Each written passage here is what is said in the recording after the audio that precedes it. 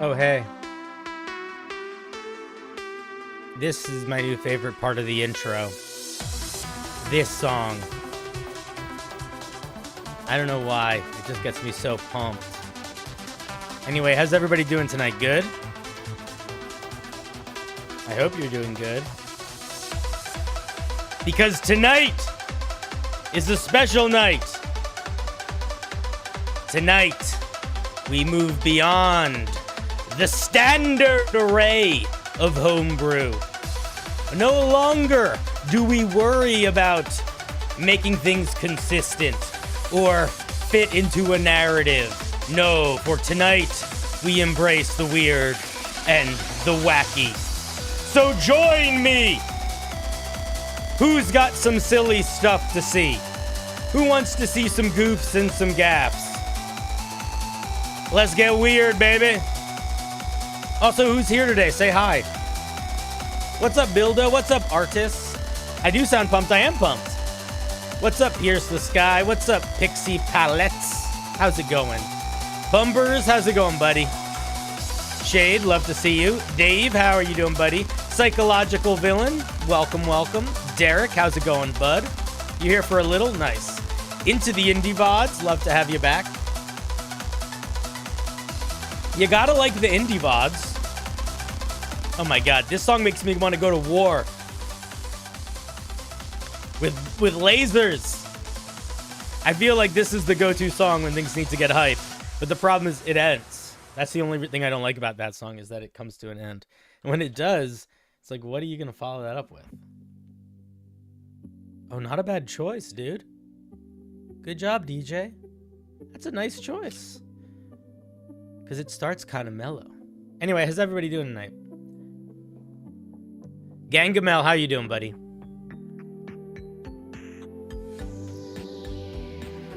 Yoda's mom, you should always check the theme before the review, because if your piece...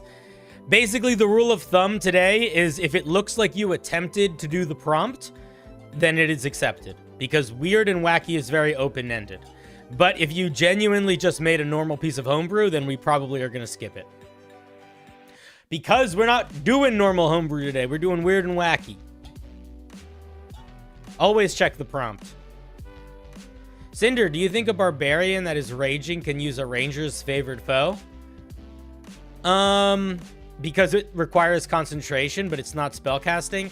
I'm pretty sure that barbarians can neither cast spells nor maintain concentration while raging. So even though it's not spellcasting, it's still maintaining concentration. So probably no. But I don't know. Depends. If you're the dungeon master and you're wondering if you should give it to your player, I'd say give it to them. If you're the player and you're trying to figure out how to get it from your dungeon master, I'd say don't worry about it. You're confused about something I said. What you said, it does a good Elder Tempest. What do you mean by that? Oh, I meant if you wanted to be a Celestial Warlock, you could reflavor it as being an Elder Tempest worshiper, because the Elder Tempest is a giant serpent, and you want it to be Yuan Ti. But if you wanted to do that, you might want to take a lot of the core components of the Celestial Warlock, which focus on Radiant and Fire, and change them. And I would change them to... I would change all the Fire ones to Lightning ones, and all the Radiant ones to Thunder ones. And then that's how I would make that like a Lightning version of a Celestial Warlock. Isn't that crazy that I know what you're talking about? It just says they can't concentrate on spells, so you're confused. I think it's up to... I would leave it up to the table then. If you're the dungeon master, I say go for it. Give it to him. Who's, come on. What harm ever came from giving a barbarian a little bit of extra power? Very little. What's up, Brisbane? Burbsan, sorry. How's it going? Velvety Yoda. We got Yoda's mom, and we have Velvety Yoda in the chat today, friends. What a day. What a glorious day. Blab Tomos, you're a champion. It's your birthday? Happy birthday! Happy birthday, Burbsan. Here. This one's for you. Just for you, Burbsan. No one else. Everybody shut up. Happy birthday to you. Happy birthday to you. Happy birthday, dear Burbsan. Happy birthday to you. There you go. Happy birthday. Welcome to the show.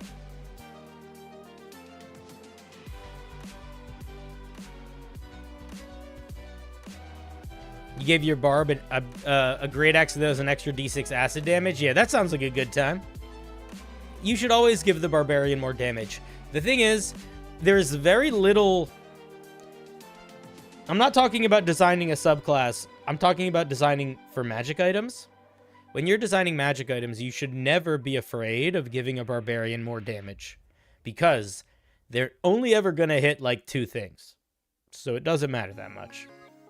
You don't want to give them too much extra attack, because they have reckless attack.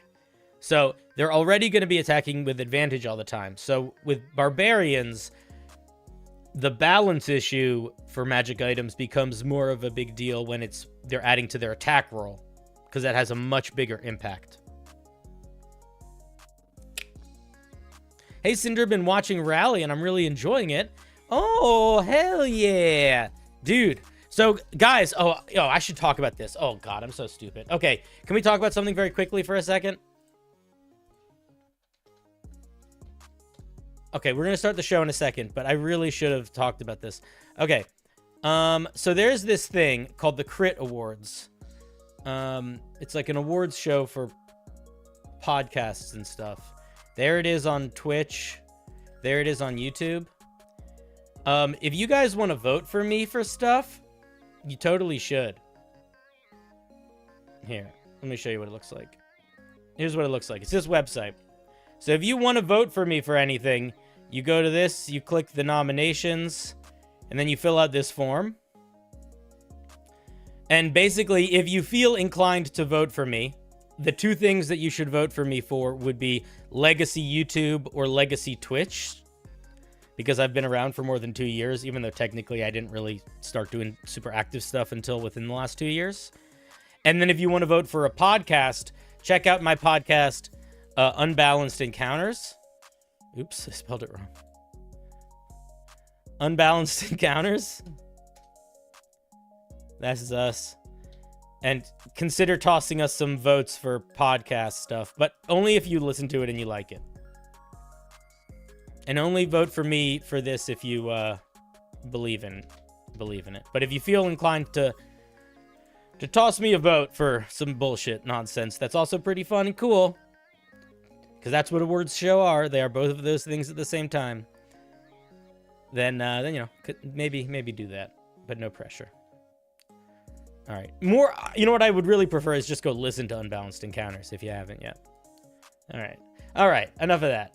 Oh, wait, I'm spoiling parts of the show. God damn it. Okay, let's come back here for a second. Hi. Sorry. The wheel's barely done being set up yet. It's not even updated. I have to update it. It's missing people. So if you're new to the show, hi, welcome. Love to have you. My name is CinderBlocksally, and we review Homebrew and do other silly things. And today, the game that we are doing, the activity, is we are reviewing wacky, weird, strange, and silly Homebrew. And that's what we're doing today. And I think it's going to be pretty good. Does that sound good to you guys? I hope so.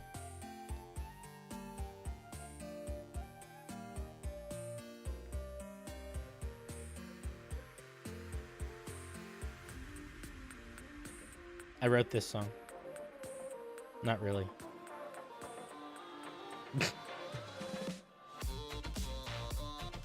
Guten Tag. Hello, Warrior Zone Studios. Hello, Parzival. What's up, Rex? Grinner, how's it going, buddy? Candy Blam Scully. Ooh, I've never heard that one before. That's a good one, dude.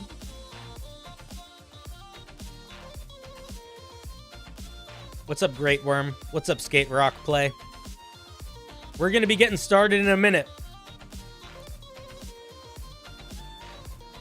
You just hit 400 subs? Hell yeah, buddy. That's huge. At what level do you unlock the ability to make community posts? Is it 500 subs or 1,000 subs? I feel like that is a very good, powerful thing to get. It doesn't have a huge impact on anything, but it has a little bit of an impact in that sort of like helping to start building a thing. You already have it? Cool. You should be using it. If you're not. But don't use it too much. I use mine too much. Just saw the shorts invitation. Welcome! Welcome, welcome. We're going to be looking at some wacky homebrew today, friends. Oh, it's going to be weird. It's going to be wacky. It's going to be all sorts of things. When I played 3.5, we homebrewed an artificer for me to play. She mostly crafted. My favorite item was a 6-barrel revolver with wands in each barrels. I'd roll a d6 to get a random spell. That is a very, very fun idea for a magic item. Both mechanically, but also the flavor. I love the idea of a giant... of a sword full of... not a sword. A gun full of wands. That's awesome. You love the sweater? It's very cozy. What's up, Shalakor? How's it going, buddy? Yeah, you guys, you can submit homebrew right now. The reason why we're talking right now, and I'm being like, oh, hey, how's it going? Welcome to the show. Huh? Hey, oh, nice to see you. Partly, it's to build a sense of community and parasocial relationships and all of that. But the other reason is because I want anybody that still wants to submit some homebrew to get it in before the first spin, because then you get a chance more to be reviewed. Although you can submit homebrew at any point during the stream. It does not need to be, it can be whenever. It can be when there's 10 minutes left. A gun of wands sounds super fun. Is Patrick with us tonight? I'm not sure. He might join us later. I think he's doing something. He's in a listen along for our podcast right now. So maybe after the podcast, I'll hit him up and see if he wants to join after the podcast. Hey, yo. You want to join stream post podcast? Let me know. We looking at wacky homebrew. So we'll see. We'll see what happens. You never know.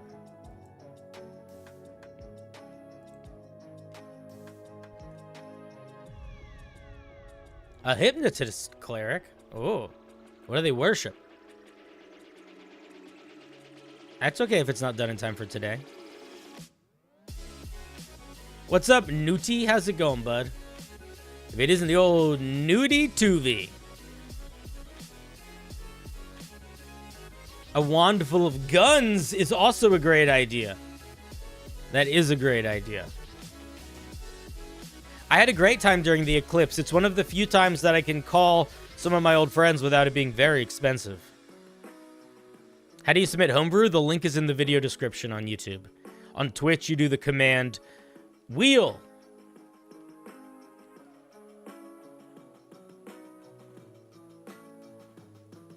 A warforged with compartments in their arm holding anything is very cool. It doesn't need to... a wand, yeah, sure, but literally anything. I love warforged. Warforged are my favorite thing in D&D, other than barbarians. All right, let's take a look at what's going on with this wheel. Let's see how ready it is. All right, I think it's looking good. Oh, yeah, it's looking good. You guys want to see the wheel? You ready? Steady. Hooray! Psychological villain. Gifting 5 subs. Holy moly, macaroni. Ice cream sandwiches, etc. That's very kind of you. Thank you very much, buddy. And how, listen, it was also very celebratory in response to the wheel being emerged. The timing was exquisite. I appreciate, don't get me wrong, I appreciate you guys supporting me financially.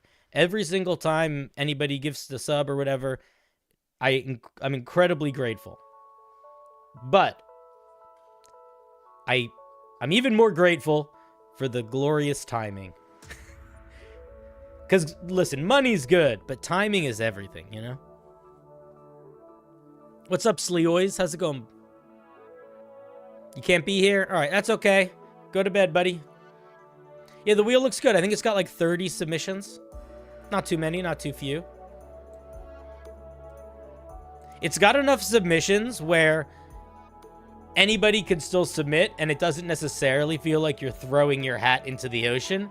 You're just throwing your hat into like a big lake, you know? Which feels a lot more reasonable. So if anybody still wants to submit DnD Homebrew, I'll give you a minute or two more.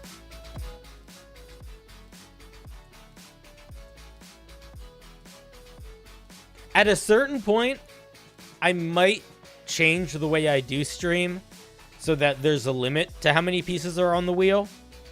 And it's sort of a race to get on it. But I don't love that. But I do worry sometimes that the open-endedness of how long will I stream, how many pieces do I look at, sometimes irritates people. Like, people always want me to review more. And I do feel sometimes like if I just was like, I review 5 pieces a day, it might be able to be something that feels more consistent, but I don't know. We'll think about it.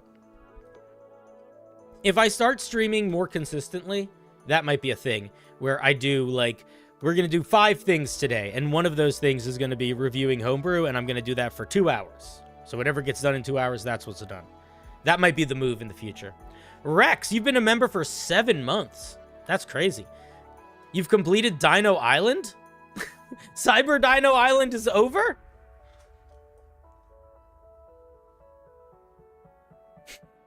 I love the Beast Barbarian.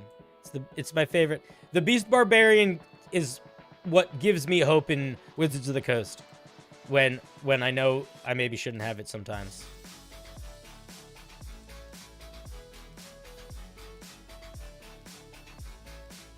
If you submitted Homebrew in the wrong way and it's already on the wheel, you must live with your mistake, and you just have to accept that. But if it's not on the wheel yet, you can edit the document. But don't edit your name in the document, because then I won't be able to find you.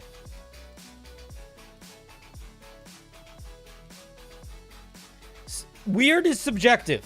So for the wheel today, I said I want you to send something that's weird, wacky, or strange. And I gave some examples of fairly extreme ideas of what that could be, such as a fighter subclass that's designed around changing your head into different inanimate objects. But I think that weird and wacky and strange can also be game mechanics, like a magic item that in order to gain a charge from it, you have to do 5 push-ups. That's pretty weird. That being said, I do know that everyone has different opinions and perspectives on weird. So at the end of the prompt, if you read it, I say very explicitly, like, it's an opinion. If it looks like you are attempting to make something weird, that's all that matters. If you sent in something that is like a bulwark fighter, that's not weird. But if you sent in the bulwark fighter, where your fighter is a fighter that's all about working with bulls, and they are a bull that wants to go to work like a businessman, and they have to wear ties and suits, and all their subclasses about how to make it so as a bull they could masquerade themselves in an office environment. That's pretty weird. So it's a little bit of perspective. We're going to be gracious here today. We're really only going to skip something if it really seems like they completely missed the beat.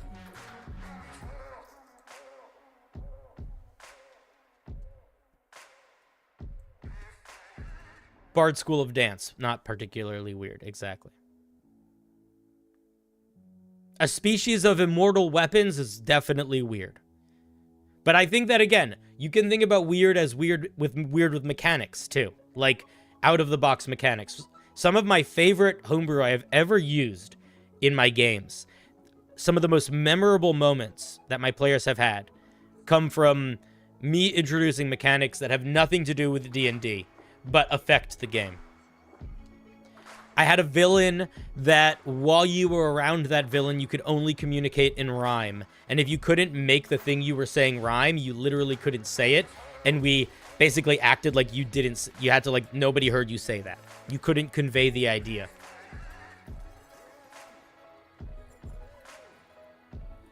And that was an aura that a fey creature had that I ran a campaign for.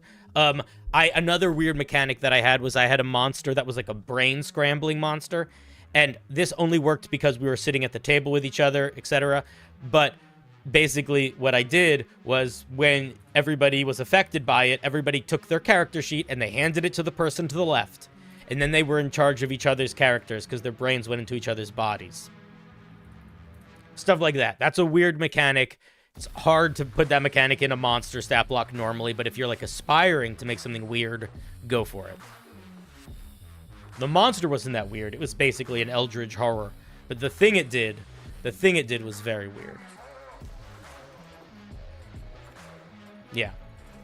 The rhyme, the monster that forced people to rhyme was more fun, I think. The idea, I don't think I implemented the idea well enough, but for the, let me rephrase that. I don't think people kept their character sheets clean enough that anybody else could legibly use them.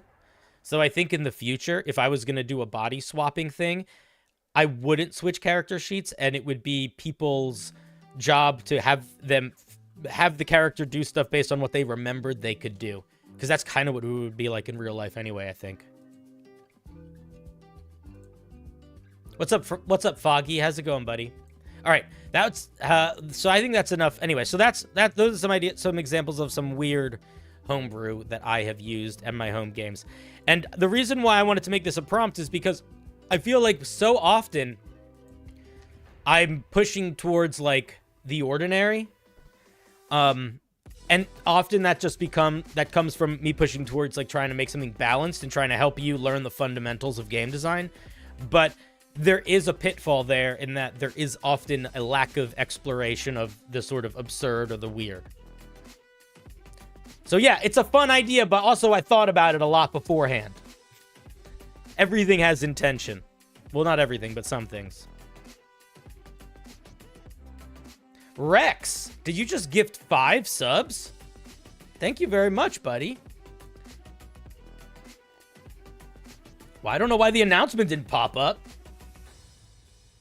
But I'm making it myself. Announcement! Why didn't it pop up? You're supposed to pop up there. Maybe it'll pop up later. Anyway, thank you. That's very kind of you. Anybody that just received a membership, basically the things that you get as a member are you get access to my special homebrew review that I do once a week that is just for members. And this week it's going to be on Saturday. And you also get access to the member section of my Discord if you connect your YouTube or your Twitch. That is a thing that's connected to it. Announcement! Announcement! Why do you want me to say announcement again? Announcement! What announcement? The announcement that you should vote for me for the Crit Awards, if you want to. For Legacy YouTuber and Legacy Twitch streamer. Or the announcement that you should also vote for my podcast, Unbalanced Encounters. That announcement? Or the announcement that today we're looking at Goofy Wacky Homebrew. And the goal is to push the boundaries. Yeah, Patrick's better than me at most stuff, so that makes sense. I'd vote for Patrick too. All right, let's okay, who is this? Vindays at the bottom here. Who's at the bottom here? Vindays. All right, I say we give her a spin. You guys ready?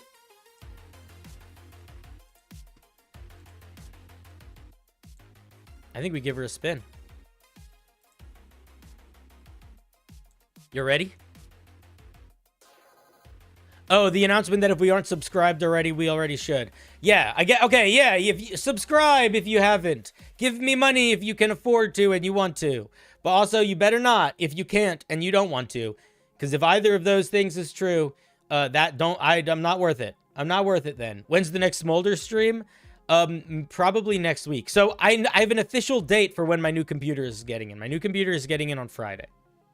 So I'm probably not going to set my new computer up that much until Saturday night after stream.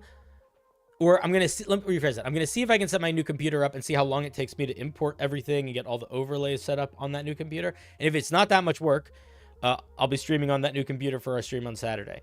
So we're going to start doing all sorts of more streams. Spin it. All right, fine. Bucket a bucket a bucket a bucket a bucket a bucket a bucket a bucket a bucket a bucket a bucket a bucket a bucket a bucket a bucket a bucket a boo. We're starting with Phoenix. Rising from the ashes. Classic Phoenix. What did you bring us today? I thought it was a funny idea. Muscles! The School of Punching. Alright, I'm here for School of Punching. Is this a wizard that punches? Yes. The wheel didn't get muted. I just changed the sound effect.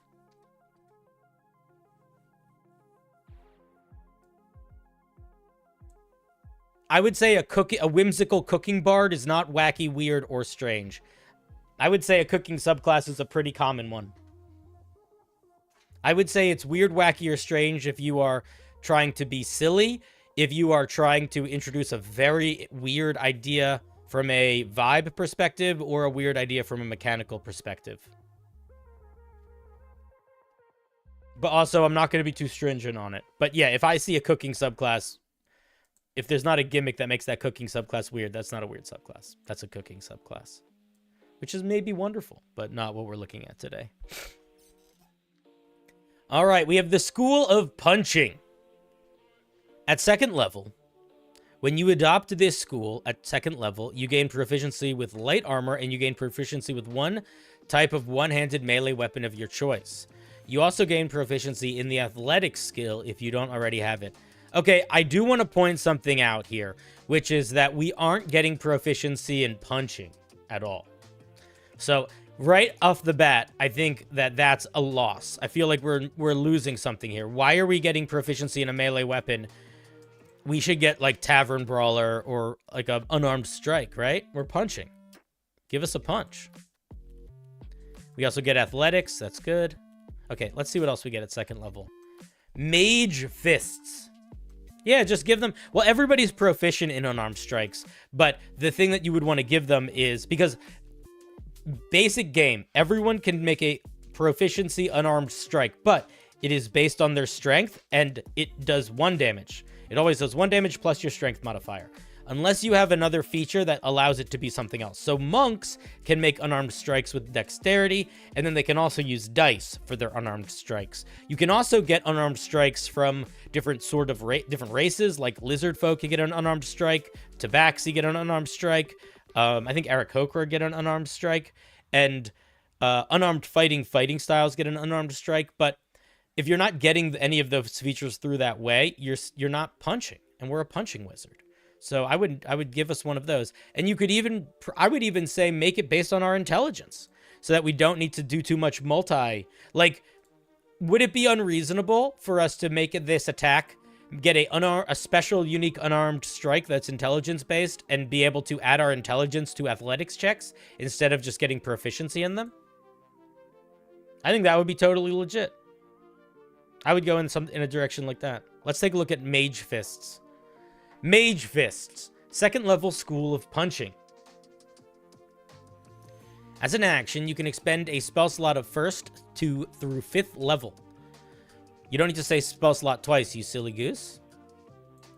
You can summon a pair of giant spectral fists that you are proficient with. The fists have the properties reach and two-handed. You wrote this grammatically wrong. You want to say you just want to say the fists have the reach and two-handed properties. And if you did want to write it like this would be a colon, not a comma. But that, again, you don't need to write it like that. The fists are tiny in size and disappear. You don't need. I don't think you need to. I guess you can say their size, doesn't really matter. They were okay. So they disappear when you're reduced to 0 hit points, and as an action, you can perform one of these 2 attacks with them. Do they just always last? They disappear if you don't use your turn to punch or smash, and you can use this feature once per long rest. Okay, so once per long rest, you can expend a spell slot, and then you can use that spell slot to gain essentially access to these features that you keep so long as you keep attacking. Even then, I would still make it only last like a minute. I wouldn't make it last infinitely so long as you kept attacking. Okay, so let's see. You hit punch. You hit an enemy to deal a number of d6s equal to the number of spell slots and magical bludgeoning damage. You need to say what this is. So is this an attack roll? And if it's an attack roll, what are we rolling for this attack roll? Is it a spell attack roll? My guess is it would be a spell attack roll. And then the other one is you slam your fists on the ground destroying them in magical explosions. Who is them? Is them referring to the ground here? The ground is not a person. So you would say destroying it. Destroying them is grammatically wrong. All enemies in a 10-foot radius. I would just make it all creatures, probably other than yourself, not specifically enemies. Because what's the flavor there? Like, how are you hitting your fists into the ground in a way that you're not hitting everybody? All enemies in a 10-foot radius are knocked prone and take force damage equal to the number of... Okay, so there's a couple things going on here. One, you don't have any attack rolls. You don't have any rules here. So this needs an attack roll. This needs a saving throw. And the saving throw should be based on dexterity. The other thing is this scales... I think this scales a little bit too powerfully. I don't feel like it's reasonable to be able to do either of these every single turn and do that much damage. Because think about it like this. If you expend a first level spell slot, okay? Well, maybe it's not that bad. I don't know. I worry that it's a little bit too strong. I don't think I would use the level of spell slot you expend to impact what this thing does. In fact, I might even take spell slots out of it entirely at second level and just give you a special way to access being able to use magic flying fists to punch stuff, and then at higher levels give you essentially mini smites that you could do with spell slots. Because it's a little too strong, I think, at first level, or to get all of this at second level. And the other thing is, like... It's weird. I guess I said it already, but I do feel like at the end of the day, you're not like, this is sort of selling the fiction of mage fists, sure, but this feature really isn't. So I would maybe play with that a little bit. I might consider making some pretty big changes to this, and depending on what the changes you make to this, you might want to make some changes to this. Like, if you get a all the time ability to punch people with your spellcasting modifier, do you need it in a special move form, or could you turn this into something that is whatever else this thing needs, you know? I don't know. Things to think about. It's potentially a lot of damage with a 5th level spell slot. Yeah, I mean, a 5th level spell slot, you're going to be doing 5d6 damage to everything within 10 feet of you every single turn. That does feel like a lot.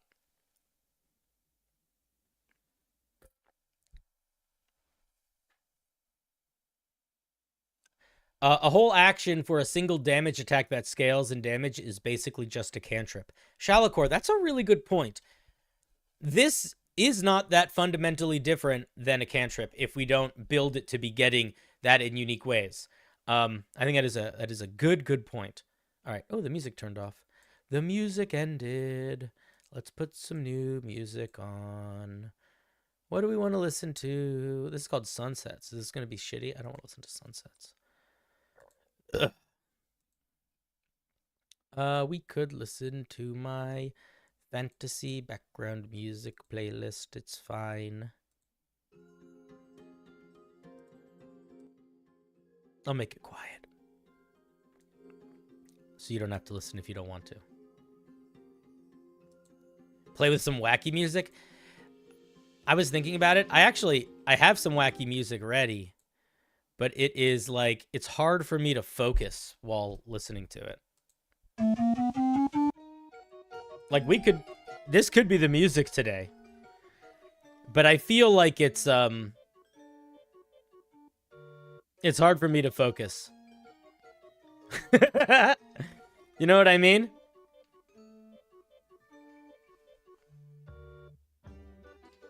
Yeah, I don't love it.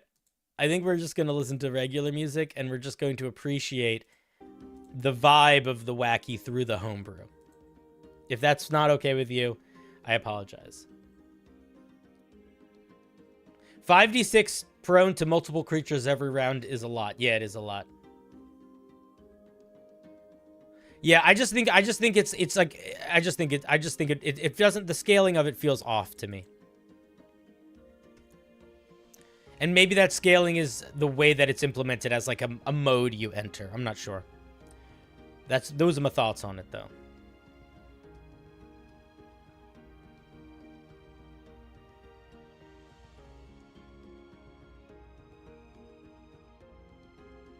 The implication is that the fifths are destroyed if you do the ground pound, so it would only be a one-time AoE thing. Where is that? There is nowhere that indicates this ends the feature.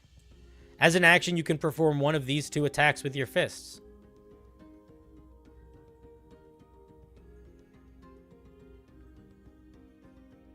Do you mean that this is supposed to be like a one-time use feature? Like it doesn't last every round? It only lasts once?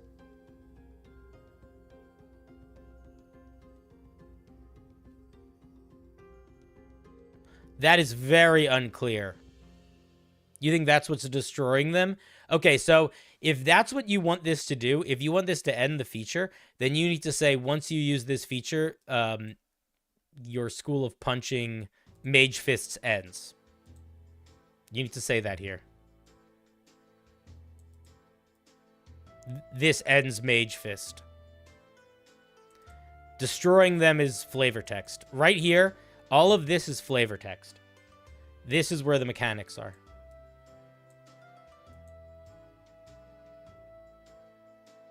I'm understanding that the destroying them refers to the fists. What I'm saying is it's not clear enough. This is not clear.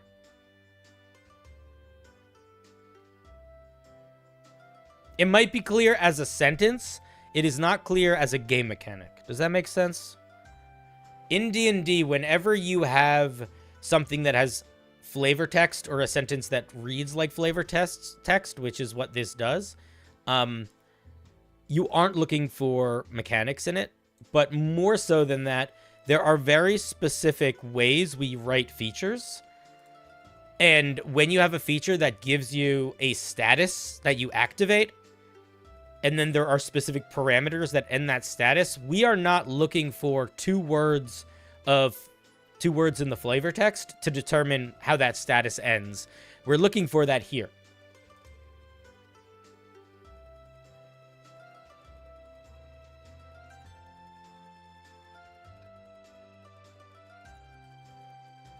So you just want to make that clear. Yeah.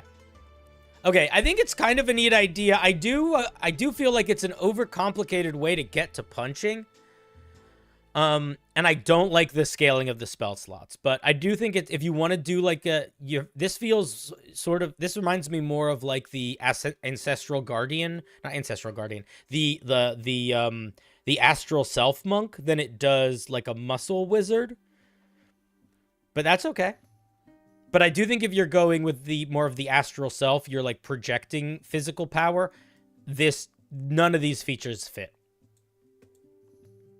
These features make me feel like that's not what's happening. Like they feel like we're making two different types of muscle wizards.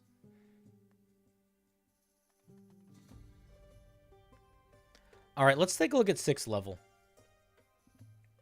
At 6th level, you add enhance ability, the enhance ability spell to your spellbook if it's not already there. When you cast it, you can use the following pairs of effects in one casting: Bear's Endurance and Bull's Strength, Cat's Grace and Eagle's Splendor, Fox Cunning and Owl's Wisdom. Okay, so the way that you should write this sentence is a little different. I would probably say when you cast enhance ability using this feature, you can pick 2 effects instead of, I would say, saying you can use the following pairs of effects in one casting is a weird way of saying it. I might say, when you cast enhance ability with this feature, I don't know how I would put it. I don't know. I don't think that feels good though. The sentence feels a little odd that way. That being said, I think the feature is cool. I just don't think you should be able to do it every single time you cast enhance ability. I would make this limited in use. But I think it's a cool feature. Again, it's making me feel like we are a magic muscle wizard more than a muscle wizard. So more and more, I think this needs to change. But I think for a 6th level feature, it's fine. It makes enhance ability a really useful spell. I would change it in the following ways. I would give you enhance ability as your spell. It doesn't count towards one of your spell lists. It doesn't count towards your total spells. You need to say that here.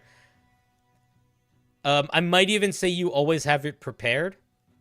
And then I would say you could cast it once a day for free without expending a spell slot. And then I would say when you cast it in that way, you can do one of the, you can do this cool thing. Something like that. So you get enhanceability all the time, but once a day you get it for free. And that is when it is the enhanced version.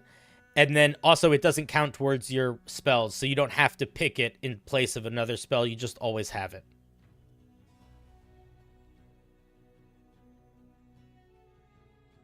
Is he shooting for a coupling of 2 specific ones? He's shooting for these couplings. Bear's Endurance and Bull's Strength, Cat's Grace and Eagle's Splendor, and Fox Cunning and Owl's Wisdom. And I'm assuming the reason is because he's sort of imagining that each of these sort of embraces a different vibe of physical strength, you know? I think, if anything, I think you could probably just take just these 2, and you don't need the rest. I think it could literally just be this. It could just be Bear's Endurance and Bull's Strength. I also think that fits the vibe much better of a punching wizard. I think that Fox's Cunning and Owl's Wisdom really doesn't fit, and I think Cat's Grace and Eagle's Splendor is, like, questionable. But I also understand that the logic here is so that you can make this, like, usable in a variety of ways, you know? I think these 2 are pulling the fiction a little bit, but I think it's probably fine. Let's see what we get at 10th level. Like, like if I were you, I would mix this feature into this feature, drop the whole spell slot element, and then at 6th level, I would get this plus a minor spell slot element thing. Because the other thing that I want to point out is that you are making a punching wizard. Every single subclass in D&D, that is encouraging punching gets something that enhances their punching at 5th or 6th level. Every single one. If it's a martial class, something like a rogue or a fighter or a ranger or a monk, they get that innately with their extra attack and their sneak attack. But if they're a spellcaster and they don't get extra attack, they always get something at 6th level that makes them better at doing that thing. Whether it's a lot of the time it's just extra attack, but it's not always extra attacks. Like I don't think the Spore Druid gets extra attack, but everybody gets something like that. So I would consider that is not here. And maybe that's worth thinking about. And that might actually be worth leaving this power level similar to this, but then just moving this to a higher level. Like if you kept this at this power level, I think this would be a more reasonable 10th or 14th level feature. Rogues don't get punching. They get stab punching. You can cast enhanceability on others, yeah. But I think that's fine. Because think about it like this. Everything in this subclass so far is not about this wizard being good at punching. It's about this wizard knowing magic that makes people good at punching. So I feel like the logic kind of fits that they could bestow that power to someone else. You know? All right, let's see what we get at 10th level. Mage Punch. When you make a melee weapon attack with a weapon you are proficient with, you can add your intelligence modifier to your damage roll. So I don't like this for a number of reasons. This doesn't make sense with this subclass. For one, your core subclass feature is not a melee weapon attack. These aren't melee weapon attacks. So this doesn't match with that. Secondly, what it does match with is the one thing that this subclass is not seemingly unconnected to. Thirdly, I'm pretty sure this is essentially the capstone feature for rangers, and I wouldn't give that to a wizard subclass at 10th level. So if you did make this wizard get extra attack, get features that grew, I think this would be a little bit too powerful too soon for this wizard subclass.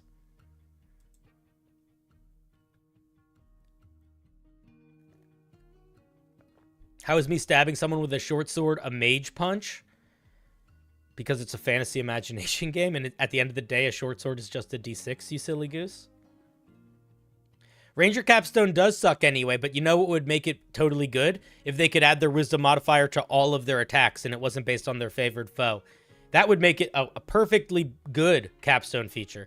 And that's what this is. But you're getting this at level 10 as opposed to at a capstone.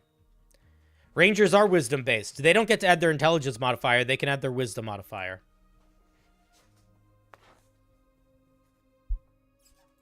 But it's fundamentally the exact same feature. All right, let's take a look at what we get at 14th level. Like, I would definitely just move this to 10th level. Come up with something new for 10th. Make this 6th level work with extra attacks with however you figure out these first two. And then we get 5-fingered Death Punch. As a result of your magical and physical might, you can now enchant your fist to make a 5-fingered Death Punch. At the beginning of initiative, you can ready 5 different spells with a range of touch. The spells all cast on the first successful melee weapon attack you make this initiative. You can only use this feature once per initiative. Okay, this is a really cool idea, but you took a really cool idea and you put it on top of a rocket ship and you exploded it. You need to simplify this idea, but it is a very cool idea. And here's how you need to simplify it. It's basically a couple minor things. 1, just say when you roll initiative here. 2, this can't be used every initiative. That's too much. Once per short rest is reasonable. I think every initiative is maybe too much. Almost certainly too much. And then the last thing is there need to be a limit on the sorts of spells you can cast here. For example, I would probably make the spells have to be 4th level or lower. I would probably make the spells single target. And I think that the bare minimum, you don't think you need to go 4th level or lower if you don't want to, but at the bare minimum, the spells should have to be single target, and the spells, I think, should be level capped. And this thing needs to be less in general. And I would not make it 5 spells. I would probably make it 3. I think if this was 3 spells of 4th level or lower, once per short rest, I would be down. Maybe you could expend a 5th level spell slot or higher in addition to the other ones to do it again. Something like that.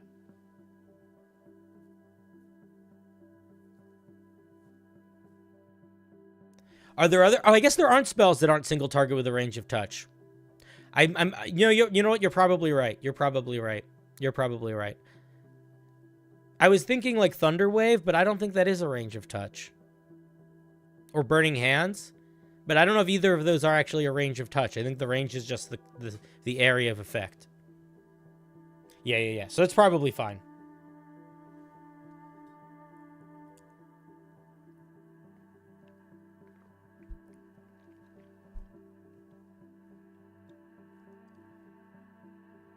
You think the range is self? Oh, okay, for those. Yeah, that makes sense. Okay, yeah. So I think if you lower this to 3... and you make this limited in use and lower the caps of the spell level you can cast, I think it's fine. I also think, again, I think the first successful melee weapon attack you make, I would probably change it so that it would work with your Mage Fist feature. Maybe that's just a mistake. You didn't realize that wasn't a melee weapon. But yeah, those are my thoughts. I think it's a pretty cool subclass idea. I think it needs a lot of focus. I think you have a lot of really cool ideas in here, but I think they kind of feel a little bit jumbled right now. Some of them don't align perfectly well, and some of them just feel kind of mismatched in terms of like where we're getting them and what we should be getting at other places. So think about it, keep working on it, but it's a fun subclass.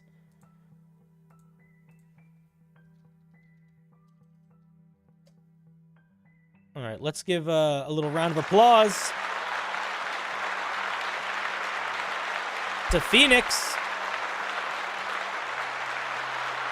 for the School of Punching.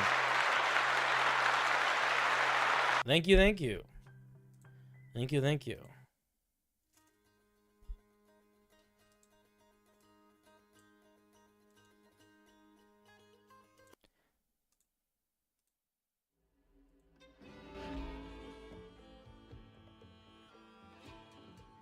Hey, Cinder, how would you build Isaac from Castlevania? I never played Castlevania.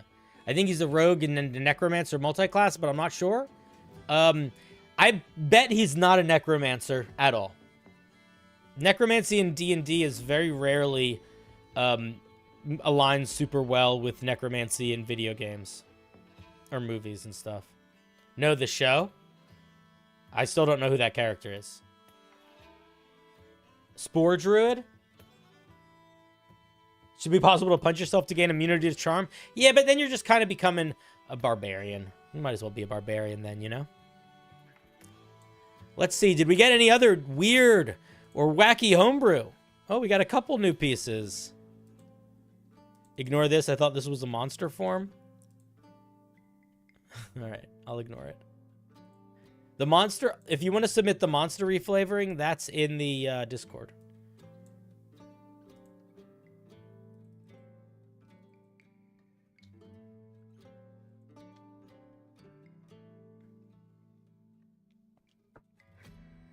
Spin, spin, spin, spin, spin, spin, spin, spin, spin, spin.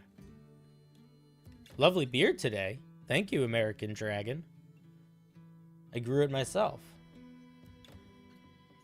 Spin!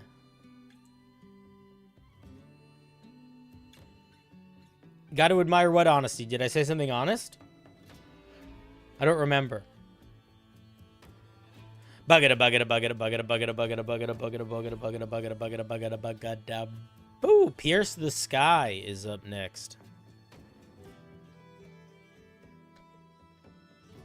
If you put ketchup on your Chinese food and now you feel sick, that is a perfect example of actions and consequences, and you should take this as a learning opportunity.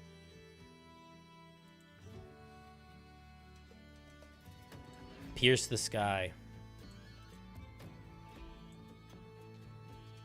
Nope, that's the wrong fucking thing.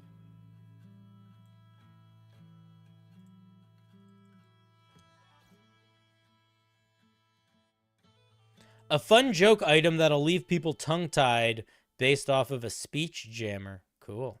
Let's take a look. Spell jammer gun. Is this a pun because it's spell jammer, but it's literally a spell jammer instead of it being a spell jammer? I bet it's a spell jammer pun.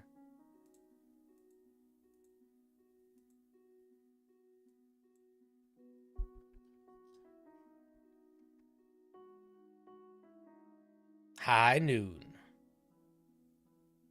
Pierce the Sky's a cool username? Yeah, it's a pretty cool username. I gotta say, man, you guys come up with great usernames generally. I just use my regular name, but some of you have some really clever, goofy names. Okay, Spelljammer Gun. An arcane box containing a tiny telemarketer devil on an ornate handle. Okay? When aimed at a creature and the handle is squeezed to open the aperture in the front, don't write it like this. Say, when aimed at a creature, the handle is squeezed to, don't say and, get the and out, to open an aperture in the front. And then make this a period. And then say, the demon whispers to the target, or the demon whispers, or whatever it is. Yeah, the devil whispers to the target. Yeah, write it like that. If there are whispers, it whispers the target's voice back at them on a slight delay, making it very hard to focus. Yeah, so I would change your language of this sentence. This sentence is fucked, but the idea is very funny. But this sentence is fucked. I'm not going to pretend it's not. You know what the problem is? You're writing it in the passive. When aimed at a creature, instead of saying if you aim it at a creature, or stuff like that. Anyway, let's take a look. It's a magic item, concentration. You made the range 10 and 60. Why did you do that? I don't know if this is actually going to affect anything. Do you understand how range works in D&D? So range only needs to be listed in this 10 by 60 form if it has a short range and a long range, and that is only applicable for things that have attack rolls. And the reason for that is the first part of the range is the attack roll, regular, and the second part of it is the attack roll, but you make the attack at disadvantage. This doesn't make an attack roll. You make a wisdom saving throw. It forces a saving throw, so we don't need an attack roll. So just give it a range of 60 feet. And you don't need to say concentration. Magic items don't require concentration. I wouldn't say any of this stuff up here. The thing that I would say up here is I would say wondrous item. And then I would say how rare you want it to be. So if you want it to be, basically the rarities are common, uncommon, rare, very rare, legendary, artifact. And we'll read it. But if you want it to be a DC 14, DC 14 is usually like a rare item. It's between, it's like a rare item is usually a DC 14. Okay, but let's see what this thing actually does. When a creature casts a spell with verbal components within range, you can use your reaction to force them to make a DC 14 Wisdom save. On a failure, the spell fails to cast. The spell slot of the target isn't consumed. You could just say the spell slot isn't consumed. You don't need to mention the target here. And the target cannot cast any spells with verbal components while within range of the Spelljammer gun. While they stay within range? Okay. The target rerolls saves at the end of each of their turns, ending the effect on a success. Cool. And they become immune to it for 24 hours. Okay, I would probably make the range less than 60 feet. I'd probably make the range like 30 feet or 45 feet. When targeting a creature that isn't casting a spell, a failure results in the target becoming tongue-tied and looking very foolish, giving them disadvantage on charisma checks. Oh, that's kind of fun. Question. Does it not give disadvantage on charisma checks if they are spellcasting? And then how can you cast it on a creature if they aren't spellcasting? Because the trigger is a target casting a spell.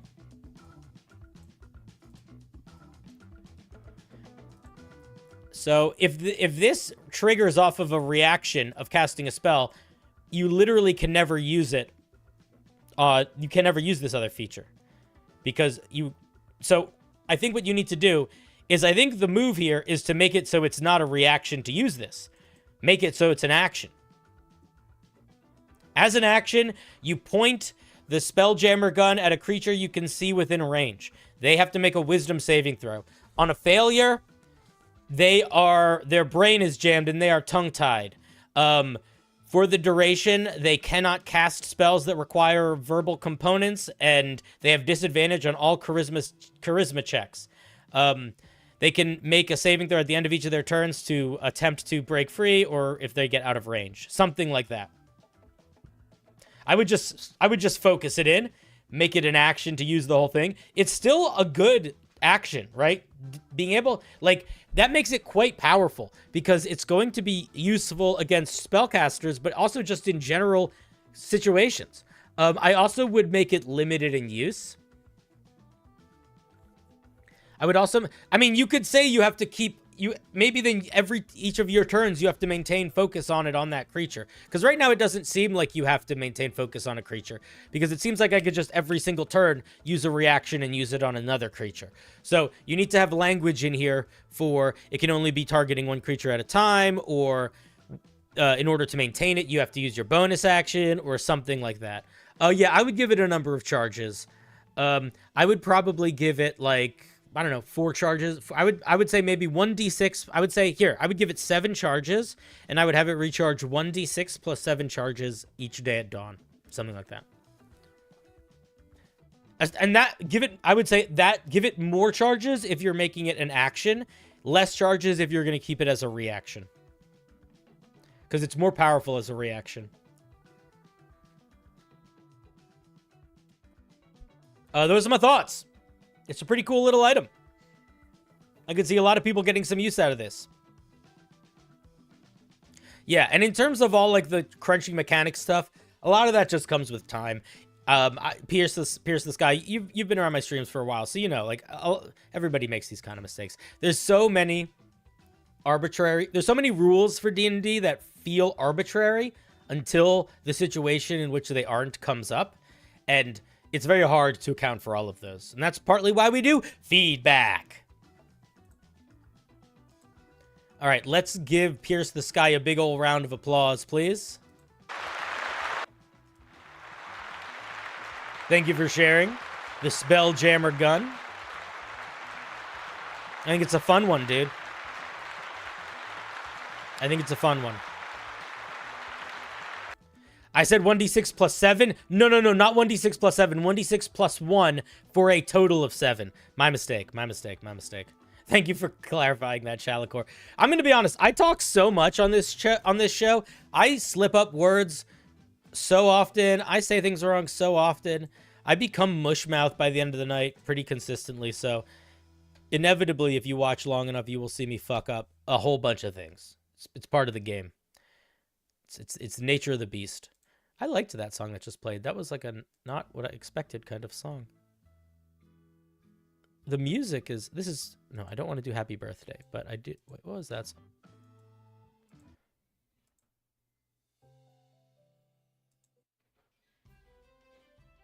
Okay. Well, this song's going to end in 2 seconds. All these songs are 3 seconds long.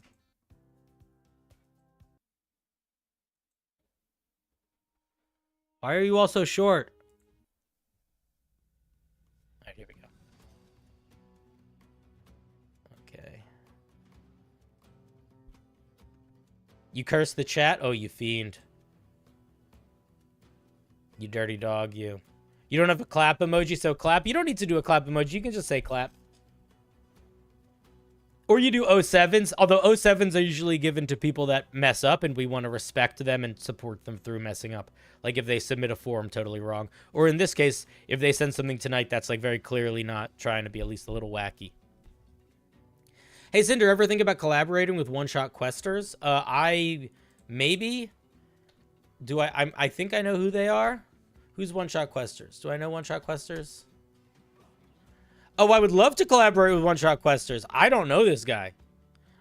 He's a lot bigger than me. He's at almost 1 million followers. And like, he brings some fucking numbers. But yeah, I'd love to collaborate with him. I don't know him. If you know him, I don't know how to get in touch. We don't all have a Discord together, unfortunately.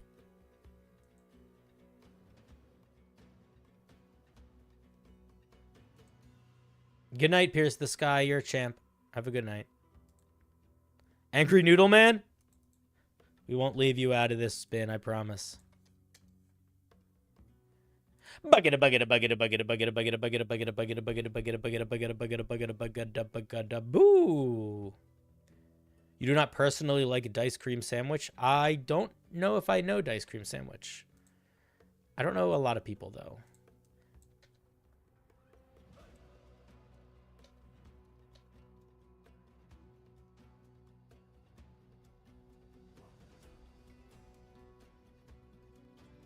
Oh, you don't like Ice Cream Sandwich? I like his shorts. I only really know his shorts, but I like them. All right, to each their own. I won't tell you what to like or not like. Anyway, Databank, you're up, you fuck. Play. I'm allowed to curse at Databank. Wrong one? So you okay? Well, I was gonna say I thought he was nice. I thought he seemed like a cool guy. Okay, okay. Dice Cream Sandwich is great, guys. Playing with replicate mechanics from Magic the Gathering. Spell submission is Pyromantics. Duration is a bit high, in my opinion. I don't know what replicate does in D&D. In Magic the Gathering, I should say. Let's take a look.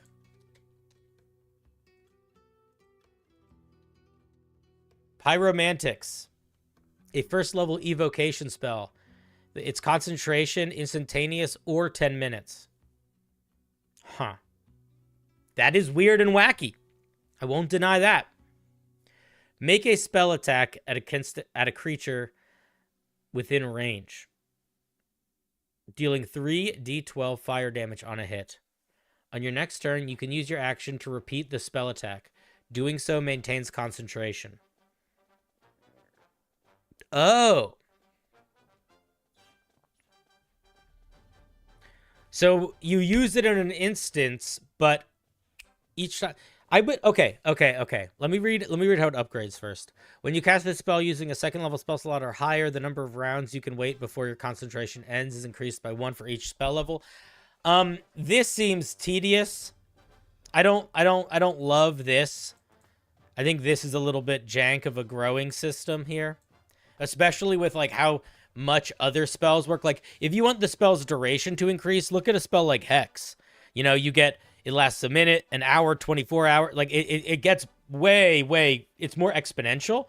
But I also feel like the amount of damage that this thing is outputting, it's too much for this thing to get this.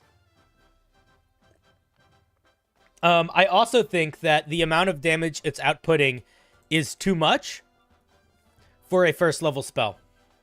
Think about it like this. Burning Hands is a first level spell that it can hit realistically, best case scenario with Burning Hands, you hit 5 creatures, okay? You hit each of those 5 creatures for 3d6. 5 times 3 is what? 15. So that's roughly 15d6 best case scenario. This is 3d12, but it's against 1 creature, but it's every round potentially for 10 minutes. That's 3d12 times what? Like 60? Something like that? At the very least, it's 1d... No, it's 30. 1d12 times 30. Even if it was 3d12 times 10, that's so much more fire damage. Witch Bolt only deals 1d12 action repeating damage. Yeah, I'm kind of surprised why you didn't copy Witch Bolt. I mean, I understand not copying Witch Bolt for the damage, but the mechanics of this is, I think, more complicated than you need.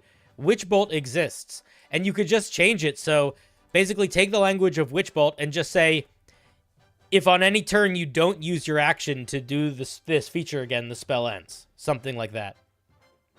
I do like the idea of the ongoing spell, but I kind of feel like Witch Bolt has accomplished that, and I would use the structure of that. And Witch Bolt is not a good spell. We're not going to pretend Witch Bolt is a good spell, because it's not. But it is still, but it's well written in that, like, it does. Oops, I spelled Witch Bolt wrong. I've never looked this spell up before. I guess it's 2 words. Yeah, sure. No, thank you. Like, this language is good. Spell attack against the creature, and on each of your turns for the duration, you can use your action to deal another 12. This is good. So, like, this language, and on each of your turns, you can use your action again to repeat the spell attack, something like that. And then just say the spell ends if you use your action to do anything else, and it also ends early if the target is ever outside of it. Like, literally, that's it. That's it. Basically, you can copy this almost word for word. But again, you got to deal with the damage here. I understand not liking the damage of Witch Bolt, but just multiplying the base damage by 3 is not the solution. I think it's too powerful. I think at higher levels, it's one of those spells that, like, is too powerful at lower levels, because a first level spell slot to do 3d12 damage every single turn is too much. At a range of 120 feet.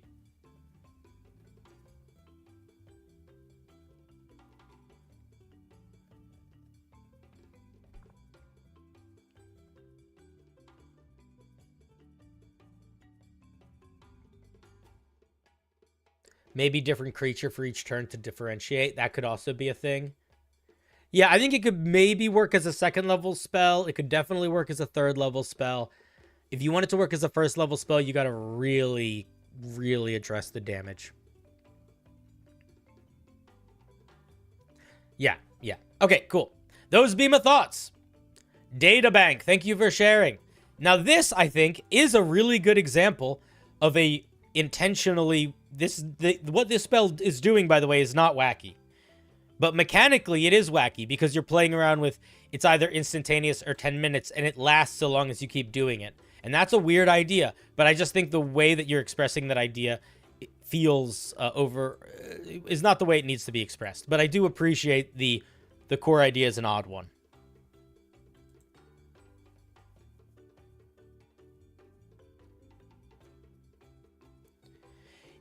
If you keep the attack roll, then there's a chance that you have to miss if you miss, and then if you miss, the spell ends. The way that it's written, the spell doesn't end if you miss the attack. You just have to repeat that action, but you could do something like that. But even then, I think 3d12 will be a lot of damage. Even inflict wounds is only 3d10, and it's a range of touch.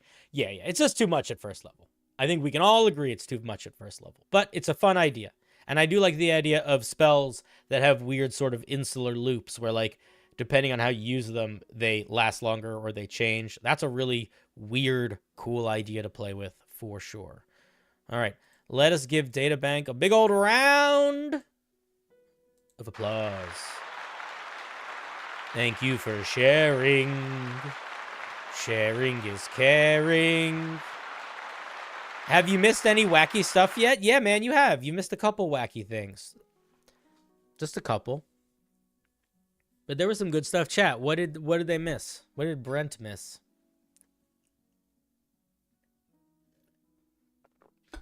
All sorts of stuff. Madness. Hooligan stuff.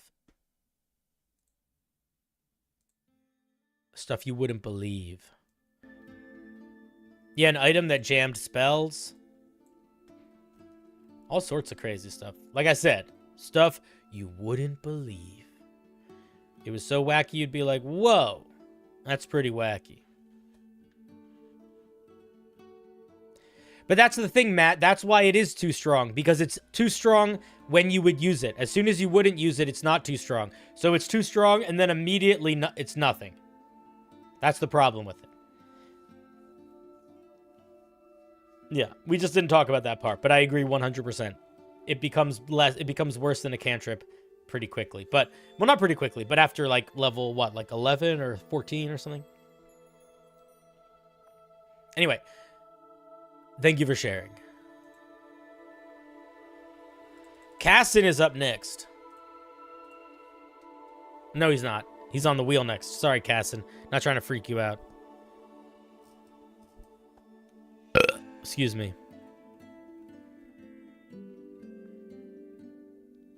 A first level damaging spell should be obsolete by the time you have 17th level scaled cantrips. That's a good point too, Shalakor.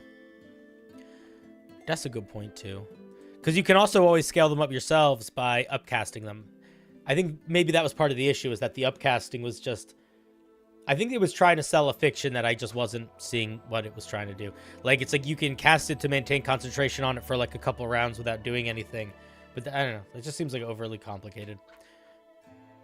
You want me to make homebrew that rhymes? What rhyme scheme should I use? Oh, I know I can. A bucket, a bucket, a bucket, a bucket, a bucket, a bucket, a bucket, a bucket, a bucket, a bucket, a bucket, a bucket, a bucket, a boo. Nutitu.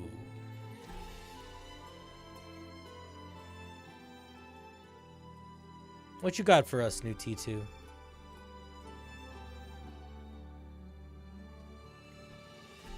You are Nutitu. You're just Nutitu-V in chat. That's why it confused me. I think you guys are different people sometimes from yourself. It was one of the first homebrew monsters I ever did, but this one is a little bit better. Is it wacky or weird?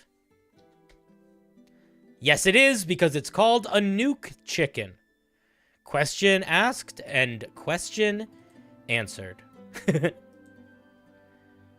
take a look at this Nuke chicken.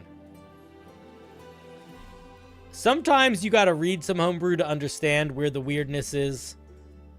Sometimes a book likes to wear its face kindly and boldly and honestly and just ride or die, and I appreciate that. Let's see what's going on here. It's a tiny beast. CR 14, 40 hit points. It's got a lot of beef to those bones. You could make a lot of corned beef sandwiches with that poultry. Its stats are shit. Who made this? 2T. Can I ask you a question? Where is this +4 coming from?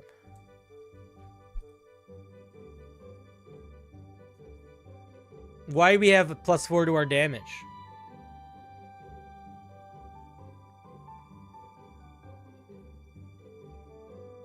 So you need to remember, guys, when you're building the attack rolls of your monsters, they work exactly the same as attack rolls for characters. So, for example, this thing has +2 to its proficiency bonus.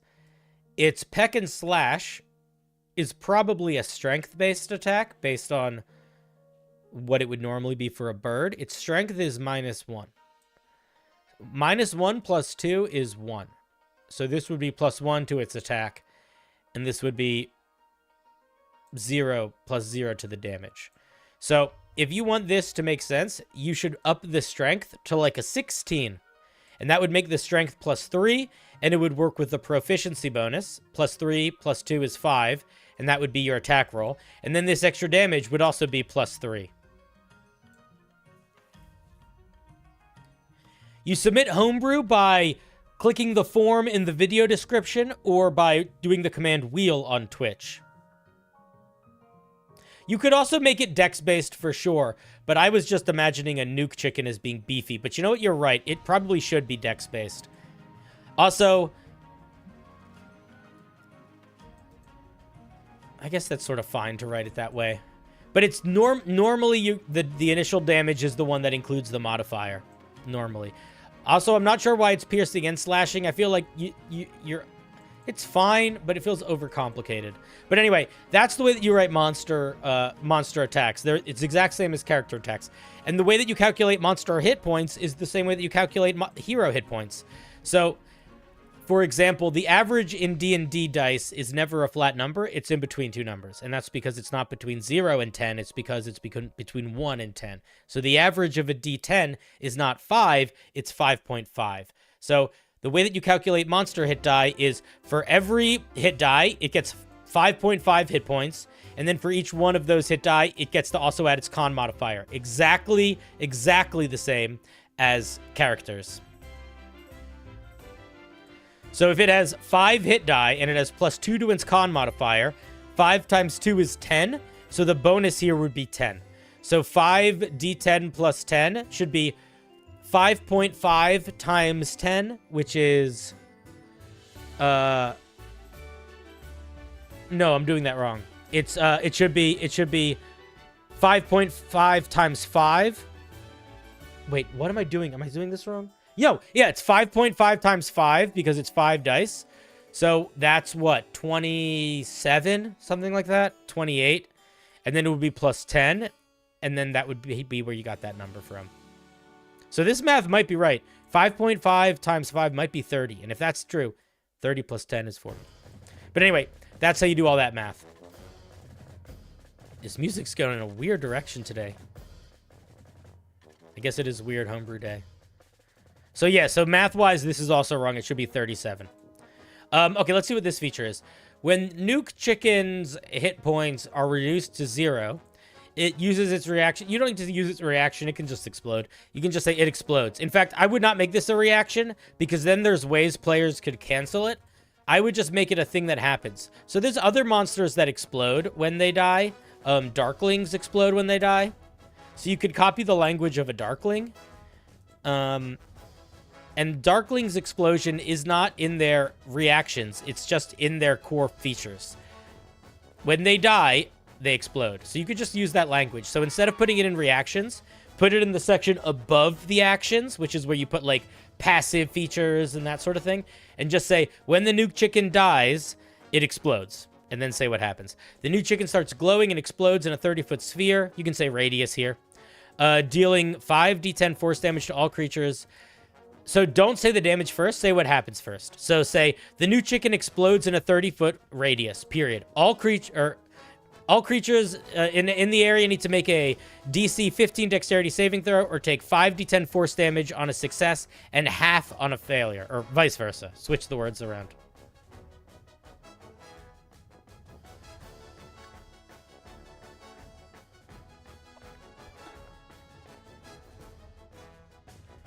Oh, they did max HP for level 1? Yeah, that's not how you do it for monsters. That makes sense, though. Memphits are more accessible. Why are they more accessible? It's just the way it's written. Oh, maybe they're not in a book you have access to. Memphits are also things that explode. Yes. That makes sense. All right. I think the whole thing is kind of fun. I think the DC needs to be a lot lower.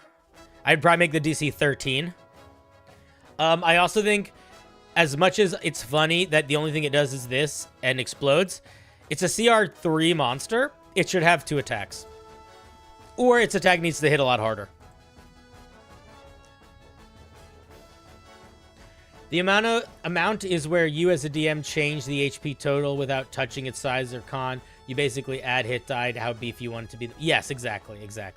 Those are my thoughts, dude. I love the idea of a little chicken that runs around.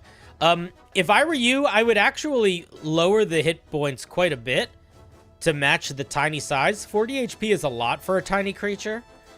And I might tone everything down, tone the initial damage down, tone the CR down, tone this damage down a little bit, and just make it like really like a chicken that just explodes. Like go hard in that direction. Because this thing has more hit points. Like this thing has as many hit points as like a bear. Which might be cool for you, but it's a lot, you know? Oh, that's the other thing.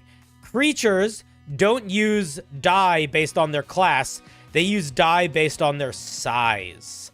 Creatures use hit points based on their size. Tiny creatures use a D4. Small creatures use a D6. Medium creatures use a D8, etc., etc., and up we go forever. So you would need to make these hit points out of D4s if you want it to be tiny in size. Cool. Thank you for sharing your Nuke chicken. Let's give a round of applause to Tutti. Tutti Frutti. Home Rooty. How long does it take to make a system? What kind of system? A system is just a series of actions that follow rules. Do you mean like a new game system? You can make a new game system really quickly, depending on how complicated you want it to be. You can make a TTRPG system in 5 minutes. There are games like Honey Heist, where the whole system is explained on one page, and you use one dice. You could invent a TTRPG right now. You could say you roll a d6. A 4 or a 5 is a total success. A 1 or a 2 is a total failure. A 3 is a mix. A 3 and a 4 is a mix, or something like that. And then you get strength and intelligence and speed. You pick one to get a +1 in, pick one to get a -1 in, and then go. Boom. That's a TTRPG. You're done. It doesn't need to be that complicated. They can be really complicated if you want to make them complex, but if you want to make it simple, you can make one in like 3 seconds.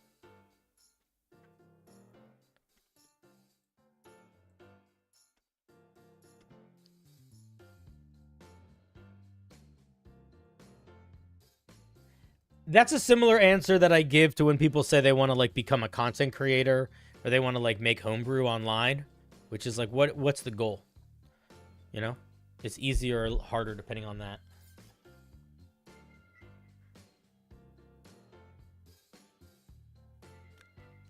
Excuse me. To live well. That's a good goal. Oh, look, another person didn't write their name properly. That's fun. Love it. Here for it. Boo!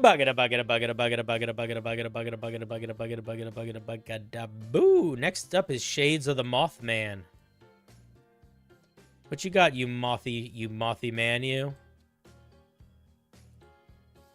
This homebrew was inspired by a character from a book I'm writing who had a sentient hat that could turn into weapons. I firmly believe that D&D needs more weird, unconventional, or even absurd weapons.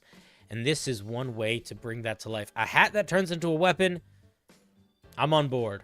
Color me curious. If you could only be one thing, what would it be? Infinite.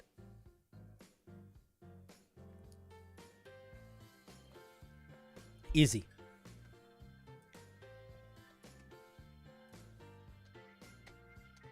Kind?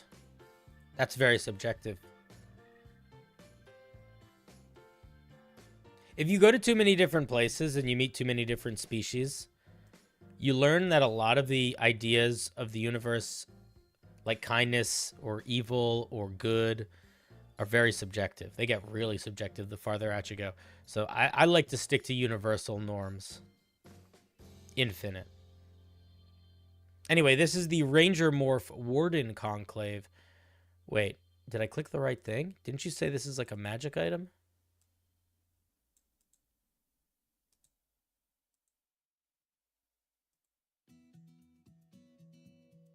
Oh, no, it's... okay, you have a mimic. Oh, the mimic is your hat. Okay, I understand. This is a pet mimic. This is a pet mimic ranger. Okay, I understand. I didn't click the wrong thing. We got a Morph Warden Conclave. A Mimic Pet Ranger. I think that's what it is. We'll take a look. What about Mercy? Mercy is definitely... Well, what is... But here's the thing. Mercy is very subjective. Have you ever encountered the Tyranids? I would say that a Tyranid would consider Mercy very different than you would. That's what I mean by it being very subjective. Especially if you start to incorporate creatures with different versions of sentience, like hive minds, or time-dilated peoples. Anyway, let's not get into my neighbors right now. Let's talk about Homebrew. This is an lore episode. Cinder, is it too brave to grant you mercy? I don't think it's brave to grant mercy. I think it's good to grant mercy. I also just think, again, it's important to think about who is granting the mercy and what is their perspective of what mercy is. Because I think that has a big impact on if it's brave or good or whatever. You know? The Tyranid are just trying to be nice. So is Nurgle. Nurgle's another great example of, like, the kindest... Nurgle is nothing but mercy. People that don't know what Warhammer 40k are probably thinking, what the fuck are you talking about, Cinder? Who is Nurgle? Okay, let's take a look at this Ranger, the Morph Warden Conclave. Nurgle is a god of pestilence and disease and corruption and putrid slimes and pestilence and stuff, but he also genuinely loves you and will keep you safe and will take the pain away. Like, he genuinely gives everything that he says he gives, and he means it. But what that is like horribly grotesque, brain-melting sicknesses that turn you into like a painless, infinite-aged sludge monster slime that gets killed by space marines. Anyway, Ranger Morph Warden Conclave. As a Morph Warden, your connection to nature has led to a bond with a mimic. Despite the infamy of these creatures, you understand that with enough training and trust, your mimic companion can become a fierce ally and a helpful company. Many Morph Wardens are outcasts of society, sometimes leading to their bond with a mimic, and sometimes because of this bond. Wait, what? Sometimes leading to their bond with a mimic, and sometimes because of this bond. Oh, you want to be like they are outcasts because of the bond. Who wrote this? Shades, the grammar, the flow of this sentence, I don't think this beat is landing. I would change the way I incorporated this beat. It doesn't land for me, and I think it might land if you were saying it out loud. But there's a lot of implied tone here to make this hit, and I don't think it's in the writing. So I would change it or get rid of it. What are we feeding our pet mimic? Hopefully tasty treats. Let's see what we get at 3rd level. Why does it sound like we're listening to Christmas music? We are listening to Christmas music. That would explain it.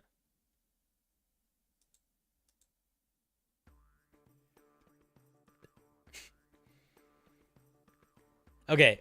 When you join this conclave at 3rd level, you get a specially trained mimic companion. As a bonus action, you can cause your mimic companion to transform into a weapon form or back into its object. In weapon form, your mimic counts as a simple weapon. Its damage die is a d6, and it has the finesse and special properties. When you take the attack action and attack with your mimic, you can make 1 additional attack with your mimic as a bonus action. That's really strong. I don't think you're accounting for necessarily how strong that is, because it looks like we're getting other things too, and one of them is damage. If you're giving us extra damage once per turn, don't give us a bonus action attack with it. Once per turn, when you hit a creature with this weapon, you can cause your mimic to change shape, enhancing the attack in the following ways. The target takes an additional 1d6 acid damage. If the target is larger or smaller, it's grappled. Hardened flesh. It's automatically grappled on that attack. That's very good. Your mimic hardens itself, granting you a +2 bonus to your AC until the start of your next turn. Okay. I love the direction that we're going with this, but yeah, you gotta drop the bonus action extra attack. We are getting the extra damage here. We don't need it here. You could make it a D8 instead of a D6. I think that would be totally balanced and reasonable. I think that hardened flesh is boring. I think the grapple's cool. I think the acid is cool. I think that hardened flesh is boring. And I would come up with something else here. I don't know what it should be, but I disagree with it in this specific feature. And I'm also saying that I disagree with it very personally. So I think that other people might look at it and be like, it's totally fine. So if you're like, fuck you, Cinder, I like this. This works. Follow your heart. But I do think the core idea here is that we are getting a mimic companion that literally is a transforming object as opposed to like with a stat block. I think it's a really good way of doing it. It's basically turning it into a shield. Yeah, but you could also have a shield at the same time too. Like, I think this works if... I think that could work maybe in that way, but what would I replace it with? I'm not sure what I would replace it with off the top of my head. I would try to make it some other alternative attack form we could take with it. Maybe it has reach until... Maybe it gets the reach property. Or maybe, yeah, something... that's probably what I would do. Something that implies that it's, like, wiggling. I don't know. Those are my thoughts. If you like but again, like, if you like the AC thing, I think it's fine. I just feel weird about about it doing this, still being able to be used as a weapon, and then you also having a shield in the other hand. I don't love that.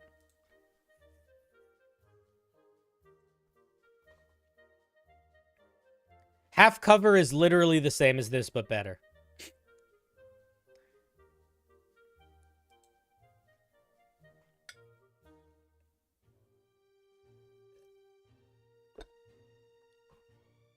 So I'm not sure, but I would play around with this one here. But I think the core idea is fun. Let's see what else we get. We also get some spells. Caustic Brew, Spider Climb, Tiny Servant, Stone Skin, Cloud Kill. I think these are pretty solid spells. I think they make sense. Cloud Kill feels a little out of left field. Stone Skin, I kind of get. Are there any spells in D&D that you could use to make yourself look like an inanimate object? I don't think there are that, like, specifically do that. And I understand not putting an illusion spell here. Yeah, I might True Polymorph, but you're not going to get True Polymorph here. I might Seeming, but I also don't think you get access to Seeming. Okay. Yeah, maybe there's not a spell that does that. That is low enough level. I would play around with that a little bit. I'd think about it. Maybe Alter Self. Alter Self could make sense here.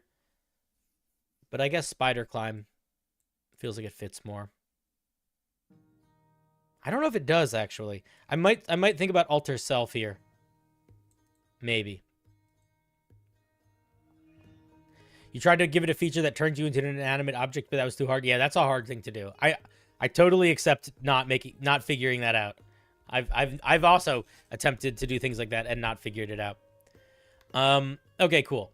I like everything so far. Everything seems pretty fun. I think if you drop this bonus action attack, you're golden. Okay, let's see what we get at 7th level.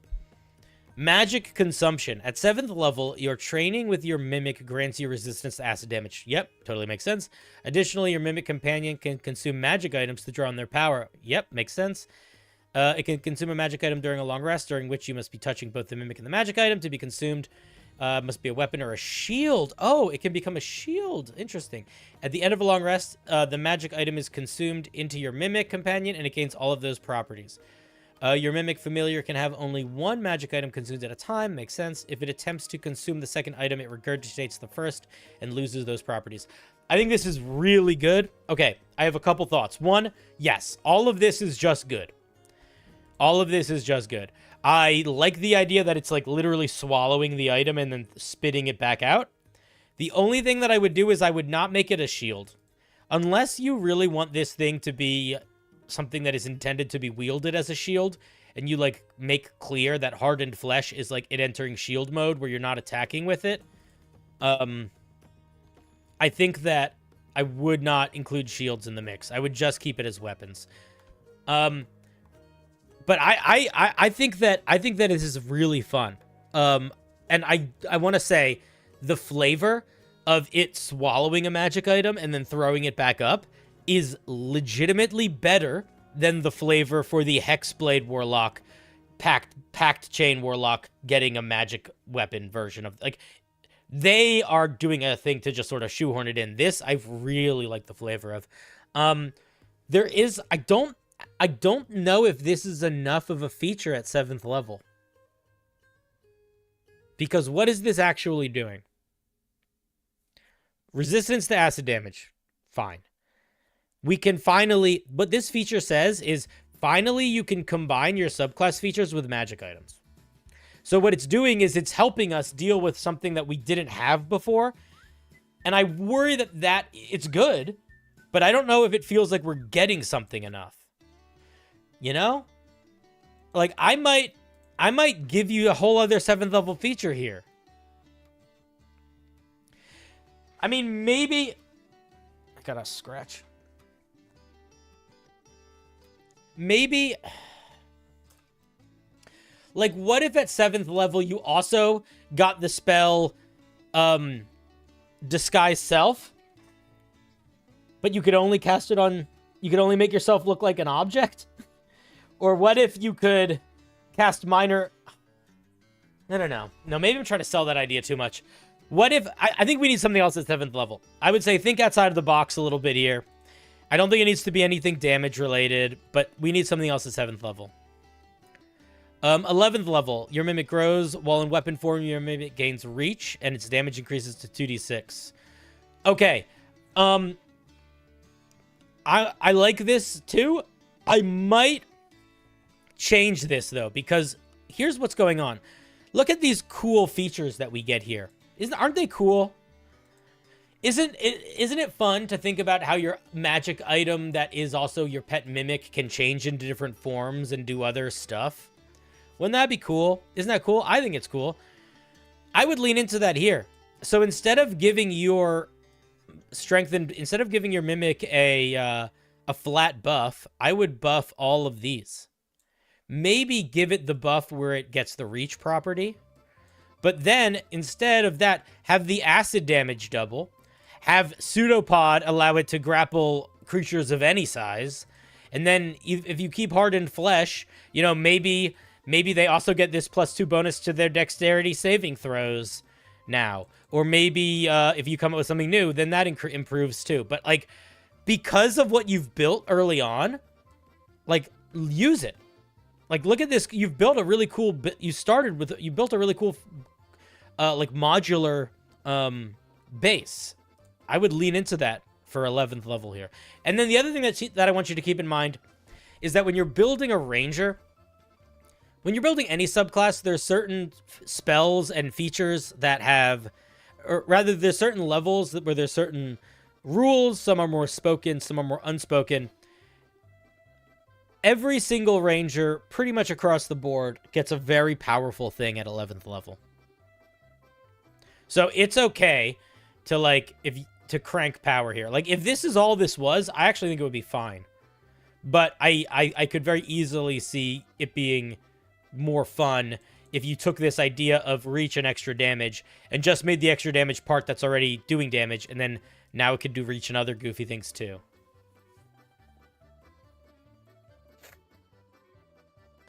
Oh, the way to increase Pseudopod is to make it so the target can be any size. Make it so you could grapple dragons with it. Your mimic's got a strong bite. Yeah, grappling a big monster at reach is less of a big deal than grappling a little monster at reach, but it still would be useful. That's true. You could also make it so it could knock people prone. That's not a bad option either. Although I maybe wouldn't make it both. I might make it you pick. You're like doing one or the two. Grapple a Tarask? Seriously? Yeah, wouldn't that be fun? You don't think that would be fun? Have you never gotten bit by a spider? Or have you ever gotten bit by a spider or stung by an insect in such a way that it made it hard for you to move? Like, hard for you to walk around? Like, you had to, like, sit down? I don't know. Maybe you don't grapple a Tarask, but I think that would be the way you'd improve this, is making the size bigger. Yeah, that's true. You could also make it have range. Maybe the pseudopod has more reach. Maybe when you attack with the pseudopod, instead of the reach being extra 5 feet, the reach is extra 10 feet. There's all sorts of stuff you could do. What kind of spiders am I dealing with? All sorts.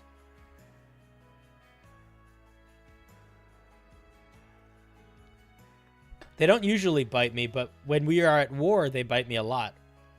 But I don't war with the spiders from this realm. They're pretty chill. Every now and then they cross boundaries, but they're usually good at respecting them. You have to change the original ability wording. Yeah, I'm sure there's some wording in here that needs to be changed. Let's look at the 15th level feature, Mimic's Ire.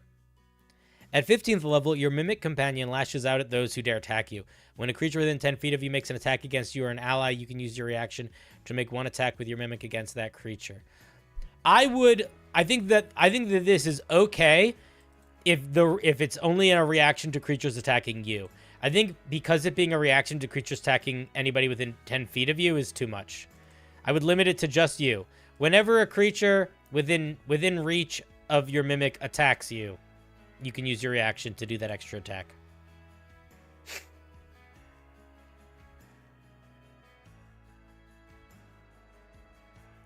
You think 15th level feels a little bit boring? Let me ask you this. Would it be boring? Would it be boring if the 11th level feature made your attacks more interesting in a utility way and not just the damage going up? Because I agree, this is just damage going up, and this is also just damage going up. So maybe if this one leaned more into more diversity of the features at 3rd level expanding, maybe this 14th I think would make it feel, maybe this 15th would then feel fine. You know? Because I do agree that the goal of both the 11th and the 15th right now are kind of too similar. Cool. I think this is a fun subclass, dude. There's definitely some power tweaking to do. I don't know if I would make this the 15th level feature. Like, I kind of want to push you to make... Because this feature could kind of be on anything. Like, when you boil this feature down to the mechanics, this feature is, as a reaction, you can make a weapon attack. And I'm wondering if there's a more fun Mimic feature you could come up with. Like, something like maybe your Mimic swallows somebody. Maybe now you don't need to be holding your Mimic. Maybe now it can, like, fly around you or, like, crawl around. There's all sorts of different ways you could go with it. But I do think it's worth thinking about. It's probably okay, but I think it's worth thinking about. Would being unable to be surprised poo on other things too much? I mean, it's a feature that exists other places in the game. I don't know if not too much. No, it's not a huge thing. It's sort of like damage resistance, where it's like it's good situationally. Mimic armor could be. Anyway, I think it's a fun piece, dude. Very weird, very flavorful. The idea of a ranger. Here's the thing, because the idea is almost so flavorful that we don't really need much other than the mechanics here, because it is a very weird, goofy idea imagining a ranger with a weird little pet Mimic that mostly looks like a sword. I mean, have you guys watched Delicious in Dungeons? It's basically that, right? The 7th level feature could be you can't be surprised and you add your wisdom modifier to your initiative. That could work.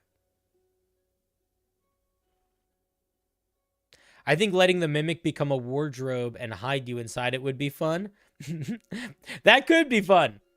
As an action, you can command your Mimic to transform into a medium-sized object with a door.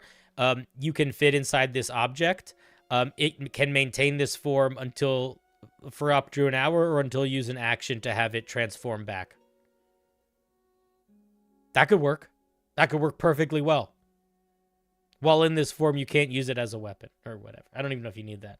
That could work really well. All right, those are my thoughts. Very fun, Shades. Really good idea, really fun idea. This is the kind of, honestly, this is the kind of ranger that I would want to play. This is exactly the kind of ranger I would want to play. Weird gimmick, but the implementation of that gimmick is fairly broad, open-ended mechanics with a little bit of silliness. That is so me, man. All right, let's give Shades a round of applause.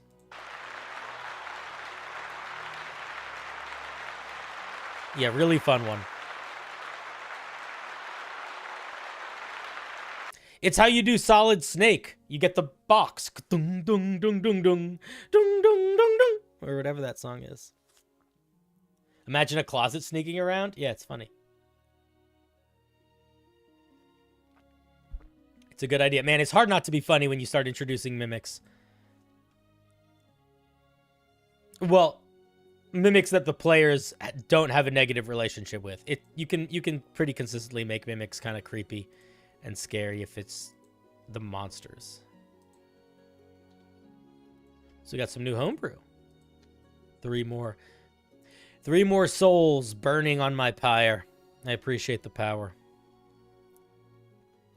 I kind of rushed to complete it after weeks of writing block to submit something on stream. Well, I'm glad you did, man, because I think this is a really solid skeleton with honestly quite a bit of meat that I think doesn't really need to be changed that much. It just needs to be refined and focused a little bit. Not even really focused. It's super focused. If anything, it needs to be pulled back and more opened. Anyway, fun piece. A bugget, a bugget, a bugget, a bugget, a bee, bugget, a boo, bugget, a bye, bugget, a boo, bugget, a bee, boo, bow. Well, well, well, if it isn't Gangamel. What you got for us today, Gangamel? Mimic health potion? That's a really fucked up monster to put in your game. And I am here for it, dude. I am here for it. A mimic health potion. Holy shit. What a good idea. Wizard subclass themed around money and being loaded. The concept of wealth is hard to portray in mechanics, but I tried my best. If this isn't wacky enough, feel free to skip it. Well, let's see. We'll see. I'm going to give it a go. Well, well, well. Who's here? Who just showed in my house? What's up, Elite Encounters? How's it going? What are you up to today? Welcome to the show. Today we are reviewing weird, wacky, and unusual homebrew. Submitted by you, our viewers. If you're watching on Twitch, you can do the command wheel to submit a piece to the wheel. The wheel looks like this. So it's got, you know, maybe like 40 pieces on it right now. So you're still got some good chances of getting seen. And then that's what we do. That's what we're here for. Bippity boppity, slippity sloppity.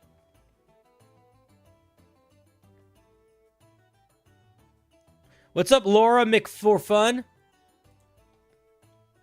So if you guys want to see this homebrew, here's a link for it.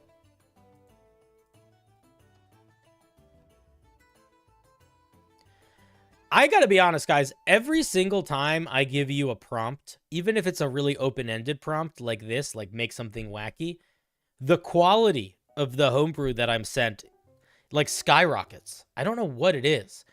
Not even just the ideas, but like literally the sentence structure, the formatting, the everything just ends up being the, like, we can have much more elevated conversations. Like sometimes I end up looking at homebrew and I just have to like be like, like this is just busted.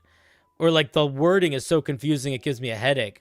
And I think that when you have to make something with intention, I think you put more work into it. I don't know if it has to do with passion, Shades, because I think when it's open-ended, people always send in the stuff they're passionate about because they can send in whatever they want. I think it's when they have to look at their things and think about them with a somewhat analytical eye that it starts to get higher up, which is brought in by those outside influences. When we really and truly love an idea, we want it to be viable. Yes, that is true. I accept. All right. Well, But sometimes you love the thing too much that you don't get rid of the parts that you need to get rid of. That's the big issue that happens whenever anybody tries to make a character from One Piece or JoJo's Bizarre Adventure or anything, or Jujutsu Kaisen. They like get so wrapped up in the thing they love from the show that they focus on that a little bit too much instead of the things that they would need to implement it as a character in a D&D game. You know? Okay, this is the School of Oromancy. Wizards of the School of Oromancy, also known as Gilthans, that's a cool word, are students of coin, gold, and wealth. Many are scions of wealthy merchant families, and the elite nobility. Others are lowly hedge mazes. Every Gilthand seeks the secrets of the Orc King. Okay, you know what we get here? A whole lot of flavor. We don't get a dang thing about what these guys get mechanically, what they are like to play, what their vibe is, how this is reflected in their magic. How is their love for wealth reflected in their magic? Gilthand? Well, I'm going to say Gilthand, because I like that more. But that being said, there is nothing in here that talks about how wealth is reflected in their magic, and we kind of need that here in the flavor text. Most of my homebrew is based on video game characters or lore. It's very easy to get too caught up in flavor. Yeah. Well, a lot of the flavor ends up being stuff that you would just put into the roleplay. You know? We had a Jujutsu Kaisen piece earlier that had a clapping mechanic, and the idea was the creator did not want the clapping mechanic. They wanted it to sort of be like a, you don't really know what's going to happen when they clap. But it's like, how do you express it in the mechanics without either just, you know, there's not really a way to do that, because a lot of that just comes down to roleplay. So you don't need to, like, you know, you can just figure out what the clappings do, and then the player can lean into the unknown of what the clapping does. All right, let's take a look what we get here. Deep Pockets. When you cast a spell that has a costly material component, you can replace that component with currency that has an equal or higher value. If the material is necessary for the spell's casting, such as a weapon that you make an attack with as part of the spell, a gold version of the item is created and lasts for the duration of the spell. I feel like this last part is weird. Like, the first part makes sense, but what if you have a component cost to the spell that's not costly? Like, why would you ever do... Okay, here's the question, actually, chat. Aside from the very specific situation of you have acquired the spell Booming Blade, but for some reason you don't have a blade, when would you use this part of the feature? When does this come up, actually? I can't think of any times. I think you just don't need this part. I think the second part of the feature feels kind of like, what's the point? The first part of the feature, I like the vibe. I like the intention, but I'm going to be a bummer here. I'm going to be a Debbie Downer.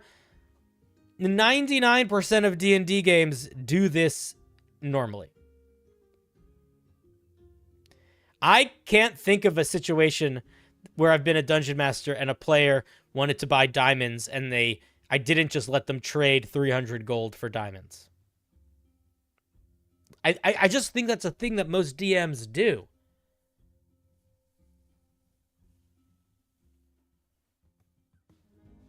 Maybe for an arcane focus. Yeah, I don't know, man. I just think all of those situations are so niche. Simulacrum, I just think it's so niche that I just don't think you need it. I think it's making this feature more confusing than it needs to be. But the first part is kind of like, it's just the way people play the game already. So I think you got to play with that a little bit. I don't know what the solution is there, but this feature, oops.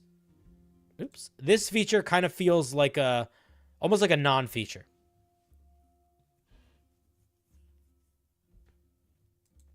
Yeah, no, I agree. If this is good if you're in a dungeon and you have a bunch of gold, but you don't have those resources. But what I'm saying is, as a dungeon master, I let players do this. If a player has 600 gold but no diamonds, I will almost always let them exchange it.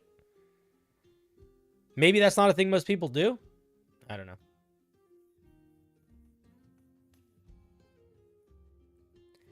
It seems arbitrary until it comes up.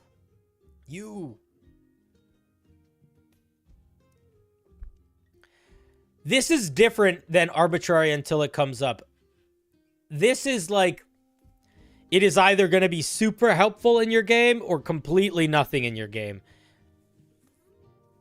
And the only issue there is the completely nothing in your game is something that is very common homebrew.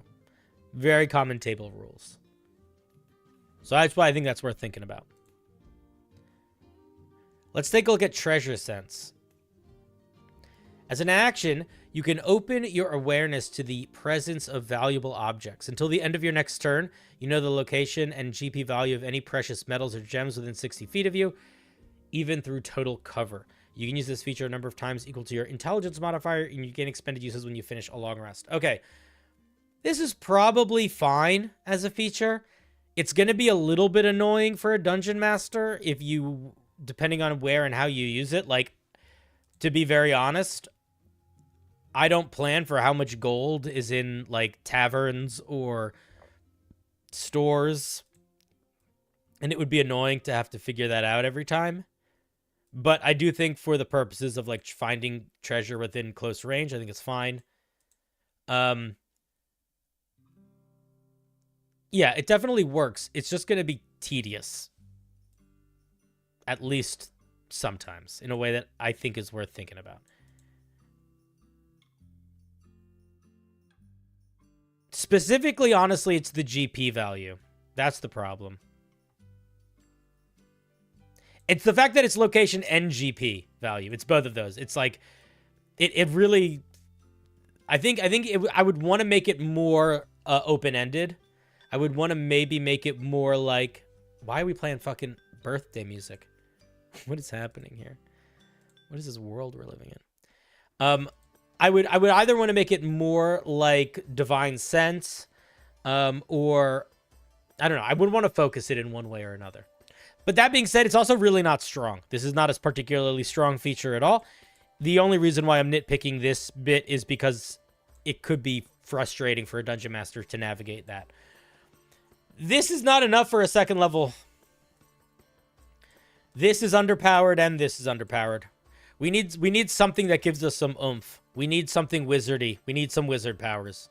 We need something that makes us more powerful, more workable with something. We need something. We're not getting we have two ribbon features. We need a meat and potatoes feature.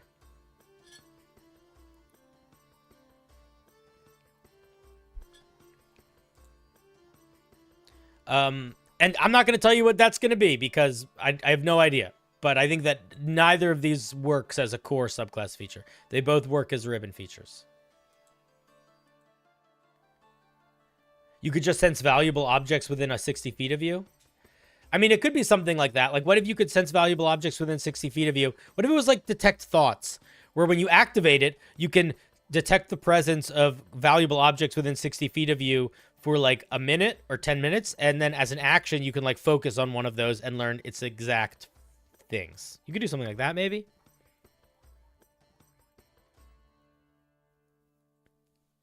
Yeah, this is also not going to come up for a while, but that's okay. The reason why I think the idea behind this feature is that all wizards get something at second level that sort of interacts with their spellcasting, and that's kind of what this is trying to do. I wouldn't... Here's the problem. You can't give a feature... You can't base a feature off of gold in D&D, in my opinion. I don't think there's any way to balance that. Because how much is a gold worth? Let's say I have a feature where I can spend 100 gold to get a spell slot. There might be some games where I don't get access to that feature for 4 or 5 sessions. Other tables at the same exact level, I might get to use that feature 3 times a day. So balancing stuff based off gold value is very hard to do. All right, let's take a look at spell exchange, 6th level. You learn to make the most out of your spell slots. You can balance stuff based off of gold for magic items, because dungeon masters, I feel like, have a lot more control over how magic items interact with their game world. Maybe a cantrip version of the one mace from B Baldur's Gate 3. I don't know what that is. But that might be an idea. I just don't know what that is. You got here from the YouTube short. Nice. Welcome. Spell exchange. If you just got here, there's the thing we're looking at.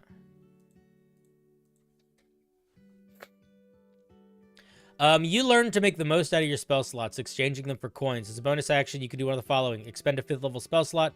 You or a creature you touch regain any number of spell slots whose combined level is equal to or less than the level of the spell slot expended. That's pretty badass. Expend any number of spell slots that have a combined level of 5 or less. You or a creature you touch regains a spell slot whose level is equal to or... Yeah, okay. You can't use this again until you finish a long rest or until you use your arcane recovery. I think this is a really cool feature. This is just cool. I like it. I might make it a once a day feature. I think it's really strong. I don't think it should be more than once a day. Because you can use this to get multiple 9th level spell slots. Which I think is fine once a day. Oh, no, you can't, because it has to be 5th level or lower. Yeah, maybe it's fine like this. Yeah, maybe it's just fine. Cool. Either way, I think it's a cool feature. I think the exchange, using, like, spell slot exchange rate, that's really funny.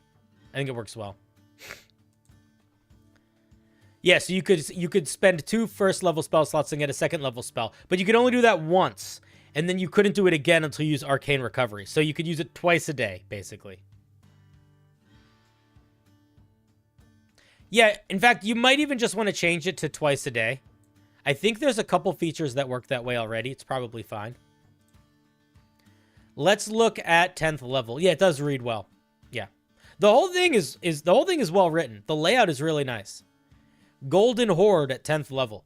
You've created an extra dimensional space to protect your wealth so that it may protect you in turn. You can use your action to store currency you are carrying into your horde, or introduce it as a horde before you call it a horde here. Like, describe it as a golden horde. Don't just describe it as an extra dimensional space. Or describe it as an extra dimensional space here. Pick one. Or deposit anything from your horde into a free space within 5 feet of you. The total gold value stored in your horde cannot exceed 100 times your wizard level. When you die, the contents are spilled out. While your horde isn't empty, your skin, eyes, and hair take on a shining golden hue. You gain 1 temporary hit point for each 100 gold of value in the horde whenever you finish a short rest. This works until you get to this part. This works until you get to this part.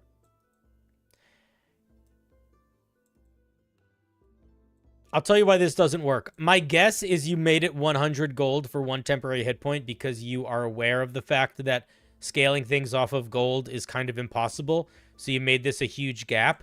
But here's the thing. When there is an infinite amount of space between 1 and 0, that doesn't make that infinite amount of space less than the infinite amount of space than between 1 and 0 with 2 in mind. Like, the problem is still here. The problem of the fact that I could have thousands and thousands of gold to get hundreds of hit points or tens of hit points is still there. The other side of that is if you do have a reasonable amount of gold, this part of this feature is a nothing burger, and this is janky. So I feel like it's like, this feature feels like it's pretty jank. Oh, I guess there's a maximum amount of hit points we can have because we can have a maximum amount of gold in our horde. So the maximum amount of hit points, so let's say we're level 10, we can have 1,000 gold. And if we have 1,000 gold, we can have 10 hit points. Okay, actually, that's totally reasonable. Okay, here's my thoughts. This is my feedback for this feature. That is totally reasonable. I kind of hate that I had to go through those hoops of thought to figure out how this was balanced. And I don't know if that's a me thing or a you thing, but that's my feedback for this feature. I still think it's kind of a little underpowered feeling. I still feel like you start so you get between 10 and 20 hit points, give or take. That kind of feels not that impressive. It kind of feels like nothing. I like the idea that you have an invisible pocket space to hold money. I don't like that I had to go back and forth to realize how this was scaled for balance. But again, that might just be me misunderstanding. But that's my feedback for that. Overall, this thing feels really underpowered. Let's take a look at 14th level. Midas. You unlock the secrets of the Orc King. As an action, you can attempt to turn a creature you touch into solid gold. You cast Flesh to Stone with the following modifications. The range is touch, doesn't require concentration. Once petrified, the creature turns into a statue of gold. Somebody else sent... Did you send me... This piece is making me feel like I read this homebrew before. Because somebody sent me a feature that literally is this before. Like, almost word for word.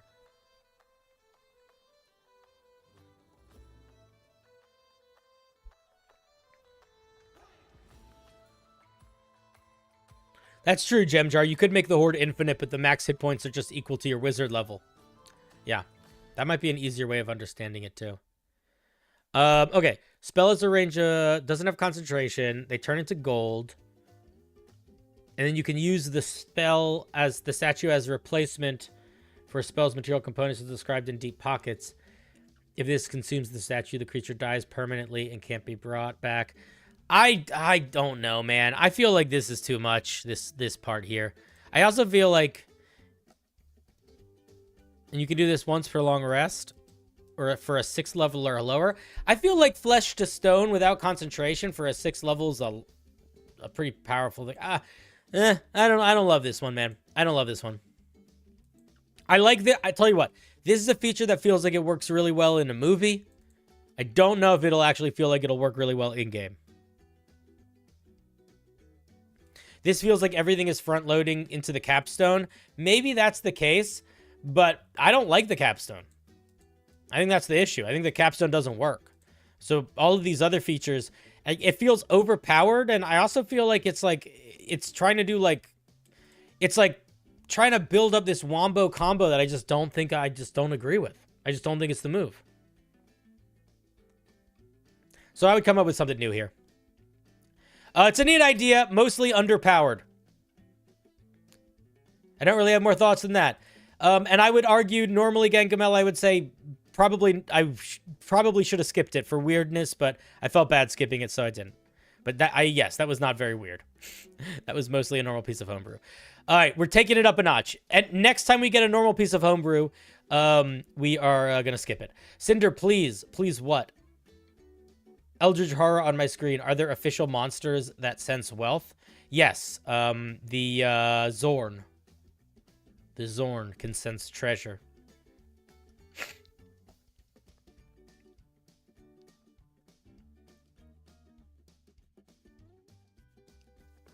Alrighty. Big round of applause, please, friends. For our dear Gangamel. I think it meant weird in the mechanics working off gold. Oh, yeah, I guess that was kind of weird. Yeah, I guess that was kind of weird. I accept. It had enough weird in it. I don't know what I'm talking about. I think it was fine. Ugh, excuse me.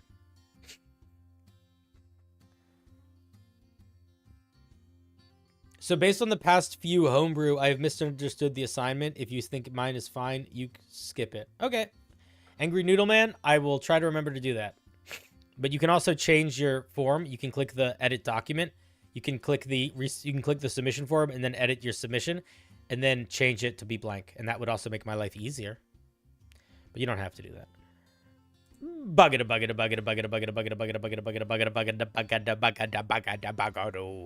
Messy Lich. Aren't they all a little messy? Meep. Very excited to see what that brings to us. Meep is a bold entry. Mr. T. Rosie.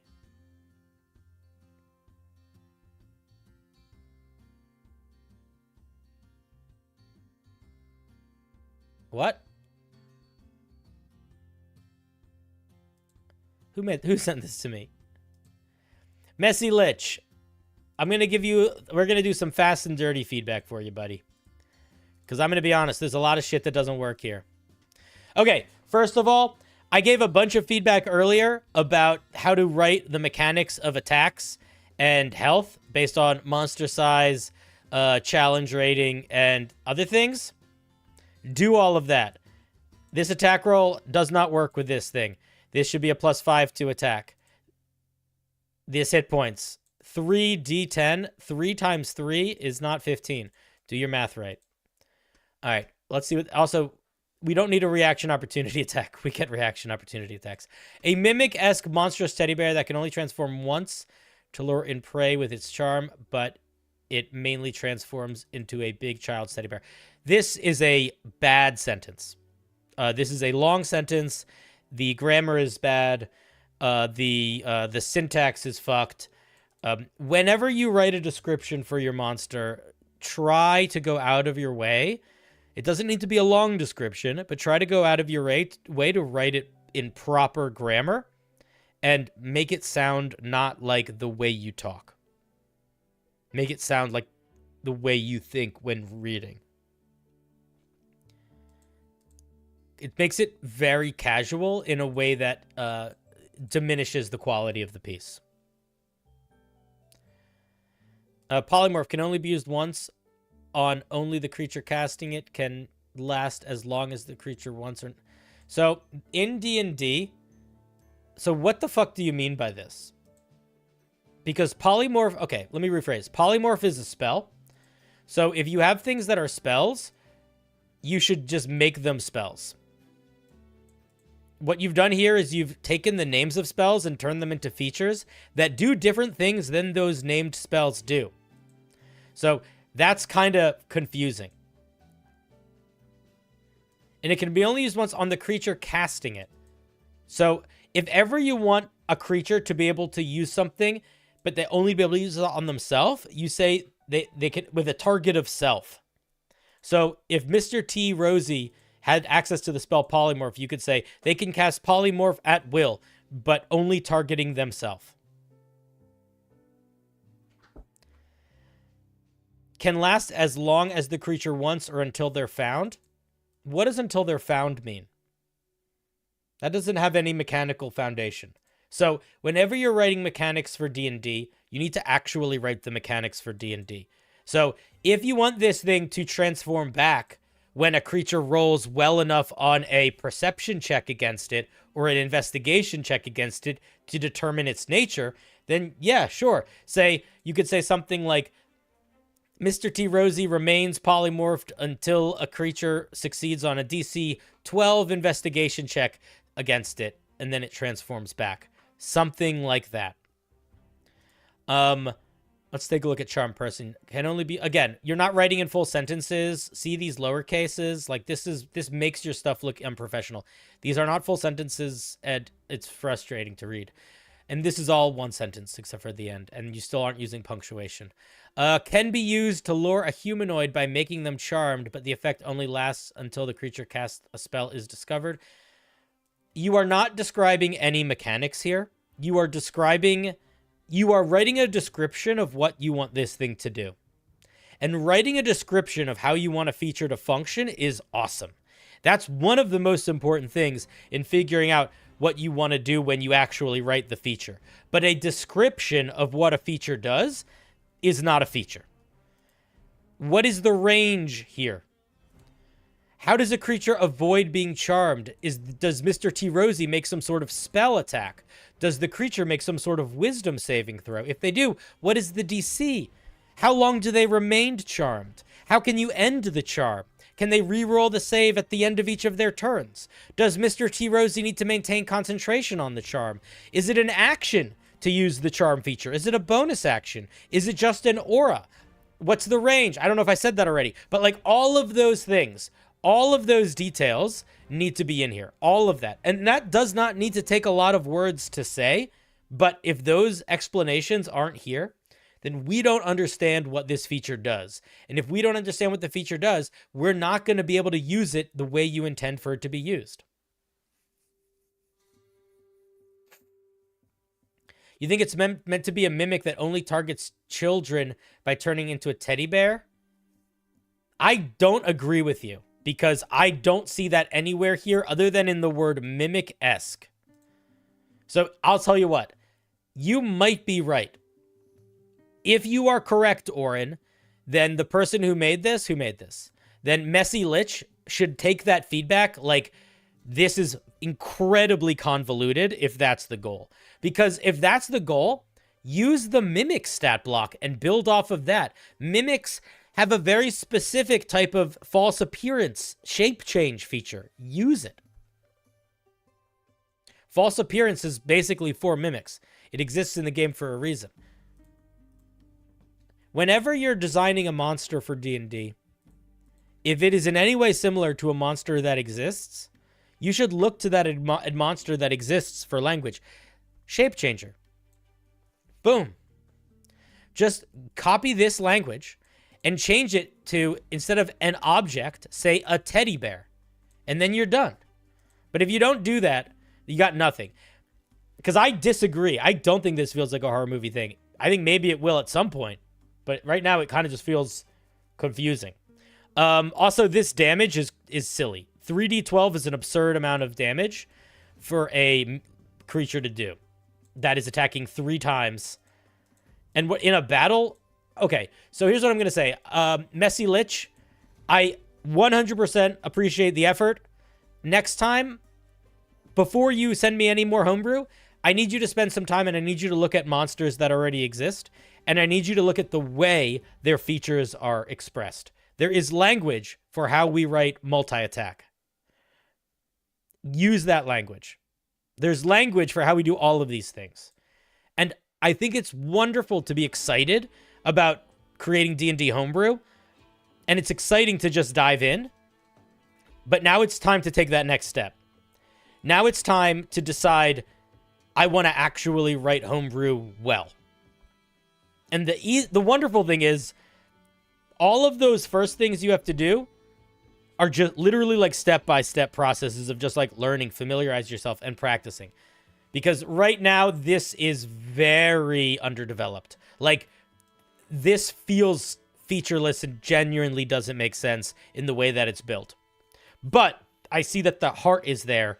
So figure out working on actually learning the mechanics of how these things are built out. Keep on practicing and you'll be in a great spot. And if you want to get more regular feedback on that and want help with that, check out my Discord. My Discord is super helpful for that sort of thing. All right, that was Messy Lich. Let's give Messy Lich a big old thank you. Round of applause for Messy Lich.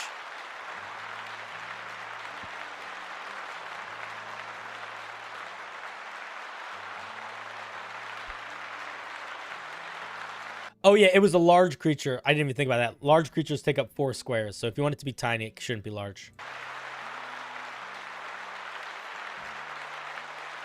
Yes, thank you, Gem Jar. You should always get advice on your homebrew in my Discord before you submit it to my wheel, if possible, because you will get much better feedback there than I will give you, and my feedback will be much more applicable and helpful if you've already gone through a round of feedback. Morph Warden doesn't feel right to you? I don't know. Mimic Buddy. Mimic Master. Yeah, Mimic Master. All right, thank you, Messy Lich, for sharing your homebrew.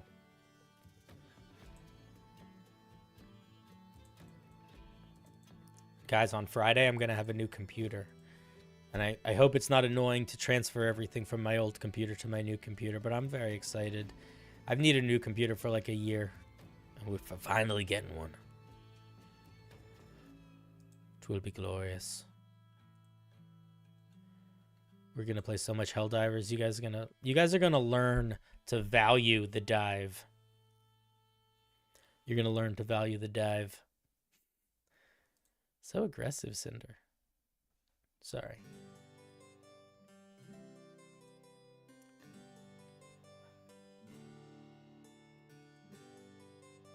I know I saw the bots are back. I haven't fought the new bots yet. Or I haven't fought them since they've come back yet. I haven't had time to play that much this week. Unfortunately. I'm always stuck between playing video games or streaming or doing work or doing other life responsibilities like family and human life friends. And all the back end bullshit. Bucket a bucket a bucket a bucket a bucket a bucket a bucket a bucket a bucket a boo! Fortnite Obama Ball. The memest name in our community. Ape spell goes zoom. Is this like a cryptocurrency spell? Orangufu. Oh, this is literally like you turn somebody into orangutan? All right, I'm here for that. Let's see what we get. Yeah, the name definitely passes the prompt. I didn't read the whole name? Why? What was wrong with the whole name?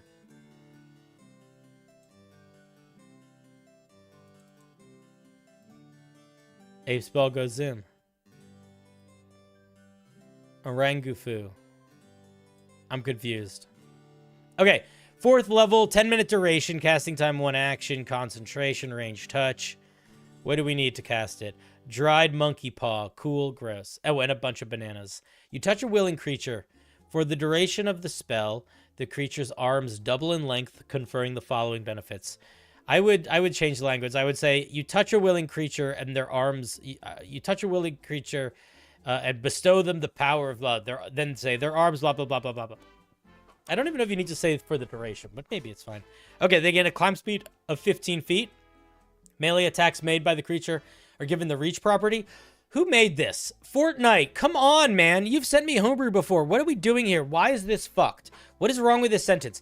There's so many ways to fuck things up. And I love it when they're easy to solve. This is such an easy solve. It's grammatical. That's your clue. Why are you writing this in the fucking passive voice?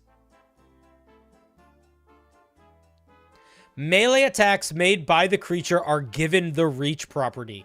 I can't think of I don't even know how to add. That sentence has so many extra words in it. How about this? You could say the creature's reach increases by 5 feet.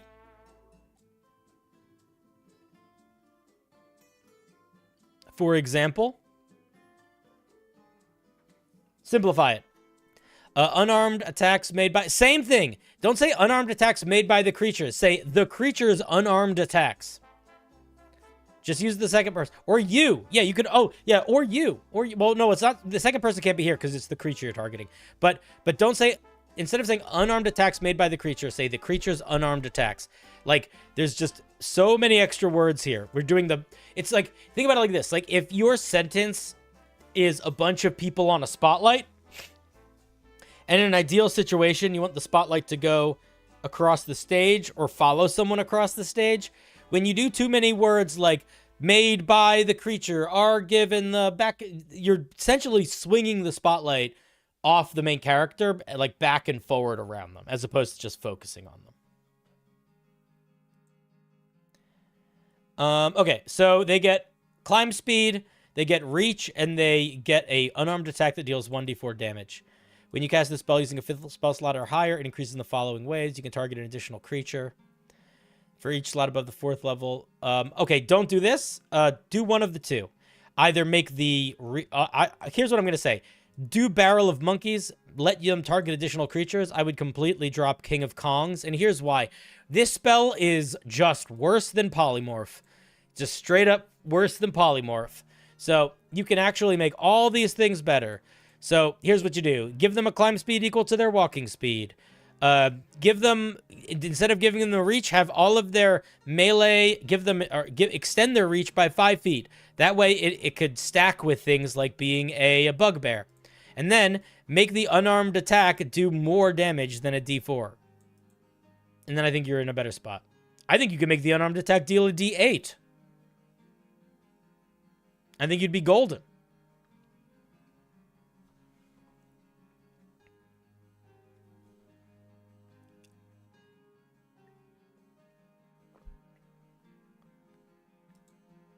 Well, the only reason why I wouldn't just automatically give you a melee attack with reach, and I might split it up into giving you reach and a special melee attack, is if you're a character that doesn't want to fight with this unarmed attack, but you want to take advantage of the reach. So, like, casting this on, like, a fighter with a sword, they still might want to use their sword, but also take advantage of the climbing and the extra damage.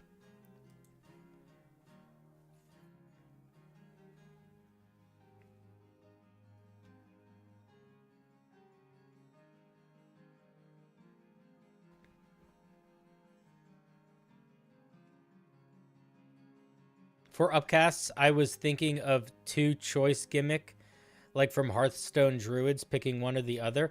Don't build that in how the spell expands. Build that in what the spell does. Building it in how this spell expands is going to lead to shenanigans and nonsense and just confuse people. Or do a spell that expands in different ways, but make it not this spell, because this spell is already doing a bunch of stuff. Make the fact that it expands in different ways the main feature, as opposed to this. I think you're trying to introduce an interesting concept into something that already has enough going on that it doesn't need that interesting concept. All right, those are my thoughts. Also, does it need concentration and to be a 4th level spell? Dropping one of those makes it less underpowered. Yeah, that's true. You could also... I could see this being a 3rd level spell. I could see this being a 4th level spell that doesn't require concentration. But even then, I think I would up the movement speed here and probably up the damage here.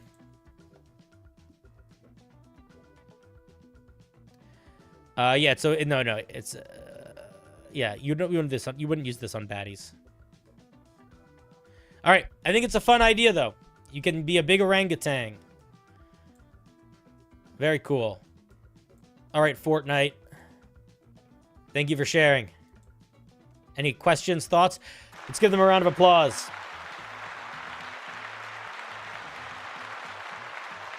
So willing creatures who can't use it offensively could just make a spell cheaper. Yeah, because Spider Climb is like a 2nd level spell. And just gives you more movement. I don't know. Anyway, thank you for sharing.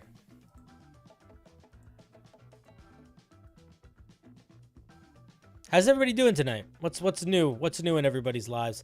Oh my god, I watched an amazing show. I watched a new show that I fucking loved. And it was an anime. I watched an anime that I loved. Isn't that crazy? Would you believe me? Would you have guessed such a thing? It's true, I did. Do you know what anime I watched that was very good? Delicious in Dungeons. It was so good. It was so good. I can't believe how good it was. Yeah, it was the one about eating a dungeon. I like it so much.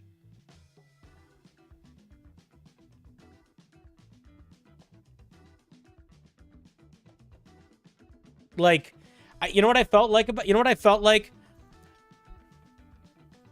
I feel like Dungeon Meshy / Delicious in Dungeon is what I wanted Goblin Slayer to be. It is a show that takes place in a D&D-esque world with fun, silly aesthetics instead of creepy, cringy aesthetics. Like, if you took Goblin Slayer and you got rid of all the 14-year-old cringe, very creepy vibes, and inserted the Great British Bake Off and only a little bit of your standard Asian creepy vibes, you got Delicious in Dungeon, and it's great. Will Smolder be here this week? Probably not. Maybe. We'll see.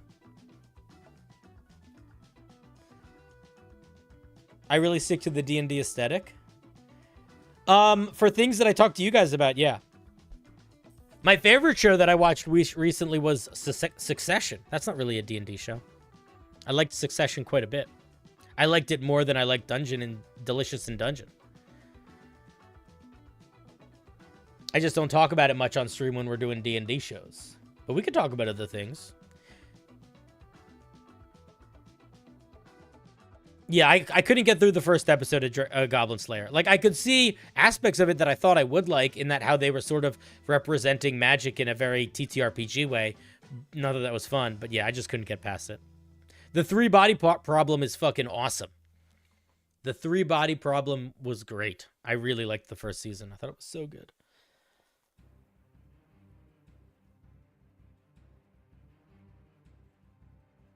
You watched one called Freren, good, and it was good? All right, maybe I'll check out Freren.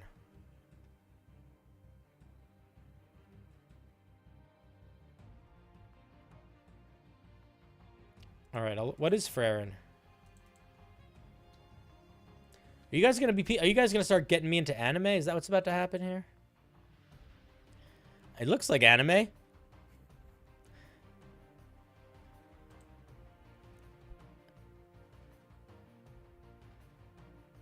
Taking place in a fantasy world, the story follows Freren, an elven mage, as she embarks on a journey to reach the resting place of souls in order to reunite with her former comrade Himmel, whose hero party once slew the Demon King. Okay, that's not going to help. That doesn't tell me anything about what the show is like. I don't know why I thought that would. That was hopeful, wishful thinking. What's up, Databank? We reviewed your homebrew. You thought they were the same thing for a long time? Ooh, that's a good indicator that I might like Freren then. It's a love story about an elf and a human who passed away from old age, basically. Cool. Yeah. I'll check it out, dude. I'll check it out. If I become an anime guy, you guys are gonna have to help ingratiate me with all the fucking anime people that are viewers, because I don't have any of that audience yet. Well, I guess maybe some of you are. You have comments about that review? Great. I like Berserker. I haven't watched much of it yet, but I watched a little bit. The idea was to make a powerful spell that you can cast every turn, or at higher levels you could cast it periodically. Yeah, I think we understood that. I think that the way it was being expressed wasn't really doing that, and what it was closest to was essentially an overpowered version of Witch Bolt. Because I don't think what you're going for is getting across in it right now. Also, I'm not sure if you're into Total Warhammer 3, but they dropped a new trailer. I like Warhammer lore. I don't really play the games, but maybe I'll play some Warhammer games at some point. I don't know. All right, fine. We'll do some fucking anime bullshit at some point. If as long as they are of similar quality to shows that I like, I'll tell you the anime that I like. I like Full Metal Alchemist Brotherhood. I like... What else do I like? I liked Parasite. That was good. I like Attack on Titan. I liked Delicious in Dungeons. I like Trigun. Not the new one. I haven't seen the new one, but I like the original Trigun. I liked Akira. I like all of Studio Ghibli. So that's the kind of... that's the quality that I'm comfortable with. And I'll tell you the other thing that I really don't like in anime, when it's fucking creepy. So, for example, there's a scene in Delicious in Dungeon that's really stupid and cringy, and I fucking hate it. Can we talk? Okay, let's talk about Delicious in Dungeon for a second, because I actually fucking hate an aspect of Delicious in Dungeon now that I'm thinking about it. Somebody quickly tell me the thing that I hate in Delicious in Dungeon before I tell you. There's one thing I hate in Delicious in Dungeon. What is it? If you know me, you know what it is. What do I hate? What do I cringe? What do I, dare I say, yearn to fast forward when it appears on the show? There's one aspect of the show. Sexuality comes into play when it is there, but that is not what it is. I'm talking about the show Delicious in Dungeon. No, I love the food. I'll tell you what it is. Who is it? Where is that fucking bitch? Is it Mithrin? Is this the sister?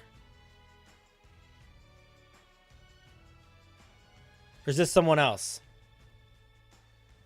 Where's the fucking sister? Who's that? I hate her. Fallon. Fuck this bitch. I fucking hate Fallon. Fallon is the worst part of every anime character, every female anime character shoved into one in a show that is so much better than her existence. She befouls this show. Oh, I hate her so much. I hate her so much. I hate her. I hate her. I hate her. The only out of place sexual in all Delicious Dungeon is the most wholesome, sweet show, Okay, Delicious Dungeon is the most wholesome, sweet, great British bake-off fantasy show, interspersed with horrible, crazy monsters, and there's one weird bit of cringy fucking anime sexual stuff in it, and it's this bitch. Fallon, I hate her. Why do we have a scene? Why do we have to have a naked bathhouse scene? Just talk. Why do you gotta make weird sex noises every 2 seconds? Oh my god, I hate it.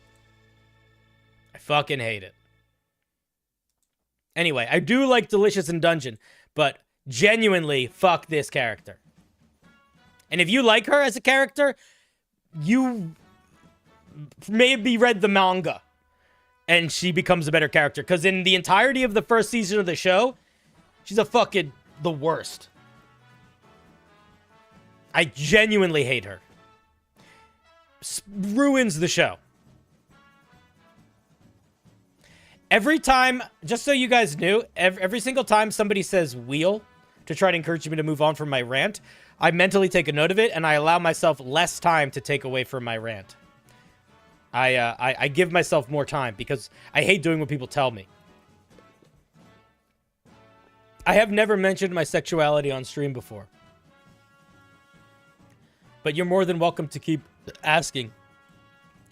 Okay.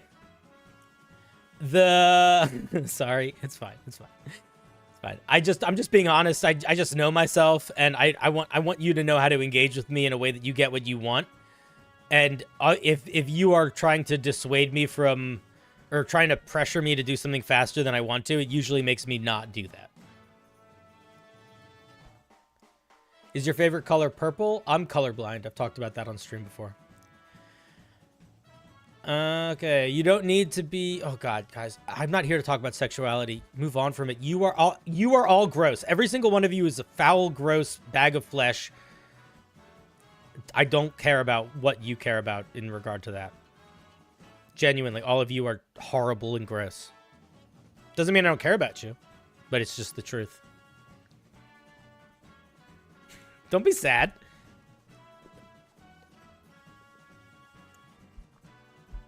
Knowing I don't like all the fan service stuff helps with the recommendations. Yes, dude, I can't. If that scene with Fallon and the other elf showed up in the first episode of Dungeons in Delicious, I don't think I would have watched that show. And yeah, I know it's called Delicious in Dungeons. I'm sorry.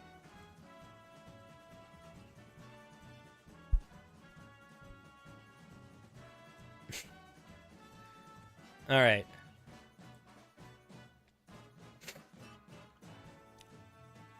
Is it the color red? It's more than the color red. I have a type of color blindness that I forget what it's called, but normally people have 3 different types of color receiving cones in their eyes, and I only have 2. So I'm a whole slice of the spectrum is different for me. All right, I'll check out Freren. It doesn't have any of that shit. Perfect.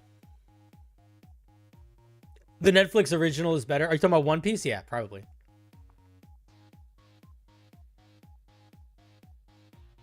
Mob Psycho is an easy recommend too. All right, I'll keep all these in mind. What do I got to look up? Freren. Mob Psycho. Mob Psycho 100 or Mob Psycho? They're the same thing. Okay, perfect.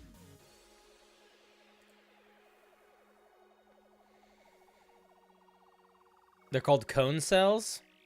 You guys are so weird. You got cells. We usually use our cells for calling people where I come from. Boo!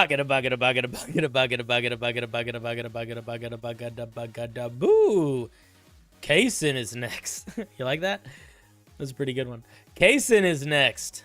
Kaysen, I hardly know sin.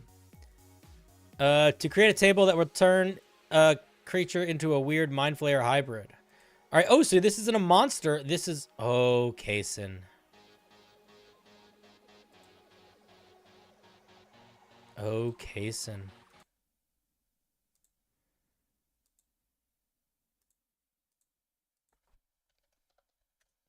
Kaysen.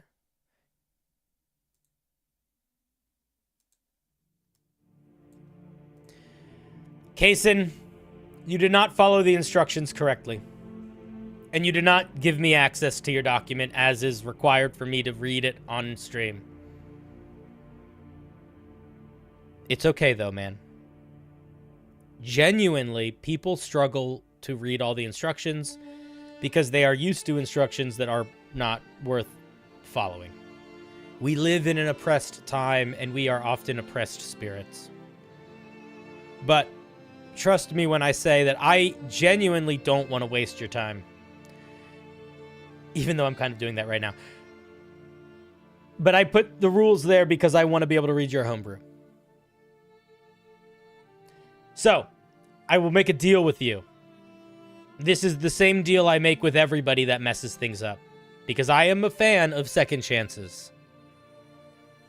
If you change your document, if you go into your Google document and you change it so that it's viewable publicly, not editable, just viewable with just the link, I will put you back on the wheel. So you can have another chance, another shot. But you gotta make that change, and then you gotta tell me that you made that change. But in the meantime, we wish you well. Life is hard, but it is easier together. And I want you to just know that at the end of the day, there is nothing wrong with messing up. It is a part of success. I believe in you. All right. But we are taking you off the wheel.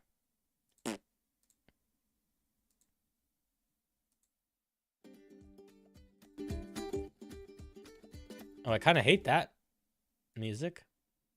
What was that?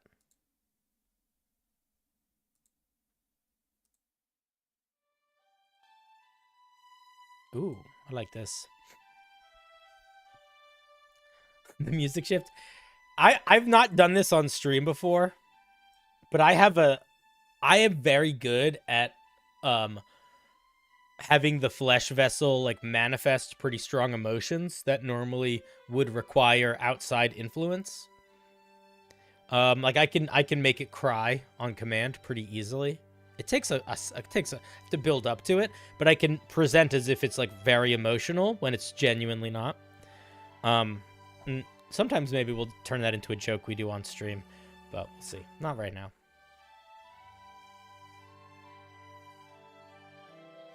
I might like Spy X Family. I don't know what that is. I don't know what anything is.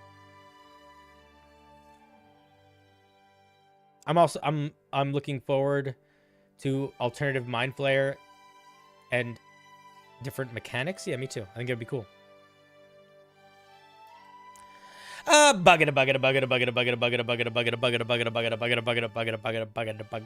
Boo! It's the drama kill zoo. If you don't succeed in drama, work at the zoo. And if you don't succeed at the zoo, work at the kill zoo. Magic item inspired by the candy legend Willy Wonka and his many wacky candies. I changed the name for copyright reasons. You don't really have to give a shit about copyright if you're not trying to sell it.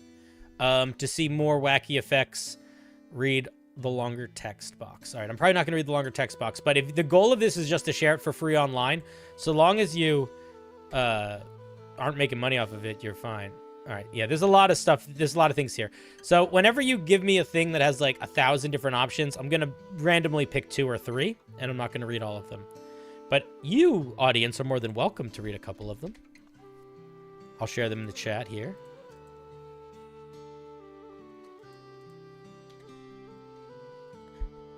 Wa-dee-doo-day-doo-dee.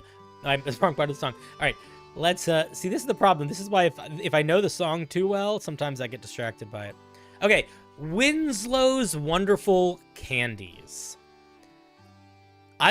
Can I say, if you want to make this feel like Willy Wonka, you need to give this guy a first name and a last name, and they both need to start with W's, and that's all you need. If this was Wilbur Winslow, that makes people think of Willy Wonka more. I would do that. Give them a first and a last name. I think it'll sell the fiction a lot more. Often found in a tiny glass jar are D4...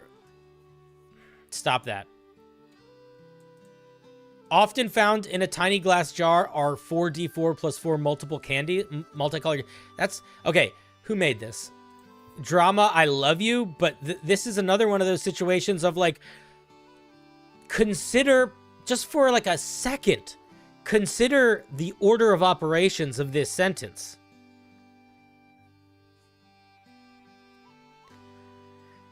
You're introducing when the thing is found, and then you're saying what the thing is, and then you're saying not even what the thing is, you're saying what the thing is full of. That's the order of operations you went with here. That's confusing, my guy. So when you're writing a sentence, you should think about the order of operations. I would consider introducing the thing we're talking about before we're talking about what the thing details about that thing. So for example, this tiny glass jar is often found with many multicolored candies inside it. In fact, I would also argue that it's not often found with multiple colored candies inside it. I would argue it's always found, because it's what the fucking magic item is, you silly goose. So I would say this tiny glass jar contains 4d4 plus 4 multicolored candies. It's going to make the sentence so much better. And I know that people in the chat might be saying, Cinder, you're really harshing on this one sentence. But here's the problem.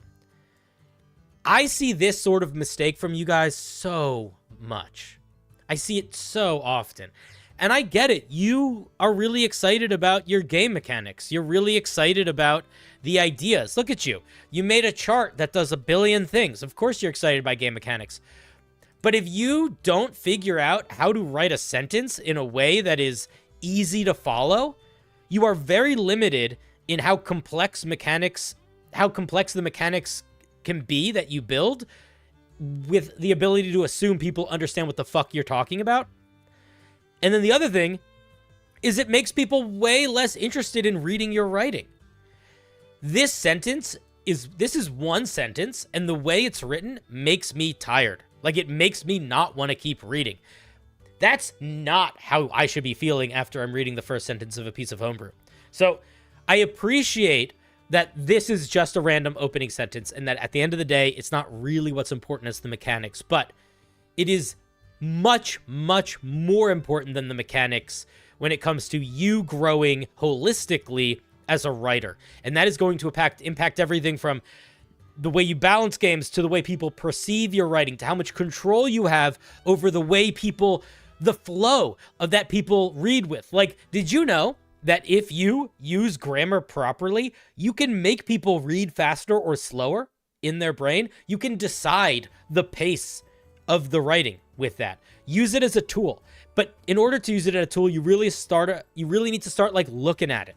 So I'm looking at it here, and I'm pointing at it, and I'm saying, write simpler, more direct sentences. Stop bouncing back and forth and doing these extra words. You're not writing an essay for college where you have to write 500 words. You are writing a piece of homebrew that people are only ever reading for extracurricular activities, which means that they're not going to read it if they're not enjoying the process of reading. Rant over. You can use an action to eat one of the candies. Again, causing you to regain. How about instead of causing you to regain, how about granting you? How about giving you? How about recovering for you? Or just recovering. As an action, you can eat one of the candies, period.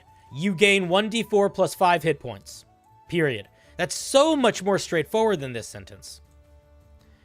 You also gain an additional random effect by rolling on the table below. So, again, what are we doing? We are rolling the table below, and then that is giving us an additional random effect. So, Should we be talking about the extra random effect first, or should we be talking about rolling first? So here's what I would say. As an action, you can eat 1 candy. Period. You regain 1d4 plus 5 hit points, and then roll 1d100. See table below for the effects. Something like that. Okay? If you eat more than 3 candies before finishing a long rest, the candies still restore hit points, but grant no additional effects. Fine. If a creature ingests multiple candies at once, it takes 1d4 necrotic damage for each candy ingested. It also gains a random effect for each candy ingested. Maximum 3. I would drop this whole part. I'm not going to go through all these effects, but I'm going to tell you right now that if you are making them in the same direction as, like, the Bag of Beans or, like, the Wand of Wonder, and you have effects that take this long to write out, we should not be having more than one effect happen at the same time. What happens if somebody rolls a 1, a 23, and a 29? That means that I have to sit there and read 3 very dense paragraphs, some of which look like they have multiple steps to them, before I have any idea what the fuck's happening. That's tedious, my friend. That's tedious. Make them short, or make them not stackable.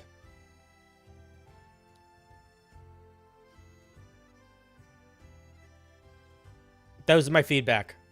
I'm not going to go through all of the things right now. Chat, you are more than welcome to go down the actual features and express what they do. It's hard to balance these sorts of tables, and realistically, I don't think it's reasonable for me to read all of them.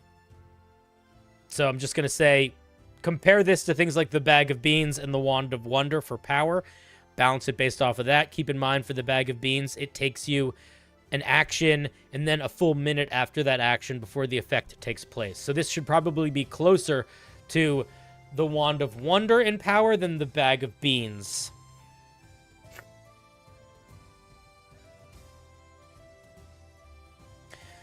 By making the wordy effect rarer, they'd be less likely to be rolled. I mean, it's not that much rarer, though. There's a 1 out of... Like, this is not that much rarer than this. Did you give them different percentage values? Like, they're not all the same? I don't know. If that's what you did, like, again, I'm not going to go into that. But I would say there's a level of balance that can be really tedious to do when you do these super long charts. So I almost am a big fan of making it simpler before more complicated. So right now I see a chart with a shit ton of features. I would see if you had to only pick 6 options, what 6 would you pick, and see if the item works as that is what I would do as my first piece of feedback.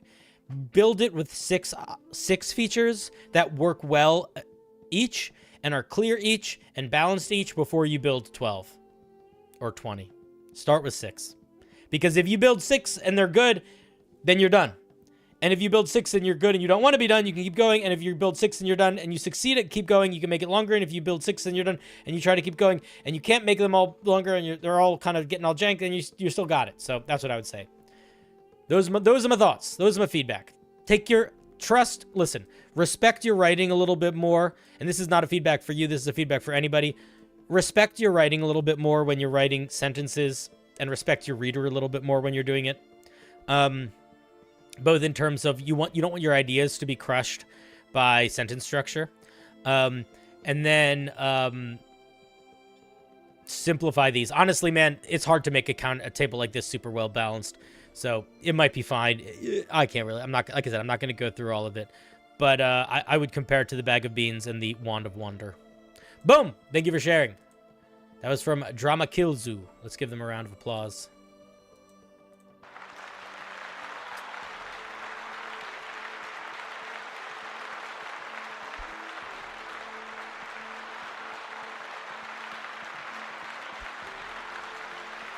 You could just bump it to legendary and it fixes itself in terms of the number of candy.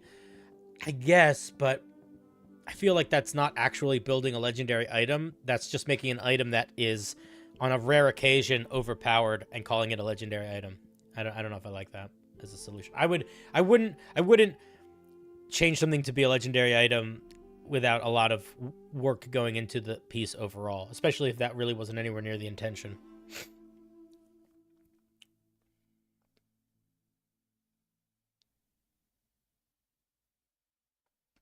You don't need to defend yourself, drama. I'm going to give feedback regardless of what you send in. It didn't need to be the most refined, but now you have some good advice if you do want to make it more refined. And anybody that was watching that had pieces that were at similar levels of unrefined, hopefully we'll get a little bit out of that. And if you want to post it in my Discord, maybe folks will have more thoughts on it.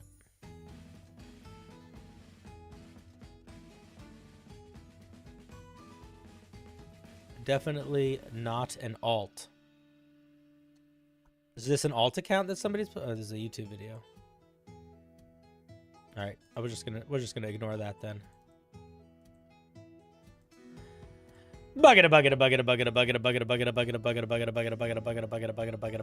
Boo, Dice Admiral.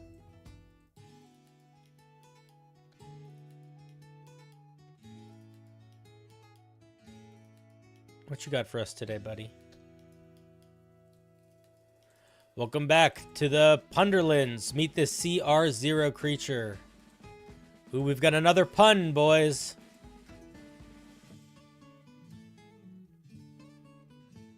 Oh, it almost didn't load. Did you see that? That was scary. There it is on YouTube. There it is on Twitch. Love the art, as always. I do also like that you find an emoji for each one. I think it's very cute. Okay, so it's like a moth. It's like a horrible mustache moth. Tradocio, what's up, buddy? We are looking at Wacky Homebrew tonight. And we have the Moth Stash. Moth Stash are amusing but inconvenient. They are attracted to the breath of sleeping people. Oh, God. This is a nightmare creature. They just, like, sit on your lips while you sleep? Fuck that. The soft, warm, and damp of an upper lip is so perfect. I don't know if I like the damp of an upper lip. That feels weird. Is the perfect place to lay their eggs. Oh, this is really fucked. This is horrible. Their humorous appearance helped them remain in place until their work is done. Many travelers have wakened overjoyed to find miraculous new facial hair, only to find the disgusting truth too late. Wait, what the fuck? So are they laying their eggs inside your nose? You can't just tell us that they're laying eggs and not give us more details there. The mind wanders. The mind wanders. You're letting the mind wander. What the fuck? Yeah, this is horror. No question. No question. You thought this wasn't horror? You've lost your mind. We're done reading it. We'll keep reading it. 20-foot fly speed, stats, blech, whatever. Lower that charisma, you silly goof. Traits, false appearance. While it isn't moving is indistinguishable from a mustache. Put a space between these two features, you fuck. Sorry. Lulling whiskers. The mustache can land on and attach to an unconscious creature. If the mustache remains attached to a creature for 24 hours, it attaches and the creature is subject to face eggs condition. Oh, I don't want to. I don't want to read it. All right, I'm reading it. The mustache has implanted eggs into your face. The area is itchy red and pustulant. I hate you so much. You have disadvantage on persuasion, intimidation checks made to influence creatures. You should not lose intimidation. You should lose something else. But intimidation, you should be horrifying. To influence creatures that can see your face. After 3 days, the eggs hatch into 2d6 new moth matches and fly away, ending the condition. Lesser restoration or similar magic. Oh my god. So they just like... you're not telling me where the eggs go! Are they under your skin? Are they in your nose? Are they just stuck to the front of your face?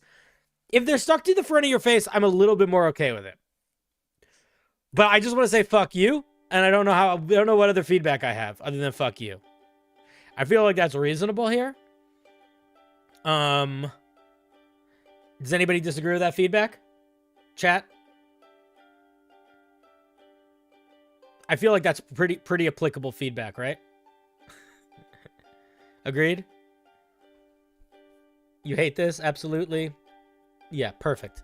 I think you've accomplished the goal, and everyone hates you forever, and I have very little feedback other than get rid of this fucking intimidation, get rid of, and then let me know where the eggs are.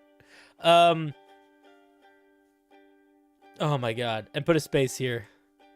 I'm gonna vomit into your eyes. See how you feel. Anyway, thank you and I hate you, and thank you and I hate you.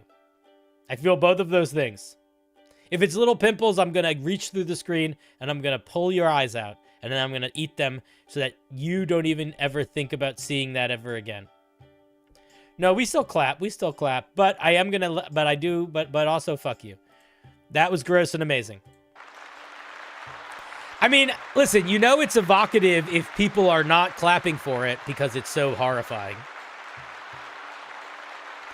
And it, you know what's great is it genuinely doesn't do any damage. Like, all of the horror here is in the mind. How wonderful is that?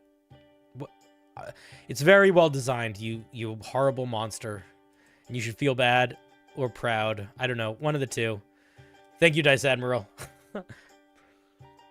Yeah, that would be in all the domains of dread.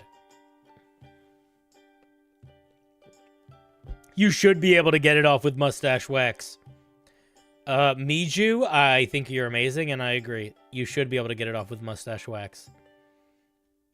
That's funny. You disagree with me, artist? You don't like it? I thought it was great. I just thought it was horrible. Or did you think it was cute? Are you a psychopath? Are you attracted to flesh burrowing insects? Or did you just miss it? I liked it too, artist. It's foul. It's very successful. I liked it too. It's just foul. No, I knew you misunderstood. I was just poking. I love the idea of a nobleman who has a collection of fashionable mustaches. That's true. It should be a disadvantage on persuasion, performance, and deception. I mean, maybe you get advantage on deception because you look like another guy because you got a fake mustache on. What if it was disadvantage on persuasion and advantage on perception? Or deception? No, I don't know. That was just silly. Yeah, it was very successful. I didn't hate it. I was using hate language because it was very successful in accomplishing the goal of bleh. Which I felt. No, it was not a meh. It wasn't meh. And for a CR0 monster, like, to inspire so much emotion, that's a pretty cool thing. I mean, disadvantage on perception checks to do a smell. Yeah, I mean, you could get really bonkers with it if you wanted to. Why does this video have no comments? It's so weird.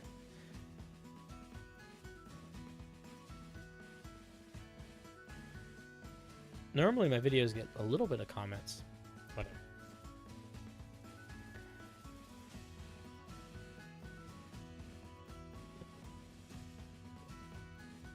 Who's your favorite character in Dungeon Meshi? And why is it the guy with the beard who I like? I forget his name of. Sashi? I like him. Seshi? Sanesh? I forget his name. Senshi. Yeah, Senshi. If Senshi isn't your favorite character, I don't know what kind of creature you are. And if Fallon's your favorite character, I ask you to leave the show. You're not welcome here anymore. The stream lag is real? Maybe it is. It could be. You might also just be watching late.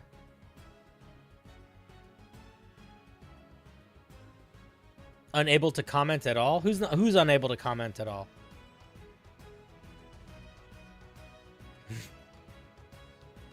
Fallon is a Moth stash? Yeah. You're watching live? All right, yeah. Well, you know, sometimes we got a little bit of squish through. You're unable to comment on my short video, on my YouTube short, my most recent one?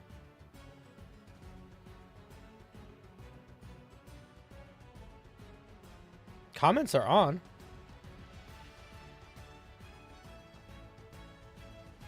Weird.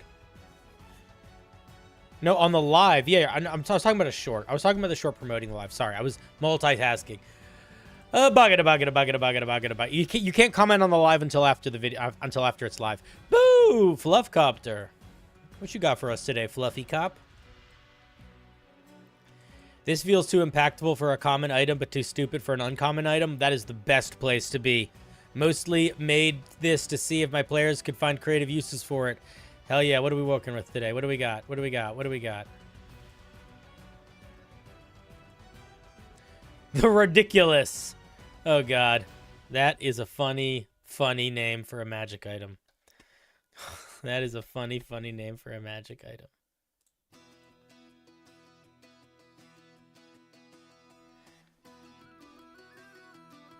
It might just be because it's new. Oh, now I have 6 comments. Oh. Okay, it's working. That's funny. Okay, this looks good. This looks goofy. I'm here for it. I'm here for it. I like the art. Simple. You know what? You'd be amazed at how much a simple piece of art is effective at evoking a very evocative idea. Because when the art is a little bit more simple, people sort of use it as like an imagination springboard to sort of visualize the rest of the thing, you know? You made it in like 1 minute? Hey, man. 1 minute, sometimes all it takes. Ridiculous. A 1-foot rod made of soft yet sturdy material. Okay. Soft yet sturdy is a weird description because they are... I would describe it not with these I would include more description than these 2 words because it's sort of like saying it's hard but soft. And that doesn't mean anything to me. That's a little confusing. So you could say like fuzzy but sturdy, you know, or like yeah, like fuzzy or fabric or whatever. I don't know. Fabric is a weird word. With a button sitting at its bottom. Buttons don't generally sit, I would say, with a button at the bottom. You can use an action to press and hold the button, which causes the rod to slowly extend at a rate of 6 seconds per foot. Switch that, it's 6 feet per seconds. The rod makes the sound of a raising. It's a rate of 1 foot 1 foot every 6 seconds is the way you should say that. The rod makes the sound of a raising slide whistle while being pressed. That's funny. And the rod's extension changes colors with every new foot. The button stops working once the rod reaches 30 feet in length, and the rod cannot be shrunk back down once extended. While virtually indestructible, the rod's material is too soft to be used as a weapon and deals no noticeable damage. You know what? You can get rid of this whole last part. This is not a weapon. It can't be used as a weapon anyway. I don't think you need this language. Because if you needed this language, then everybody that wanted to be an improvised weapon fighter would just buy a 30-foot pole, and then they could use it to fight from 35 feet away. So I don't think you need to worry about this here. It only works once. 6 feet, or 1 foot every round. 1 foot every 6 seconds is really slow. And a 30-foot pole is not particularly useful unless you are being extra particularly watch me, unless you are being extra particularly creative, because it's not even a ladder. So I think I would make this a common item, dude. I think the only reason why you're worried about it being uncommon is because it's firm and sturdy and indestructible. I think if you drop all that stuff, it's fine. Also, why is it called Rodiculous? This is not that ridiculous of a rod. It's kind of normal. It's like an extending rod. It's colorful, but it's not that ridiculous. So I'd change the name.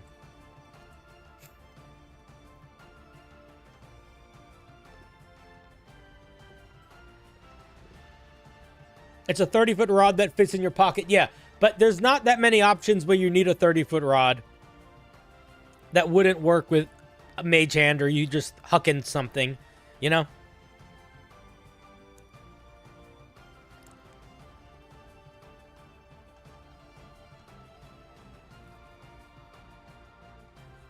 So those are my thoughts. I think it's a fun item. I think you can simplify it down a little bit.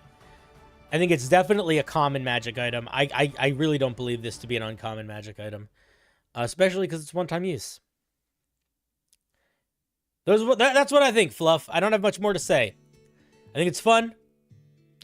I think if you wanted it to be uncommon, maybe make it extend in a single round. And it like shoots out. And then give it some other thing it can do. Or maybe it's can be reused to make it uncommon. Those are my thoughts. Thank you for sharing. You liked it because it wasn't a mustache? I think the issue isn't necessarily the damage. Like, doing 1d4 as opposed to 1d6 or 1 damage is not as much of an issue as the fact that it's you'd be making that melee attack with a reach of 30 feet. I think would be where the real issue would be.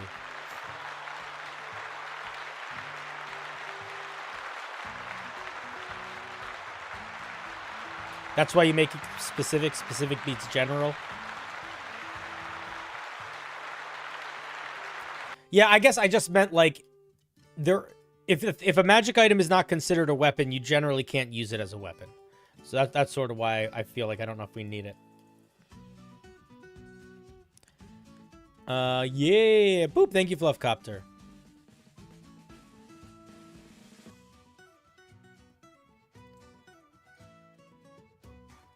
I wrote this song.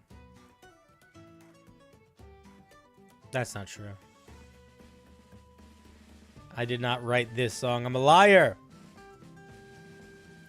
A liar, liar, pants on fire.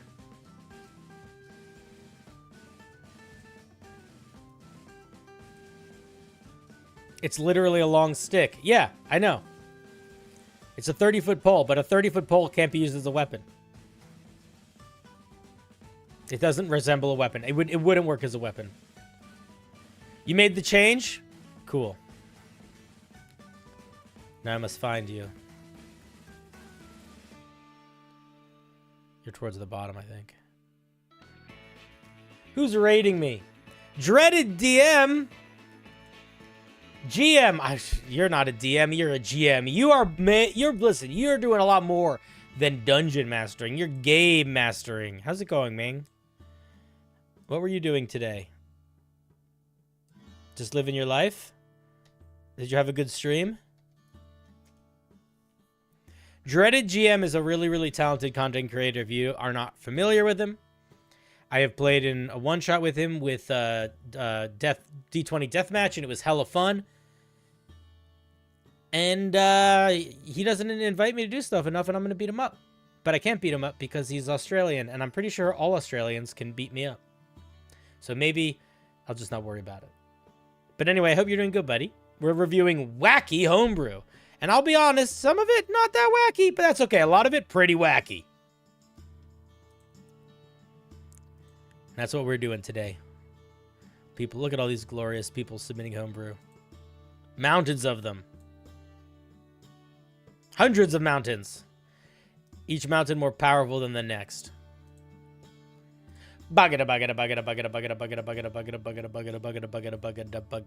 Boo. Delta V Heavy. Ooh, I didn't realize it was going to be so serious.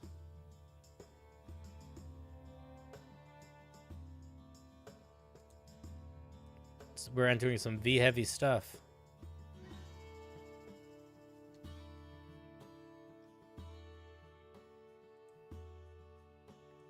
Just like the Wand of Magic Missiles, only not at all like that.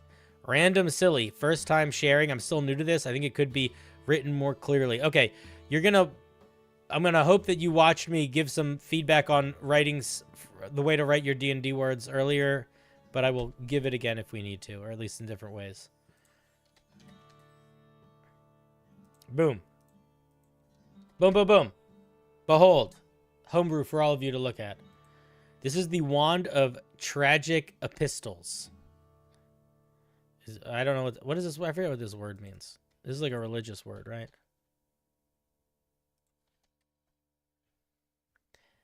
Activists firing off angry epistles. A letter. Oh, it's a letter. A missive, a communication. Okay. You're saying stuff. You're communicating. It's poetry. It's sharing idea through words. This wand has 7 charges. While holding it, You can use an action to expend up to 3 of its charges. When you expend a charge, choose one creature you can see within 30 feet of you. The creature must succeed on a DC 10 Wisdom saving throw or become obsessed with the idea of writing the next great tragic play or poem for 1d4 hours. Creatures with an intelligence of 4 or less are immune to this feature. If you expend 2 or 3 charges in a single action, you can target a different creature with each.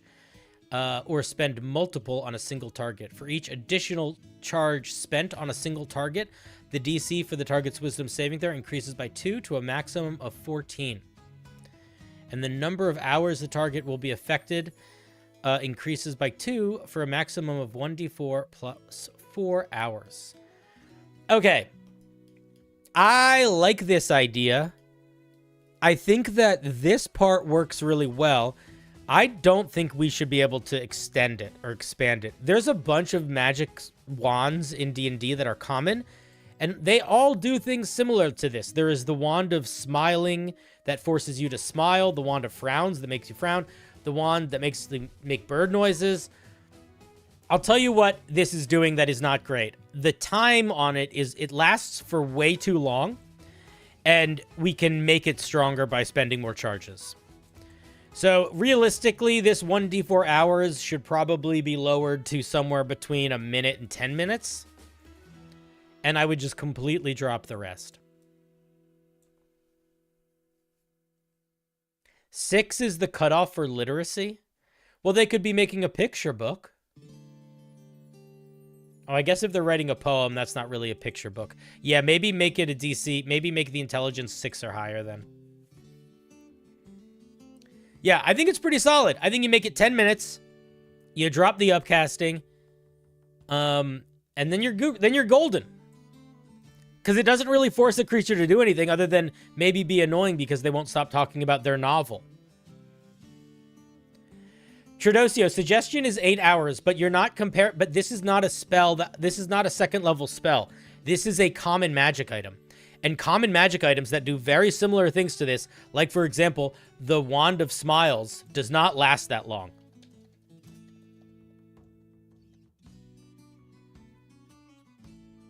Either one. Wand of Scowls is the same thing. Wand of Scowls is a common magic item that has 3 charges, and it only lasts a minute. This lasts hours and has 7 charges. So I think it's fine for being a silly magic item, but I think you gotta lower the amount of charges, and I think you gotta lower the duration. Otherwise, I think you're being unrealistic about it being a common magic item.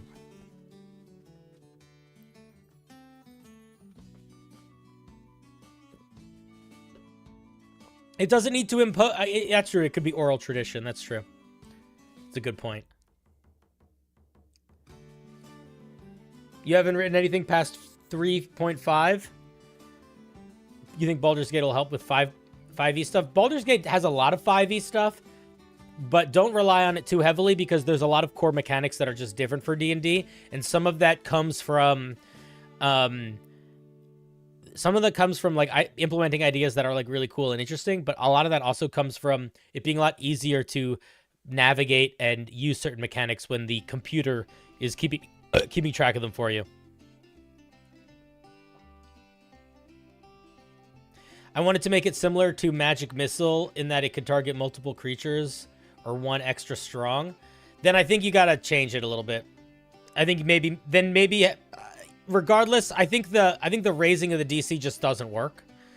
For a common magic item, like, that's the thing, is if you want this to be a common magic item, it can't be doing too much crazy stuff.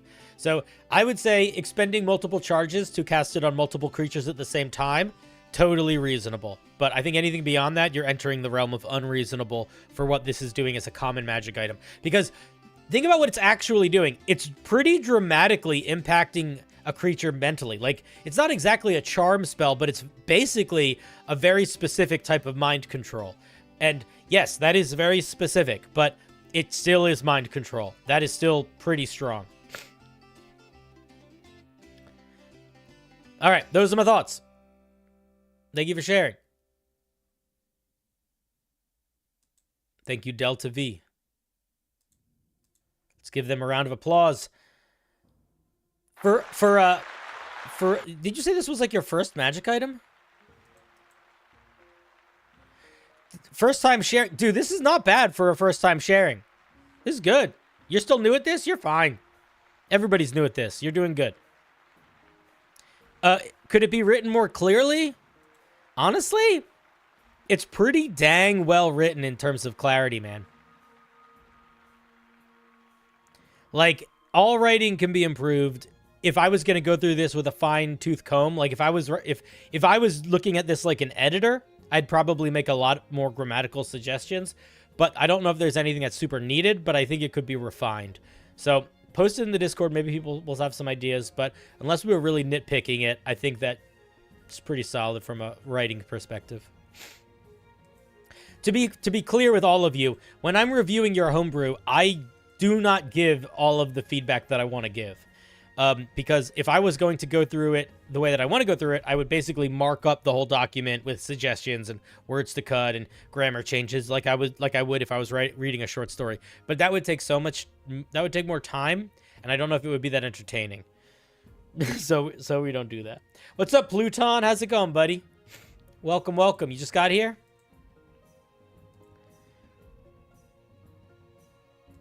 Welcome to the show. We're looking at Wacky Homebrew. Best way to homebrew is to find a way to break it. Yes, that does help quite a bit. Whenever people ask me about playtesting, I always tell them the people that you should have playtesting your homebrew should be people that were completely not involved in its creation, so they don't really know what it's supposed to do outside of what it says. And it should be people that are very good power gamers or min-maxers, because they are the ones that are going to find all the weaknesses. It's the amicable player that just kind of hangs and chills. They might have some feedback for you, but the player that is really good at building busted characters and likes messing around with that, they are the player that you want to test out your thing, because they're going to find it.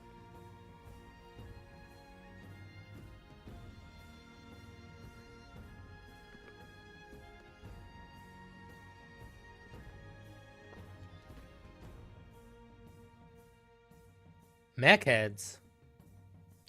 Like a mech warrior? Man, I made a video about mechs and mech warriors. I got a shocking amount of comments that were basically saying, actually, the mech warrior is the pilot, and the thing they are piloting is a mech. People were really, really upset that I was calling the robot a mech warrior. And I immediately felt old. I felt so much older than them. I remember when mechs weren't even around yet. You just had warriors.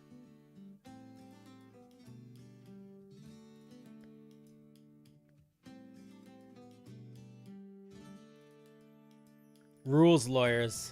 Maybe. They were more like definition lawyers. The fine tooth and markupping make for a good Patreon Ko-fi thing to have. It's not scalable. You don't want to do anything on your Patreon. If you plan on trying to survive somewhat off of it, you want it to be scalable. I would maybe what I would do is I would offer at like a stupidly high tier, like one of the, like $20 a month or something. And that was like limited, where it was like, there will only ever be 5 people at that tier.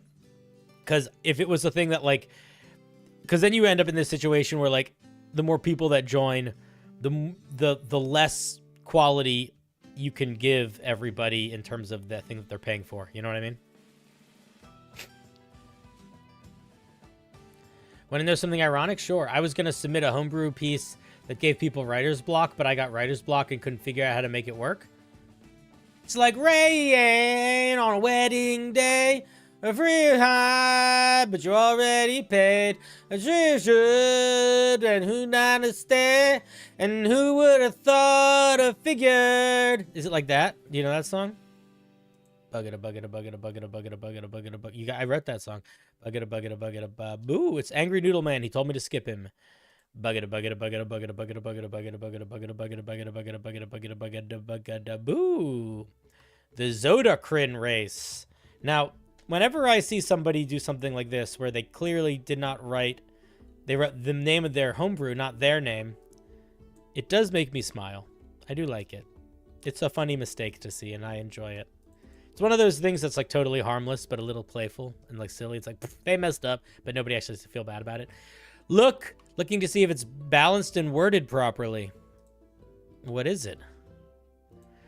Okay, can I clarify something? When I say what are your goals for the piece, I'm not saying what do you want from your feedback in terms of balance and clarity. I'm saying literally what do you want the piece to do? What do you want it to feel like? What do you hope it's for? Who is it for? I'm making this homebrew for a paladin in my home game that is level 10. That's what I mean when I'm asking for your goals. I'm not, obviously your goal is to get feedback. You wouldn't share it if your goal wasn't feedback.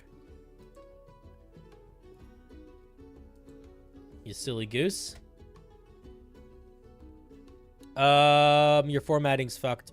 Or is it me? Oh, it's me. Oh, I hate when it does that. Okay. Well, sorry, I can't zoom in. You guys have to deal with shitty resolution.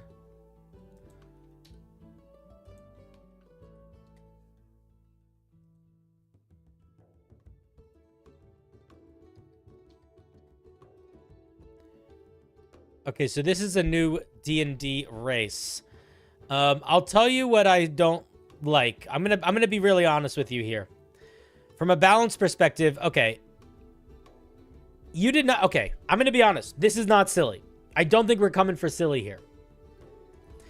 But I'm gonna tell you something right now. What's wrong with this table? Chat, what's wrong with this table?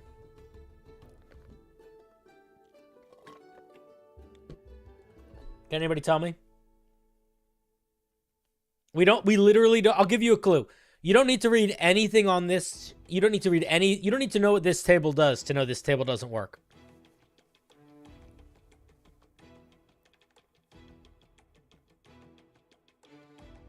There are almost no features in D&D that scale past 5. Can anybody tell me the one racial feature outside of cantrips that scales past 5? Because there is one. Does anyone know what it is? And by scales past 5, I mean improves past level 5.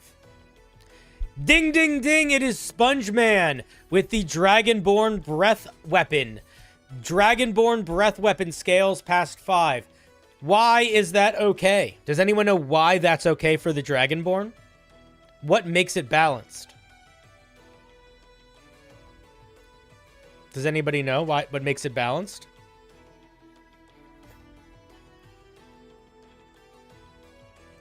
Ding, ding, ding!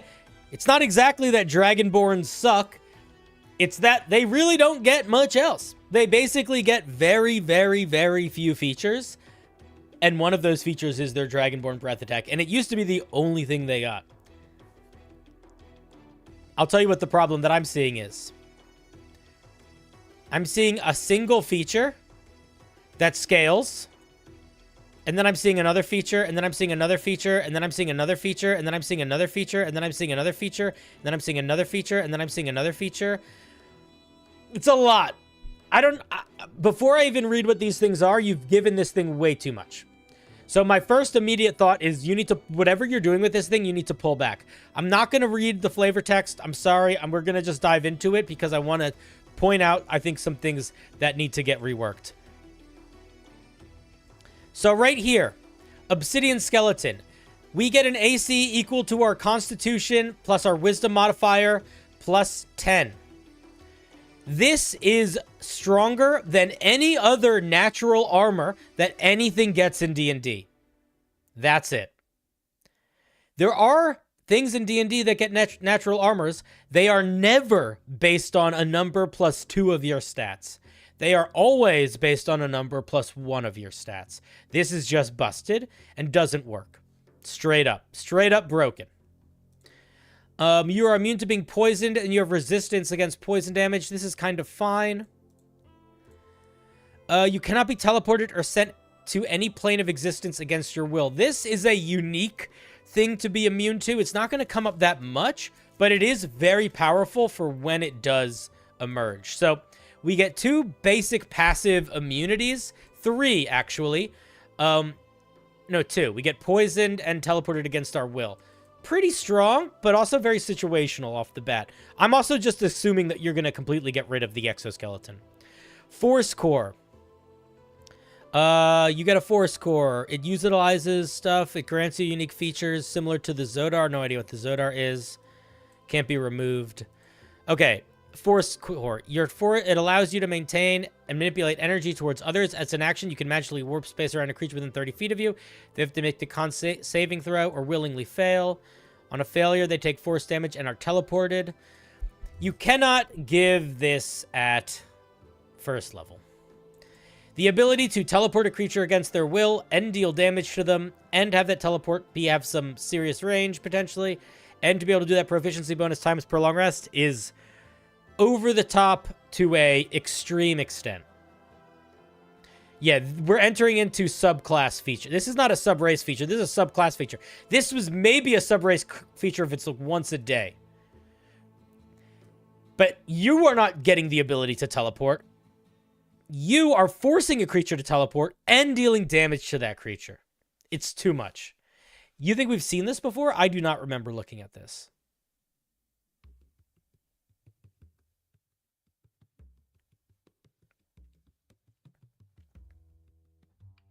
As a bonus action, you can hover.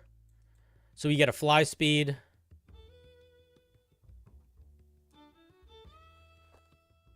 But we have to do a con saving throw. You know what? I might have read this before. I've read a feature like this before. I just don't like these kinds of features. Like, this is overly complicated for no reason. You can hover 3 feet off the ground. That's cool. Why do we need a whole fucking complicated mechanic for that? Just say if you would be knocked prone while you fall and land on the ground. This is silly. This is like a lot of words we don't need.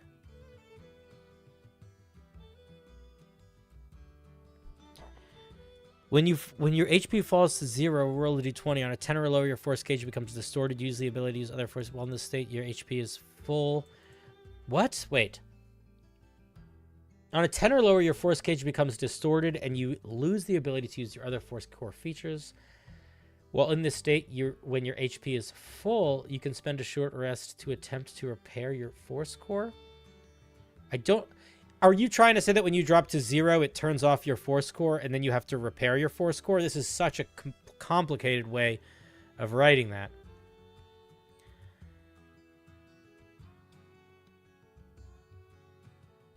I don't think this works as a D&D race, man. I don't know what a Zodar core, okay, I don't know what a Zodar or a Zodarkin is supposed to be, other than that people are telling me that they're very powerful robots in the chat. But here's what I'm going to say. I don't think you are succeeding with this homebrew right now. And I don't think you're succeeding on it for 2 reasons. And these are the things that you need to figure out navigating to make it work. Number 1, there are way too many features, and many of those features are way too powerful. You need to figure out how to simplify those features into things that are reasonable for a D&D race. And then you need to eliminate enough of those features so that it is a reasonable amount of features for a D&D race to get. The second thing, and it sort of ties into the eliminating of features, this doesn't feel like anything. If I don't know what a Zodar in, I have no fucking idea what this monster is supposed to feel like. I'm getting almost no flavor out of these mechanics. They feel pretty dang arbitrary. It just feels like you are a better Warforged. Like, it feels like you're a reality warping Warforged that gets a shit ton of upgrades, and I don't think that's the move here. So, you got to figure out picking and choosing features and scaling them to the appropriate power levels that you're giving them. And also within the context of where you're giving them. You're giving these to a D&D race that has very specific power balance elements to it. And then on top of that, this thing needs to sell fiction separate from you knowing the fiction.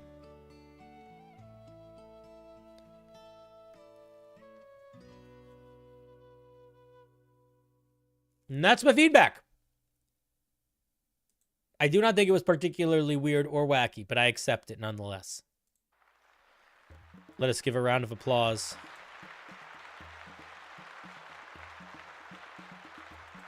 to whoever made it, because they didn't put their name on it. That's funny.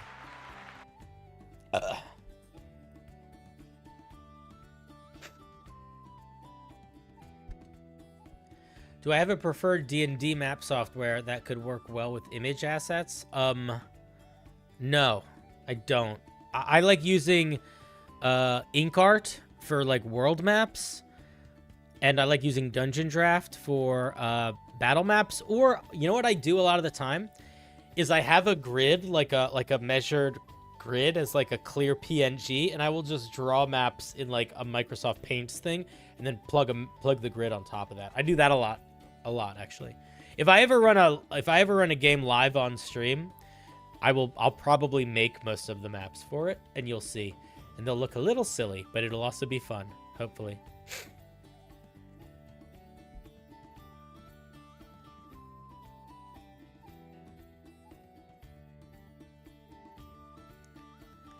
Howdy! What's up, Aquarium Rose? How does this submission thing work? The submission thing works like this. Whenever I'm live and doing a live show with the wheel or any sort of challenge, if you're watching on YouTube, you can click the link in the video description to find the submission form, or if you're watching on Twitch, you can do the command wheel. And you can also find all of the submission forms in my Discord. I post them ahead of time in my weekly schedule channel, and then I usually post them the day of, also in the submission channel form. So you can submit stuff beforehand. Yeah, InkArt's a lot of fun. You got called an aquarium? Are you not an aquarium? Oh, you're aquamarine. Ha ha ha. Sorry, buddy. I'm colorblind, so, you know. You can't get too mad at me for it.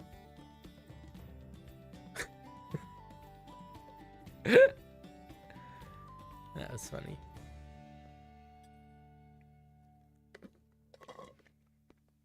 If you don't like people misreading things, you are gonna have a bad time here. Boo!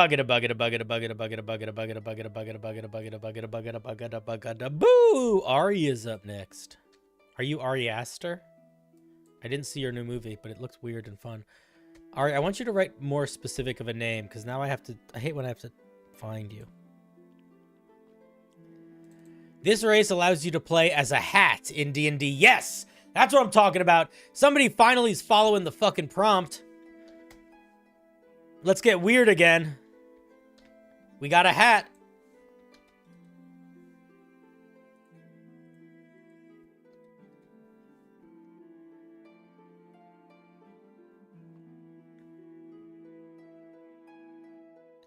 I've never played Chrono Trigger, no.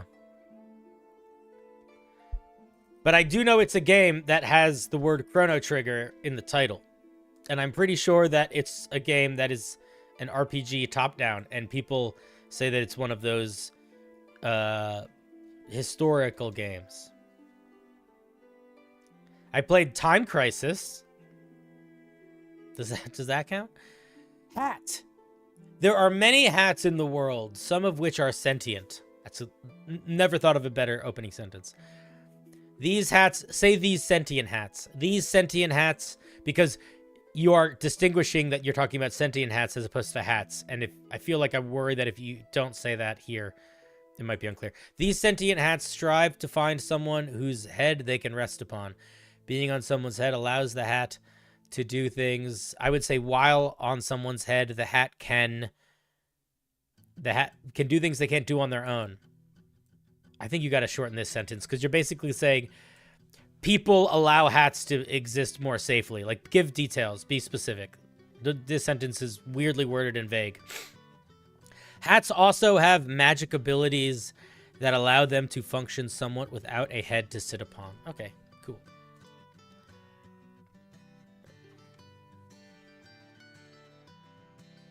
In my hometown, Chrono Trigger in the box at disc replay sells for almost $1,000. That's cool.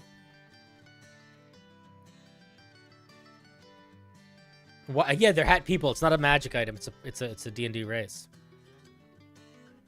Okay, so we get an ability score increase. We get an age. We're hat aged. We're tiny. We get a speed of 20, so we're shorties, and we're slow. While you remain motionless, you are indistinguishable from an ordinary hat. As a bonus action, you can change your appearance as long as your new appearance is clearly a hat. Cool. That's fun and silly, and I like that.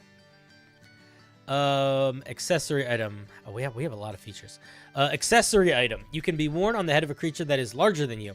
A creature can wear you if you are willing or if the creature is grappling or holding you. You can be donned as an object interaction. You can also mount a creature to make it wear you by expending 5 feet of movement if the creature is willing. If you or the creature wearing you is knocked prone, then you fall off the creature. This is like a really lot of words to... I hope this does something. The creature can also take you off as an object interaction if you are willing or if it's grappling you. While a creature is wearing you, you can use its armor class in place of your own. If the creature wears you, transforms, you are not transformed with it. I'm going to be honest. I think you could get rid of 50% of this. A lot of this is like, we don't need. I think you could say, you can be worn on the head of a creature. I would say a willing creature can wear you on their head.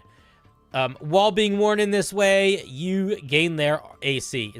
Their AC replaces your own. And I would maybe just leave it like that. There are so many fucking words here, and you're just wasting your reader's time.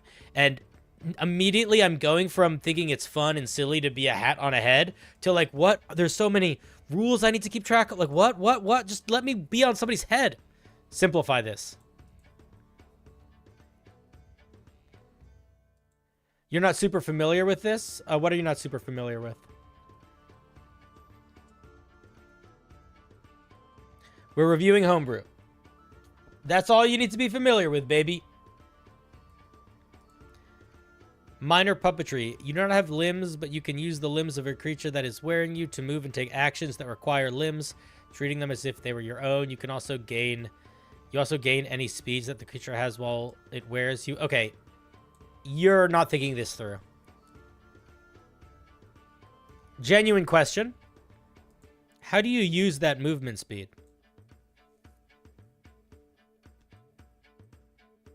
I have no fucking idea. Also, how do you do anything a D&D character can do? I'm not saying you shouldn't try to be a hat. But unless you are playing roughly the same class as the person who's wearing you, how are you making attacks with their weapons? How, you know, you're very limited by that. Very limited. If I'm a wizard and I'm being wielded by a knight in wearing with a tower shield and a sword, do they have to put down their weapon and armor? Do they have to put down their shield to cast spells? Do you have to put down, like, both their hands are busy? Or if I'm a rogue and I'm on a wizard's head, how do I get sneak attack? Or a barbarian, you know what I mean? So I think that you're not thinking about how these things anti-synergize here in terms of limbs and also just in terms of the logic of movement. Holy shit, closing up on a year. You got to leave for work and prep mentally for D&D tonight. All right, Stradosio, man. I got to say, I appreciate the support. Stradosio, you are genuinely one of the people that has made a difference in me being able to do this for a living. And I miss you, and I hope that we have some more streams where you're around soon. I'm getting my new computer on Friday. It's supposed to come, and hopefully that I'm going to lean into having a new computer and being excited to that and just try to stream a shit ton more. It won't all necessarily be D&D Homebrew, but I'm always, you know, I'll always be here to chat about D&D. So yeah, while creature is wearing you and the creature can telepathically communicate, that's fine. While creature is wearing you, I don't like this, man. I don't think this fucking works. Because you're not anything. You just gain the properties of whatever creature is wearing you. At that point, you should just make this like a mind control thing where you are a hat and the hat can be placed on different humanoids' heads, and when on their heads, you gain the features of that D&D race. Like, just make it that. I don't know. I think this is... I feel like this is a little... I don't know. I don't think this is working for me. The other thing is, if you sit on the head of an ally, you just get double features, basically.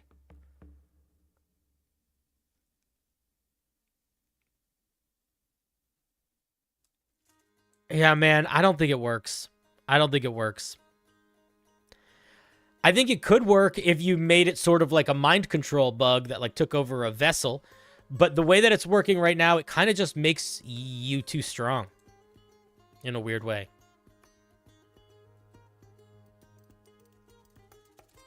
Like you just get way too many bonuses.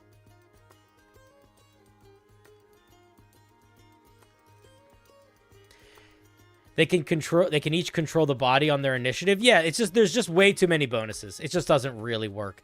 It's sort of like saying it's basically it's almost the same of being like my D&D character gets 2 turns and 2 resource pools is sort of what it turns into.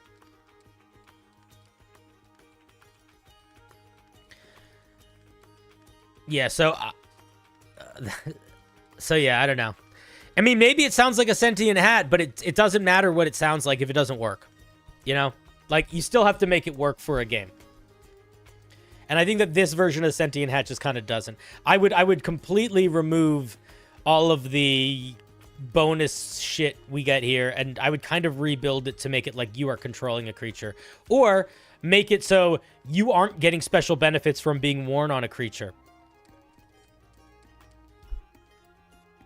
Or make those benefits very limited as opposed to like 16 different things or however many things this is.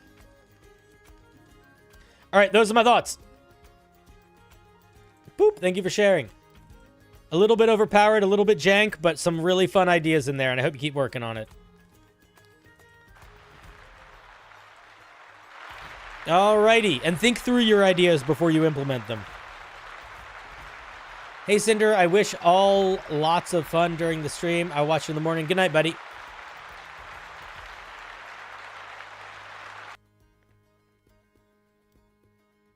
Yeah, it could be like a little alien driving a robot from Men in Black, but then again, it would be more of like a mind control thing, like a yerk, you know, like the hat that becomes the person, or the necklace that becomes the person in the SCP Foundation. But that's the problem, Lex, is that you don't need to drop items to cast spells. You're forcing another player to have to drop items to cast spells. That's the problem. The problem isn't you are the one that's making those choices. The problem is, in order for you to do anything, another player needs to sacrifice. Or you need to build the characters from the ground up to be synergizing. It's just sloppy. It just doesn't work. That's what doesn't work for me. Like, you might like that idea, but you have to keep in mind, you're not the only one controlling it.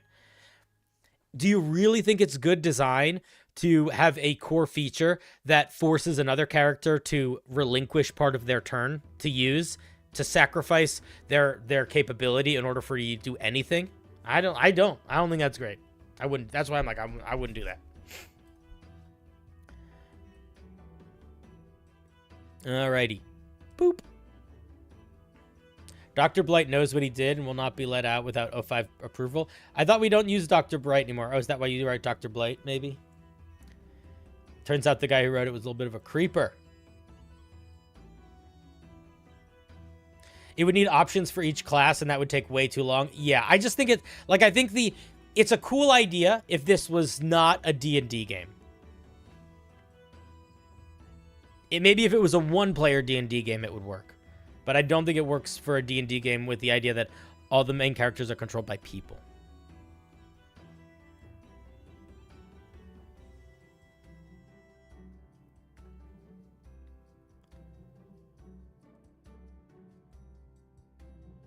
Conjoined twins issue? Yeah, basically. Basically.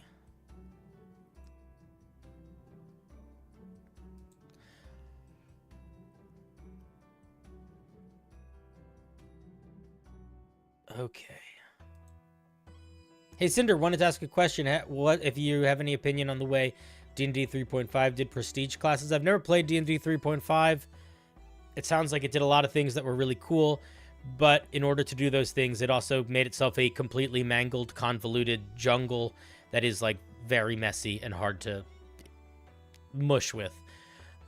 Without needing a shit ton of information. So I don't really know about D&D 3.5 prestige classes, but I do like the idea of prestige classes.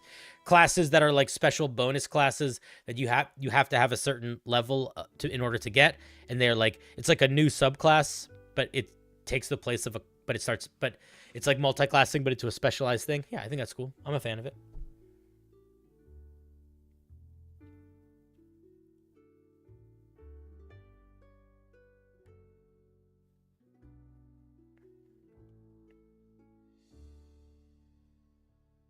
It's weird because it says some hats don't need people, then talks about how they do need people. I mean, they might have just been writing and not sure with their ideas. Like, oftentimes when somebody is writing or coming up with an idea, they do a lot of writing their ideas down. And sometimes the idea at the beginning kind of changes by the time you get to the end, which is why it's good to, like, reread and redraft and sort of refocus, you know?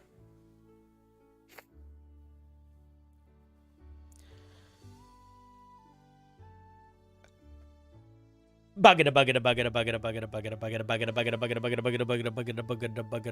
Brent. What do you have for us today, Brent? This is Wacky. I'm assuming this is going to be like a club or something, because you're at Wacky in quotations. Movable rod. Have you shared this before? I have literally seen an item called movable rod before. Are you sure you didn't share this before?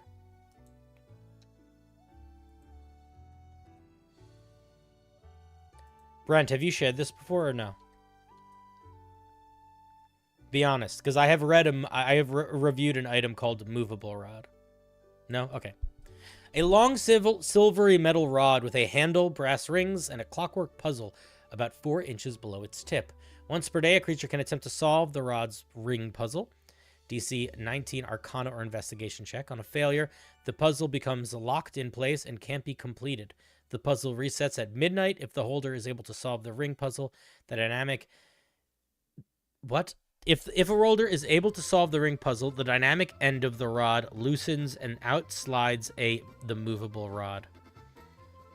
Okay. If this is just the case for a movable rod, you need to make that clear. Because that's not clear. And that just confused me. Oh, we're listening to circus music now.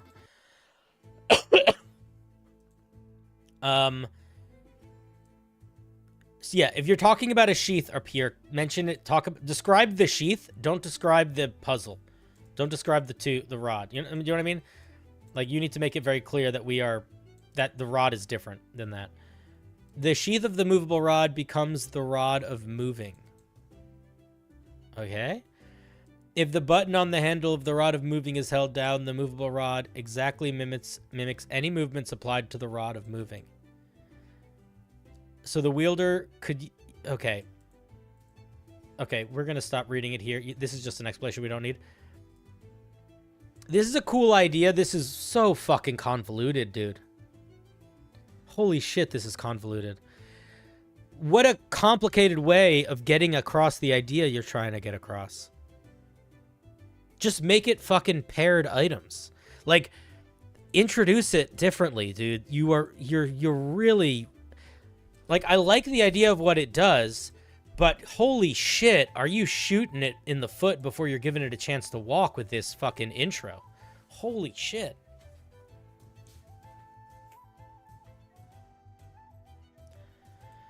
So yeah, figure out making this seem like you're about to describe an item that you are about to describe as opposed to a puzzle box that is a rod, because that's what this feels like it is. Then I think that there needs to be some limitations here. Because, for example, if I sling the second rod out, when does it start copying the first rod? Because if it starts copying the first rod immediately, it's like 2 feet away from me. It's very close, right? Oh, I guess it's the button has to be pushed down. Yeah, man, that's like so fucking hidden. Like, this is what the item does. Like, rewrite it with the actual describing of what the item does, as opposed to describing a million things before describing what the item does. If you want to give it a puzzle to activate, sure. But please, please make it clear that these are 2 distinct magic items that interact together, that are part of the same thing, but don't... It's not a... Like, yeah, your vocab is making me want to not read this, because it's so fucking it's twisty, dude. There should be a range limit here. I don't think it should be able to work and copy the other one exactly at any distance. I think there should be a limit on range. There also probably should be a limit for how long it is active for, or something. There's got to be some sort of limiter on that. Otherwise, it could be really easily taken advantage of. Like, the only reason why the immovable rod has such permanency in how it activates is because it's kind of, you can do a lot with it, but it is kind of limited. Like, with this, you could really be messing with shit. This is like literally, this is essentially the same as an immovable rod, but one that you can activate at range. So I think you got to keep that in mind when you're thinking about how to balance it for power. Also, I think you need to have language in the same way that the immovable rod does for what happens when the object is against force. So let's say I'm swinging the vocab here is so fucked. Let's say I'm swinging the control rod, okay? And I'm making the moving rod move. What if a monster holds onto the moving rod? I should have to make an athletics check or something to keep moving the rod, right? Like, what if I'm moving the rod in such a way that it would force it up against a very heavy boulder and it can't move beyond that boulder? What kind of check do I need? Can I keep pushing it? What happens? So, like, all that language you need to get in there. And all that language basically is in the, it's not all in there, but a lot of it is in the immovable rod. You got to get that language in there. So get that language in there. Please describe the rod, because right now you have a moving rod and a movable rod. That vocab is not going to help anybody keep track of things, and if anything, it's just going to make people frustrated at the table when they're describing what they're doing. So use very different words for the different rods, and I would probably not describe them like a rod in a sheath, but like two rods that are held together, and the puzzle releases them into two. Maybe one is white and one is black, or one is purple and one is gold. Something. Make them genuinely distinct feeling. Don't do this rod in a case thing. That is really making 90% of the issues that you have here. That's my feedback. Fix that shit up and then you'll have an interesting thing. And don't make the DC so high.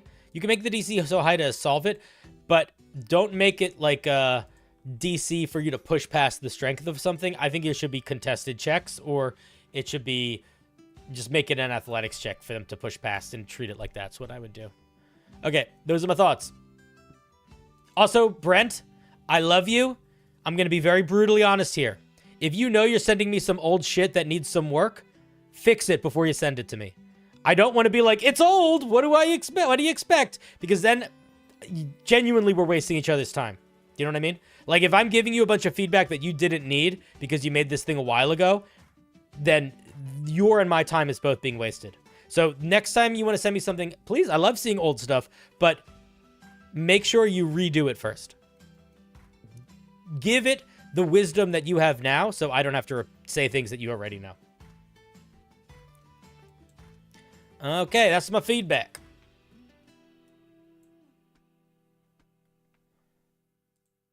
That's true for all of you, by the way. None of you should be sending me something that you just randomly found, because the type of feedback I give is not going to be particularly helpful for that. It's basically just going to be me telling you a bunch of shit that you already know because it's just older. Like, it's not helpful for me to correct the grammar and spelling and syntaxes of sentences for a piece that's weeks, that's years old, but it is what I'm going to do. Like, so just fix that shit yourself first, you know? Boop. All right, let us give Brent a big old round of applause. I don't know if we did already, but I forget, so we're doing it again. Thank you for sharing, Brent. I appreciate it. It's a fun idea. Very, very neat idea for a magic item. I could see a lot of people really enjoying it. I could see a lot of people having a lot of fun messing around with it.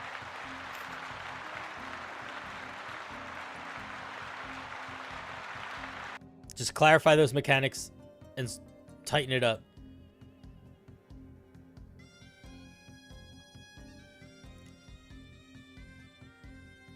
Okie doke.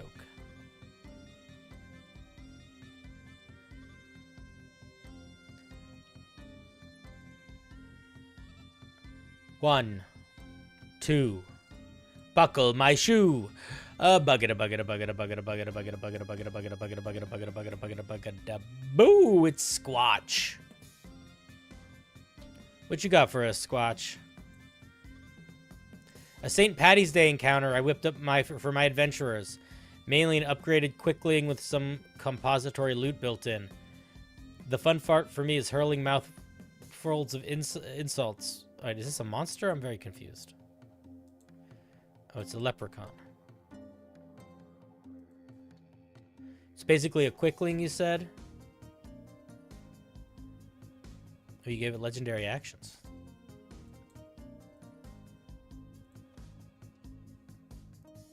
There it is in YouTube. There it is in Twitch.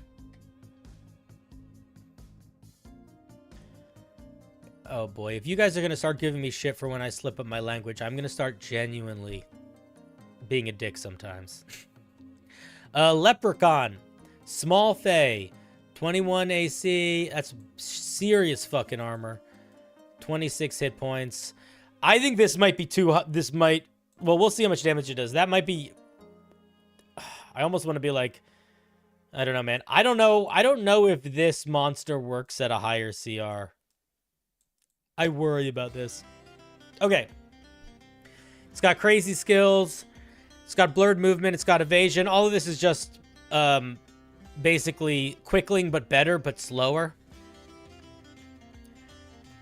When the leprechaun takes damage, it drops that many gold coins.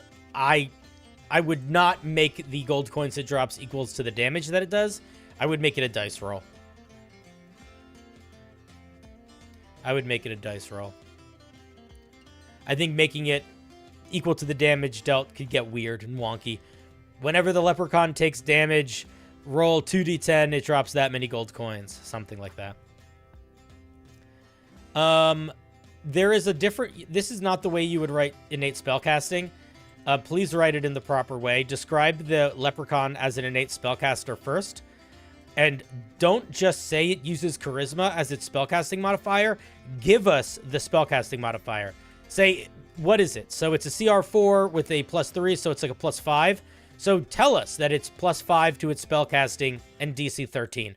We don't need to be spending... You don't want to make a dungeon master have to do that. That's annoying.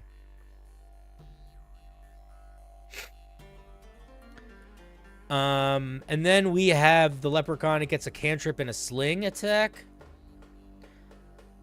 Yeah, and then list the spells underneath it, not at the top, in bullet points, like innate spellcasting. Innate spellcasting is a thing in D&D. Fucking exists. Take advantage of it, you silly goose. All right, leprechaun casts 1 cantrip and makes 1 sling attack, +12 to hit. That is too high. I think that you felt like that was reasonable. I think this is too high, man. I feel like the quickling works because it's reasonably overpowered, but also it literally only has 10 hit points. I think you're twisting it in ways that I don't love. I don't agree with the 30 dexterity. I don't agree with it having a +12 to hit. The D4 +10 feels kind of silly to me more than anything else. Like, it's... I don't know, man. There's something about it that the fiction is not being sold here in the way that I feel like it is sold in the quickling. I think the numbers are just getting too high. On a hit, the magical ammunition explodes, leaving behind a number of gold coins equal to the damage dealt. Yeah, I disagree with that, too. I think that... Why are we giving gold now? That seems silly. It feels like it's counterintuitive to the monster. So I might drop that part. I think give gold when they're hit, sure. But why when they shoot stuff? And then it can teleport. This thing doesn't really need to teleport. This is kind of a waste. It has 60 feet movement. You can just give it faster movement. Like this is... I don't keep it if you want, but it feels silly to give this thing that. And then it can disengage, dash, or hide as a legendary action. It's definitely an alternative quickling. I don't know if I fully agree with the interpretation of it. I feel like this thing should get more attacks than 1. This thing gets 2 less attacks than a quickling. I feel like the cantrip is fine, but most of the cantrips kind of suck. So it's not really going to be getting that much out of the cantrips anyway. So the damage is like going to be pretty shitty. I would lower the dex significantly. I would make the rest of it feel more balanced in that regard, and then I would finish building it out. I think that you took a monster that is entirely built around being a little too fast, and then you tried to make it like 3 other things also, and I don't think that works. I think the only reason the Quickling works is because genuinely the only thing it is a little too fast. This is casting spells. This is resistant to magic. This is doing, giving coins. It's teleporting. It's getting legendary actions. It's too much. It's too much. It's a neat idea, but I think right now it's a little overkill in some places and underkill in others. Like 12 plus 12 to hit and plus 10 extra damage. That is too much straight up for a monster of this CR. Doesn't matter if you're trying to be extreme with the dex. That's too much. That being said, even though that's too much, this is not enough damage. And it's because you're making these numbers too fucking crazy, so you can't reasonably give this multi-attack. But you fucking need to give it multi-attack.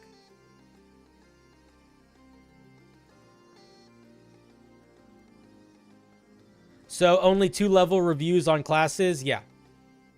The logic is your class needs to be completely and perfectly balanced and completely and perfectly unique by level 2. It doesn't need to be like so different than everything else, but let me rephrase that. It needs to be balanced and it needs to have a very strong identity that is unique at level 2. And if it doesn't have either of those things, it's not a class. Maybe it will be a class one day, but it's not a class because the class needs to work at level 1 and level 2. Oftentimes, those sorts of classes inevitably should just be a subclass. The other thing that I will say is if your class is perfectly solid and balanced and reasonable and and doesn't take a page to get through a single feature at level 1 and level 2, then I will probably read a little bit more. But almost every single class that has been submitted to my channel is basically just another class sort of reformatted, or the core features we get at 1st and 2nd level are either way too hyper-specific to feel like they make sense as a core class feature, or completely overpowered, or so complicated that they are not usable, and very little in between. Vicious Mockery plus Sling is enough damage for a CR4 creature? Maybe, if it's doing other things that are of value, but this thing really isn't. All this thing is doing is that, and then getting away. And that's not like an exciting fight. That's just going to be annoying. Like, that's still less damage output than the CR1 Quickling. I think it's still less damage output than, like, an Owlbear. And if you're going to make it really quick and hard to hit, that's fine.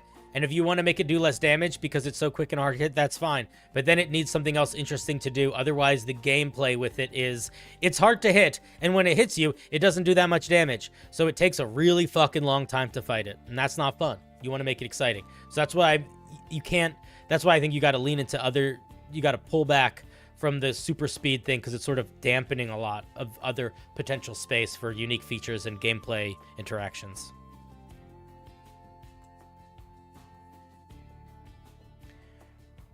Leprechauns are certainly supposed to be annoying, but your game is not supposed to be annoying. So when you are designing a leprechaun for D&D, you should not be designing it to annoy your players. You should be designing it so that it has mechanics that are fun to engage with and annoy the characters. That's the difference. You gotta separate the player from the character in this circumstance, because you are still building gameplay mechanics. You don't want to build a game that is intended to be annoying. Or maybe you do, but I don't want to play it. All right, let's give a round of applause to Squatch.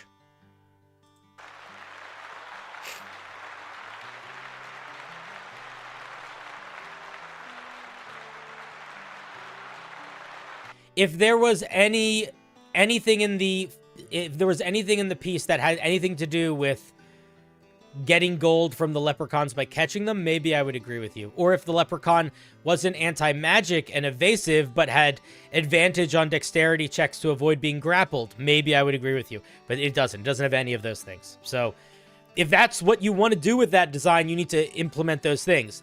You make it good at escaping grapples. You make it so you can get something cool from it, but you get gold from it hitting you. Okay? You know what I mean? So I think that that could work, but I don't think that's what the author was intending to do here. And I think that if they did want to intend to do that, they would need to balance that out a little bit more. I hear that you're offering feedback, but what I'm saying is the feedback that you're offering isn't actually feedback, because you aren't giving feedback based on their homebrew. What you're doing is you're taking an idea that you think could maybe be implied from their homebrew and pushing it on it. But we don't want to assume that that's their intention. Nothing in their homebrew would indicate that that's their intention. And you're also not suggesting a way to accomplish that goal. You're essentially suggesting an excuse for why it might be okay for their monster to be annoying. And I don't think suggesting an excuse is offering feedback. I feel like suggesting an excuse is maybe there to make them feel better, which is a lovely thing to do, but I don't think it's particularly helpful. I hope that clarification makes sense.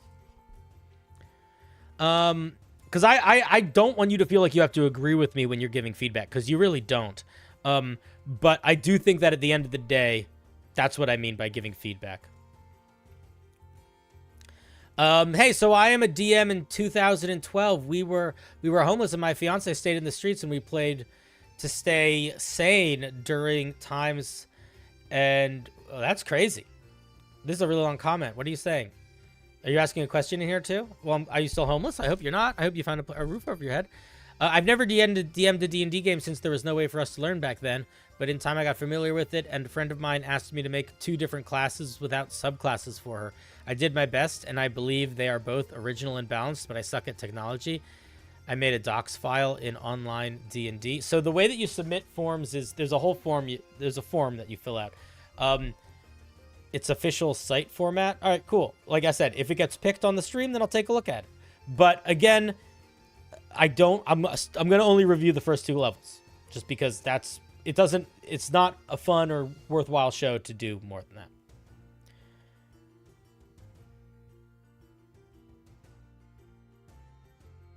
What did you miss? All sorts of crazy stuff. All sorts of crazy stuff. We just looked at a leprechaun that was brought to us by our dear Squatch.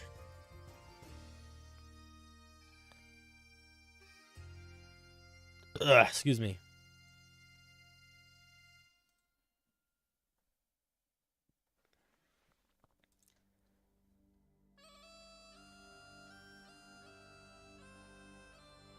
Man, I feel like you guys are really not listening to the prompt today. That's kind of annoying me. Maybe I wasn't specific enough.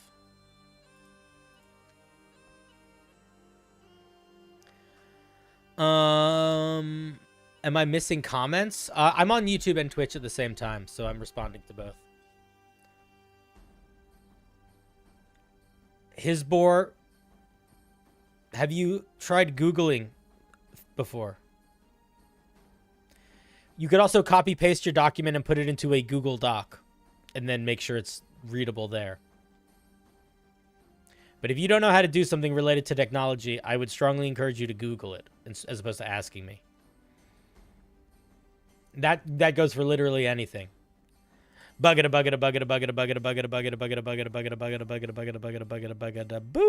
Dilbo is up next. What you got for us today, buddy? When looking for stats, the hardest one to find is townsfolk that could actually survive in a world of adventurers. Space Monkey Squid, seen it. Void Dumpling, seen it. Been on a million times. Nah, fam. I want Farmer John. All right. So you're going with like it's weird because it's not weird. It's weird because it's ordinary. Okay, well, I like the art. Oh, you're welcome for the videos. Thank you, Ollie. I appreciate that. Thanks for hanging and saying hi. You're a champion. How much advance notice do you give for a prompt? I wasn't paying attention to my notifications. I posted it. Yes, I posted it on Monday. So I posted it. Actually, I think I must post it on Sunday. I usually post all the prompts on the weekend, just in the Discord. So I post my weekly schedule in my Discord on Sunday or Monday, every day, every week for the week. And included in that schedule is all of the different prompts for the week. And then other than that, I usually post them the day of. So yeah, I posted about it on Sunday. And there's another themed stream on Thursday, which is where... Shalakor, listen, buddy, Discord is a very usable app. It works on all platforms. If you decide you don't want to engage with it, that's okay. I will say this, I also used to post my schedule on YouTube. I'll start posting it there again, but it very rarely was getting seen before, and it didn't really affect people's readability, or it didn't seem like it did. So maybe I'll start trying to do that more, but also, yeah, the Discord is where you see them. The Discord. Here's this. Here is this. The problem is that I change my schedule sometimes. Like, I have stuff come up. So I'm not going to be, like, re-editing a YouTube community post. So sometimes things change. All those updates get posted on the Discord, too. Okay, we got a CR4 monster. We're looking at Farmer John, so we're looking at this guy. Okay, CR2. 38 hit points, 14 armor, a bunch of stats. Animal handling, nature, perception, survival. Farmer John can use his bonus action to equip or stow farming tools as weapons. Okay, that's pretty basic. This is one of those things where it's like, I don't know if you need this, but it's fine. This is one of those things that I don't know if I would need to feel like I would need to put on a monster stat block. Hardy, Farmer John has advantage on saving throws against being poisoned. Cool, cool, cool. He gets an action. He can make a pitchfork attack, which is piercing damage. He gets a handmade sling. And he gets improvised weapon. Farmer John throws an improvised weapon at one target within 20 feet. Ranged weapon attacks get a +3 to hit. One target hit is this. Okay. I don't think you need this. This feature is too similar to this one. I don't think we need improvised weapons and handmade sling. Like, I feel like this is overkill. I feel like what's happening here, Bildo, is you are writing this to account for all scenarios in a way that you might if you were listing the available options that a character could take. But you have to keep in mind that at the end of the day, this is still supposed to just be a monster stat block. Do you know what I mean? Listen, Shalakor. If honestly, dude, if it helps you, I will make an effort. I will start posting my weekly schedule more on the community tab. I just have to remember to do it. But like, this is overkill, dude. There's too many things here. These literally do the same thing, and you might be like, actually, they don't, because this one has a range that's this, and this one has a range that's this, and this one does different damage types. But you don't need them. They're too similar, I think. One of the things that we talk about a lot when we're reviewing Homebrew is, why does this exist, and does this thing merit existing? I don't think both of these merit existing. I also kind of agree, I don't think a CR2 monster should have layer actions and legendary actions. To me, this feels like an overcomplication. I think almost any of these could almost certainly work as weird bonus action options. I kind of disagree with making this a legendary creature. Certainly not at level 2. Like, if you're getting legendary actions and layer actions, that's bumping this up to CR3 or CR4. Straight up. Just that alone.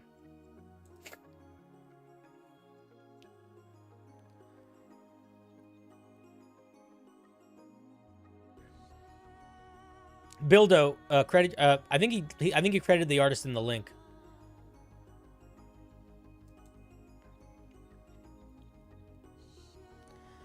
And then it gets legendary actions. It can make an improvised weapon attack. It can dodge. It can call for the aid from his farm dogs. Up to 2 respond. These animals remain for a minute. Fiercely protect them. This should not be able to be used every turn. That's crazy. They should be limited in use. This should have a recharge. This should be a once per short rest. Something. Yeah, this thing is definitely closer to a CR3 or a CR4. And then it gets layer actions also. Loose the livestock. 30-foot line, dealing a bunch of bludgeoning damage. He gains half cover for a minute, and creatures must spend 10 feet of movement to cross the barricade. What's the size of the barricade?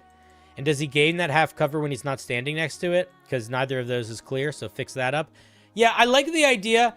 I think that you gotta simplify this thing down a little bit. I don't think it needs 3 different legendary actions and 2 different layer actions.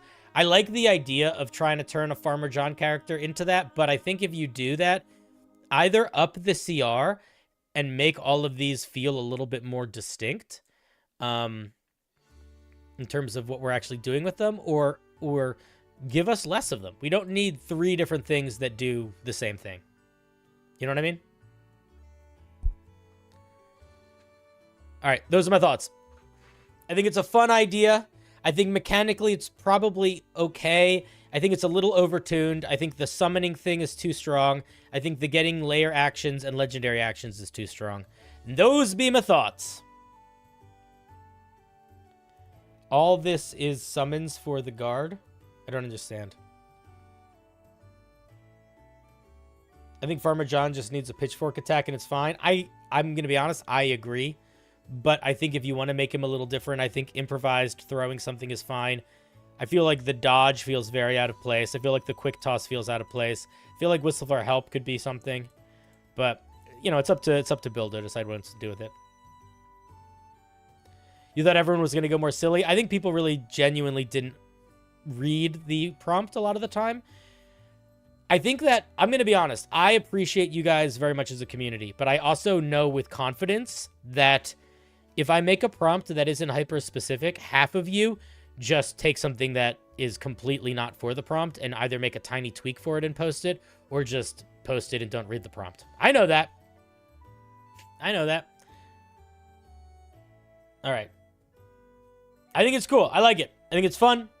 I like the handmade sling. I like the improvised weapons. I just don't think we need both. I actually really like the summoning of the dog. I think it's cute and fun and very flavorful. And those are my thoughts. Thank you for sharing, Bildo. Let's give Bildo a round of applause. Oh, I know you made it after reading the prompt, Bildo. I wasn't talking about you. I'm not talking about anyone specifically. No one needs to be defensive. But I'm telling you, you can look at it tonight. How many pieces of homebrew did we look at tonight that were also just not weird homebrew? They were just normal homebrew. Because a lot of people just don't read the fucking prompt. Anyway, it's fine. Doesn't matter. Bildo, thank you. Thank you for sharing. You made your own business? Fuck yeah, dude. That is very good. I'm glad to hear you got a roof over your head.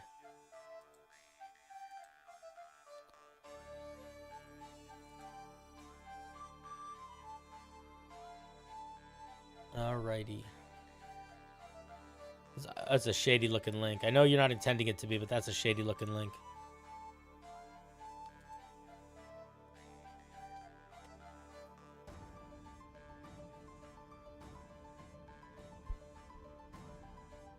The art was good, yeah.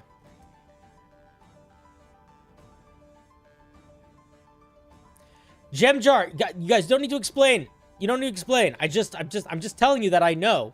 No one needs to be defensive. I'm not saying this about any specific person. I'm saying as a collective, a lot of you don't read the prompt. And if I make a prompt that isn't hyper-specific, you will send me something that you'll be like, yeah, I'll accept it. Usually people use Google Docs or Homebrewery, or they post it on D&D Beyond. Most actually shady links look like regular links spelled wrong. Yeah.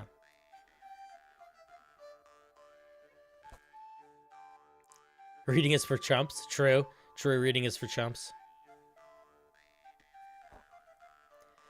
On Thursday, we have a really fun homebrew stream. It's not really a homebrew stream. It's a, can you take a established D&D monster and not change any of the mechanics except for a couple things which are listed in it, and make it feel like a completely different monster to the point where when we read it, it takes us a while to figure out what monster it is. That's the ultimate challenge.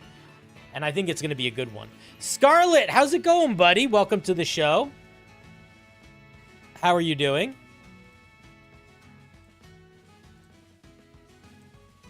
If you guys don't know Scarlet 64, she's a boss. Scarlet, we are right now reviewing Weird and Wacky Homebrew, but what I was just saying to our listeners is that on Thursday this week, we're doing a show where people submit D&D monsters, but they do not make new monsters. They take one of the officially published monsters, they change the names of all the features, they change the damage types, they change the creature type and the alignment, just the flavor text, and make that monster feel like a completely new monster. And then when we get them on stream, we have to figure out which monster they're based off of. And that's the game that we're doing on Thursday. Should be fun. You got the killing blow on Tiamat? Fuck yeah, dude. That's cray-cray. Like a will-o-wisp as some sort of electric fart? Sure, yeah. Or like the one that I always use. I'll tell you the option. I'll tell you the example that I always give because it's a good one. The example that I always give, and this is for Thursday's show, is the Marilith. So this is the Marilith. Right? Big old snake demon. If you change all of the flavor so that it's not a demon, that it's a human, and it's just attacking really fast with its long sword, and that's why it gets 7 attacks, and you change its tail to a whip, and you change its teleport to a you move so fast that you can just appear somewhere else within 120 feet of you, you don't even need to change the parry at all. Then what you have is like an ultimate tornado sword fighter. And you could play it like the fastest sword fighter in the world. You essentially have the Flash as a sword fighter. Like a super swordsman. And that's just because you make the tail a whip. You don't give it 7 arms. You don't give it 6 arms. You give it, you know, regular arms. It's just really fast. Boom, done. So that's sort of what I mean by reflavoring. So if I gave you this stat block with all these names changed, this said humanoid, this said neutral, whatever, and they were just a humanoid, and they had a super fast sword attack, and a whip, you might not know this was a Marilith. Anyway, that's the game that we're doing on Thursday. You were so lucky too. Only got hit by the rolling you only hit by rolling the exact AC. Dang.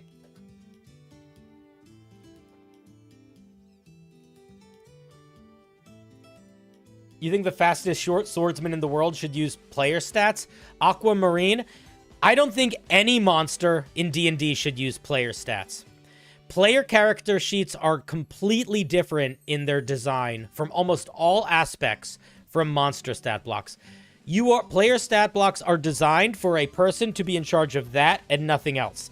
Monster stat blocks are designed for you to be in charge of that and every other monster on the board and also be the rules referee and also run the game. That's why monster stat blocks are so much simpler than player character sheets. And you are more than welcome to build out your monsters using player character sheets, but your monster is going to be overcomplicated, and it's also going to just have too many features. Because the other thing is that if your monster has too many features, if it's too varied in the things it can do, it starts to not feel like anything, and you start to forget to even use some of those features. So if you like the idea of turning a fastest swordsman, making a fastest swordsman with the player character and trying to build that out, and then make that into a monster stat block, like, good luck to you, but you don't need to do that. And I think you will become a better designer of monsters if you don't limit yourself to player character sheets, especially for humanoids. You really don't need to. Just give them the powers that you want them to have. Would players in your Thursday game be allowed to add hover to no, you can't change their movement speeds. I would say, yeah, no movement speed changes.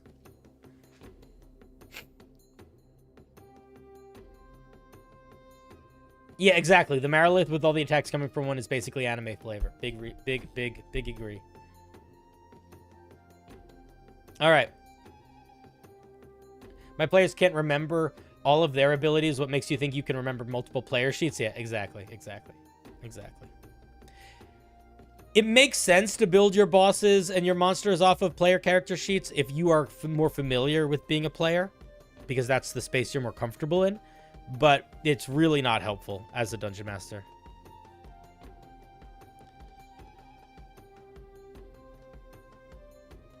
But that's not how D&D works, Aquamarine. Like, that is a limit that you are putting on yourself that you really don't need to do. The only thing monsters need to be in D&D are devices for interesting encounters and interesting stories.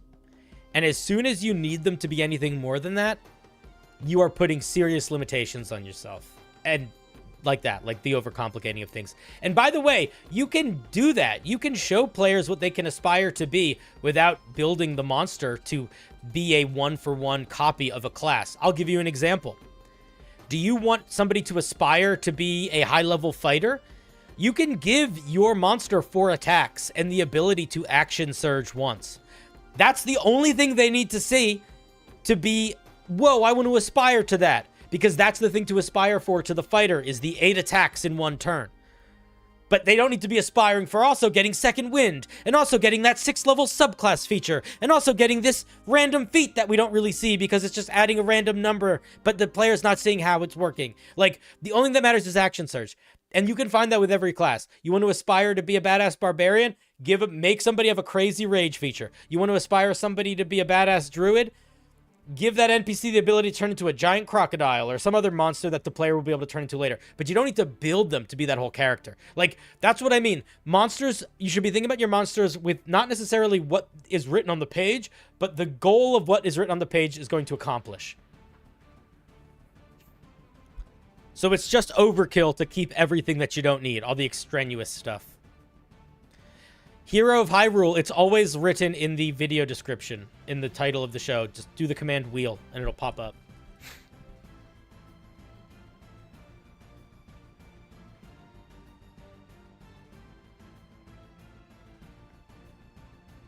I wouldn't throw in Scion points into the game. I wouldn't make a new resource for my monsters. That's a lot. Most monsters don't even use spell slots anymore, so I don't think you need to do a resource. I wouldn't. That's why they took spell slots away from monsters, because it's annoying as a dungeon master to have to keep track of and tedious and slows the game down. And at the end of the day, it doesn't make a huge difference in terms of the impact to the game and what it feels like from the player side of things, you know? Aside from the fact that it's taking you a lot longer to figure out what the monster is doing.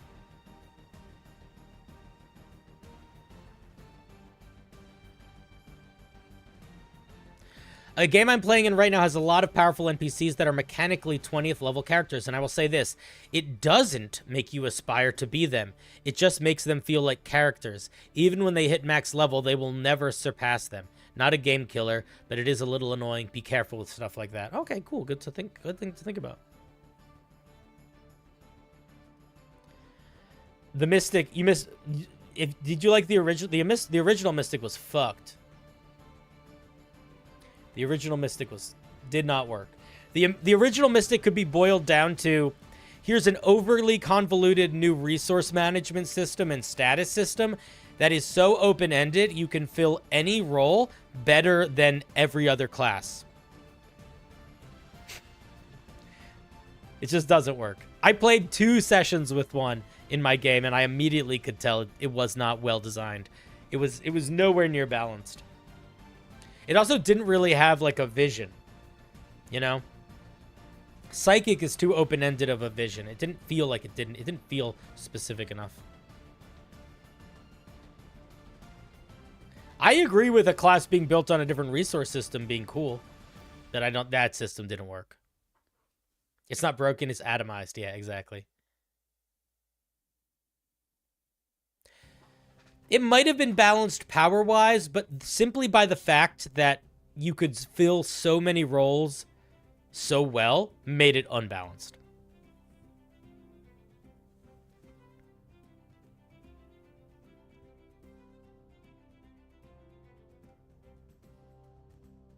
There is a way to combine YouTube and Twitch chats. It's just I'm not allowed to. I might start going back to streaming on one channel. Boo! You're not allowed to. You're not allowed to anymore. Twitch said you can't do that. I guess I could do that if you didn't see this. You know what? I could do it if chat wasn't on stream. I could do it if chat wasn't on stream. Maybe that's something I'll do in the future. Maybe I'll change my overlay so chat's not on camera, so you guys can share a chat.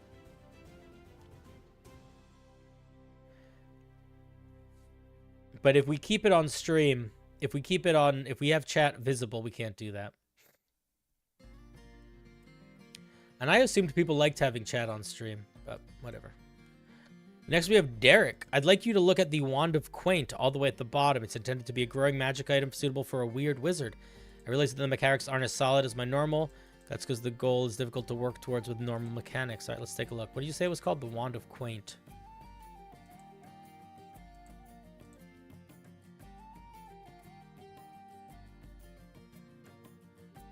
At the end of this month, I am going to have to figure out, I think, if I want to keep streaming on YouTube and Twitch at the same time or just one of the two, because I feel like it's not doing well for me, analytics or money-wise. I feel like I was making more money, even though I had less people watching me when I was just streaming on one channel.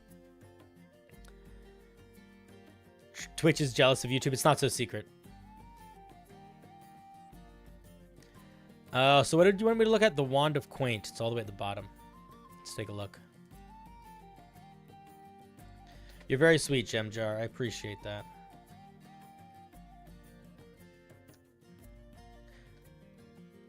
All right, let's see what we're looking at here. This Wand of Quaint, it has 3 states: dormant, exalted, and the one in the middle.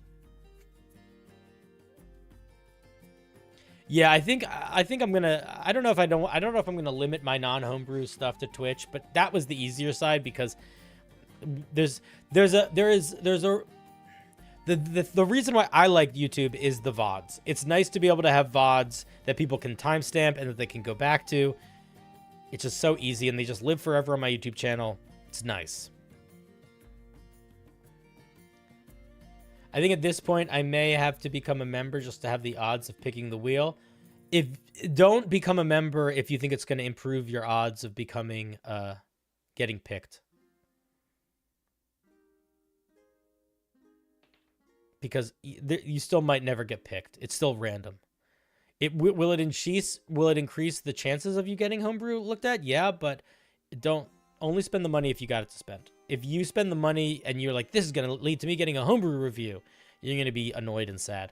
Maybe what I'll do, you know what I might do? I might make a Patreon tier that's a little bit more expensive that guarantees you a free review once a month of a piece that is less than 2 pages long or something like that. And have it be a written review and give written feedback once. Maybe I'll do that, but that's what I would do. I'd probably do that through Patreon. Improving your odds comes down to submitting every week. That's true. There are 3 different opportunities for you to submit homebrew to my channel this week. Only one is today. No, I definitely would put a limiter on that. Gemjar, I'd probably make it something like $40 or something that's like pretty pricey. And I'd probably guarantee 1 a month, and I'd probably limit it to 5 or 10 people.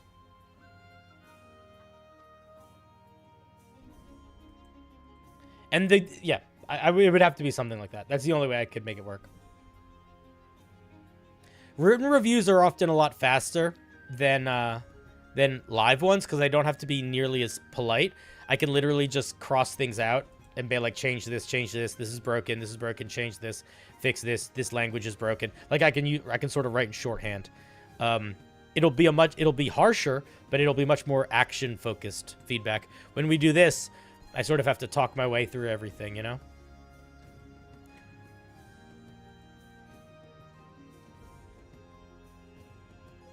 It depends on the piece, but it would potentially be faster. It might be slower in some. But I guess we'd try it out. Maybe that's a thing I'll do. Okay, I'll think about that a little bit and then maybe make an announcement about it. Let's see what this wand does. Jefferson Cheeves, Wizard of Glerery. I don't like that name. Created this wand as his life's work, the culmination of years of study into the strange side of magic. It has comfortable wooden handle, woven delicately. Okay, this flavor text I don't think works that well. We don't really know that much about it. That, like, if you look at any of the vestiges of Divergence, the sentence pretty explicitly gives both the vibe of the item. We don't really get the vibe of this item here. Like, you spend a lot of time talking about this guy, but this whole sentence tells us literally nothing about the item. I think you could actually get rid of this whole sentence. And this is the only thing that tells us anything about the item. So I would give us flavor text that tells us a little bit more about the item specifically, as opposed to something that could basically be applied to any item outside of this guy's name. Yeah, it's also really fucking long. Okay, let's take a look what we get at first level, because I don't understand why it's called the Wand of Quaint. after reading the flavor text. And that's a pretty big red flag. Dormant, we get Prestidigitation and can cast it as a bonus action, and we get Fake Out.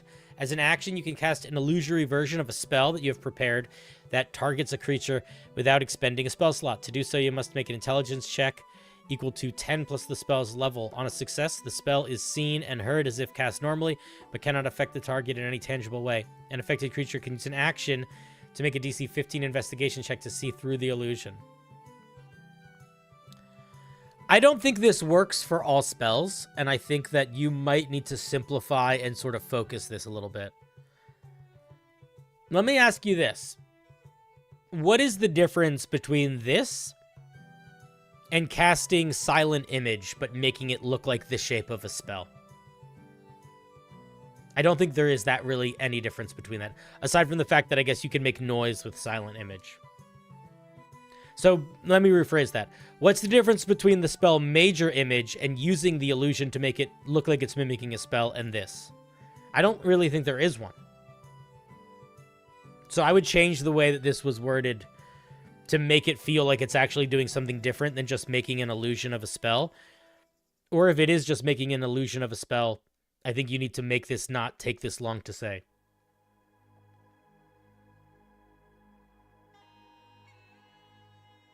Because yeah, I don't love that it's doing exactly what a spell does.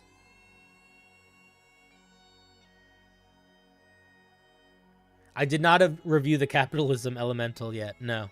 But that's a great name. I'm sad that I haven't seen it yet. As an action, you can create... Here's what I would say. As an action, you can create an illusion that mimics the looks and sounds of a spell that you have prepared. Period. Any creature that sees the spell must make some sort of saving throw or something to otherwise they think the spell is being cast in that way. But even then, it's like, how does that work with Fireball? They know they're not taking damage. Like, I feel like this only works with, like, summoning spells. Right? Like, what's the point of tricking someone? Okay, let me ask you this. Aside from the roleplay of it freaking them out, or maybe intimidating them, what are the mechanics of creating an illusion that mimics an instantaneous spell? If it's intended to be counterspell bait, I think that needs to be much more clear here, and I don't think we need to spend all this time in, like, all this middle stuff doesn't make any sense to me then. Maybe it is counterspell bait, but then if that's the case, I think you write it that way.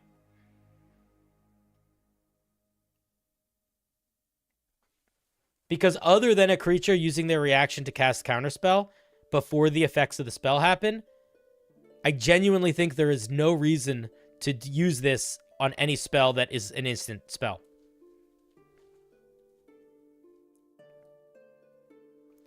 So if that's the case, what I might say is I might completely change this to... As an action, you pretend to start casting a spell. Any creature with the ability to cast counterspell within 60 feet of you has to make a wisdom saving throw. On a failure, they believe you are about to cast a spell and will use their counterspell if applicable. Something like that. Like, you got to focus it on that if that's the vision. Because right now, I think this is basically... You've basically taken, like, 15 steps to make a peanut butter and jelly sandwich. That's what this feature is. What it's doing is interesting, but it's also a peanut butter and jelly sandwich. We don't need 15 steps to get there. Awakened. We can do double prestidigitation. We gain detect magic on that creature for the next minute. I would say that this feels like a hat on a hat. This feels like a I disagree with this growth here. This feels out of left field in a way that I don't think makes sense. Why are we getting detect magic on top of this? And why is the detect magic now lasting a minute? How long does this last? It's just like, detect magic doesn't make sense on top of this. It's an illogical growth. I would make a different growth, or I would just not make a growth. When you cast a wizard spell of first level or higher, you can add one of the effects of prestidigitation. Once you use this feature, you can't do it again. This is another one where it's like, this I don't think we need. We already can cast prestidigitation as a bonus action. It's basically the same. This feels like a nothing burger. So I kind of feel like the Awakened you're dropping the ball on. I don't know what this thing is supposed to feel like. I don't know what the goal of this item is. And all it... Yeah. The same issues that I had with this, it just continues to be issues at the Exalted feature. It seems like you're building this whole item around this evolving fake-out mechanic, and I just don't think that works, man. I really don't think that works. I think the prestidigitation stuff is interesting, but I think everything else... I feel like you missed the mark at the first feature. And also you kind of missed the mark in giving us the vibe of what this thing is supposed to feel like. And that makes both of these expansions... It just exacerbates the problem of the missed mark of the core feature there. Those are my thoughts. I think being able to cast Detect Magic on a creature could be cool, but it needs to feel like it's tied to this item some way logically. It's an interesting idea, but I feel like I feel like the vision is unclear other than prestidigitation and faking out. But I don't even see how those two things fit together. So I think this piece needs some serious focus. I think you pretty significantly need to rework fake out as well as its evolutions, even if you decide to even keep them.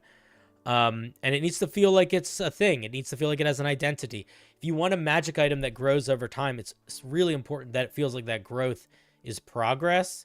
And you don't want any one of these features to be too tedious in its execution, in terms of either what it's doing, literally, or the way you're expressing what it's doing. And some of these feel a little redundant. Like, I don't think we need... If we're getting prestidigitation as a bonus action and getting 2 effects, or getting all the effects, we don't need to also be getting something else with prestidigitation. That's silly. All right, those are my thoughts, Derek. Thank you for sharing. Let's give Derek a round of applause. Thank you, thank you, thank you. An interesting idea, no doubt.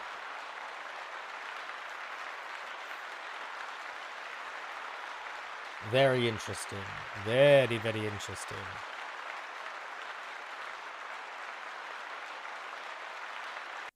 Thank you for sharing. Oh. Man, oh, Manischewitz. Friendos. I think it's that time. I think it is that time.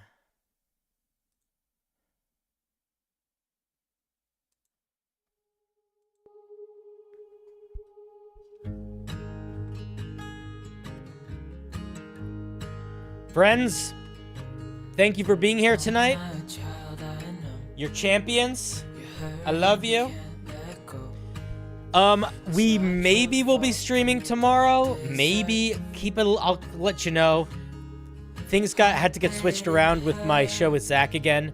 But we will be back on Thursday for the Monster Reflavoring Challenge.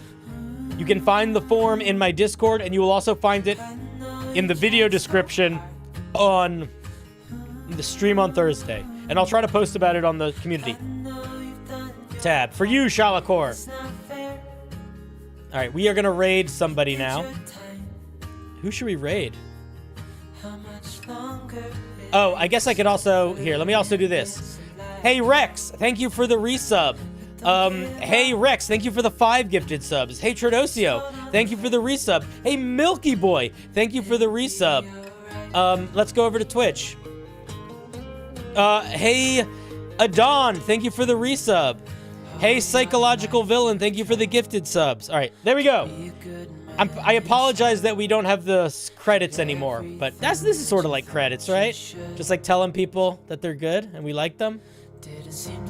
Hopefully it's okay. Maybe we'll do credits again at some point too. I know people liked the credits. Who should we raid is the question.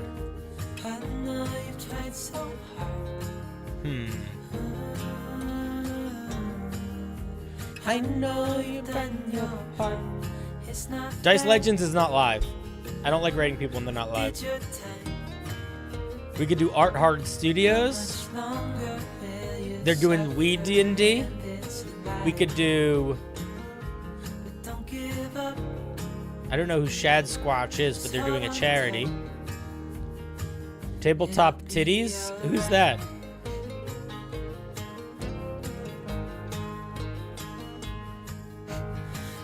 Sounds inappropriate. Alright, I'll find something. Give me a second. I'm gonna pick somebody that I don't know. Alright, we are gonna raid...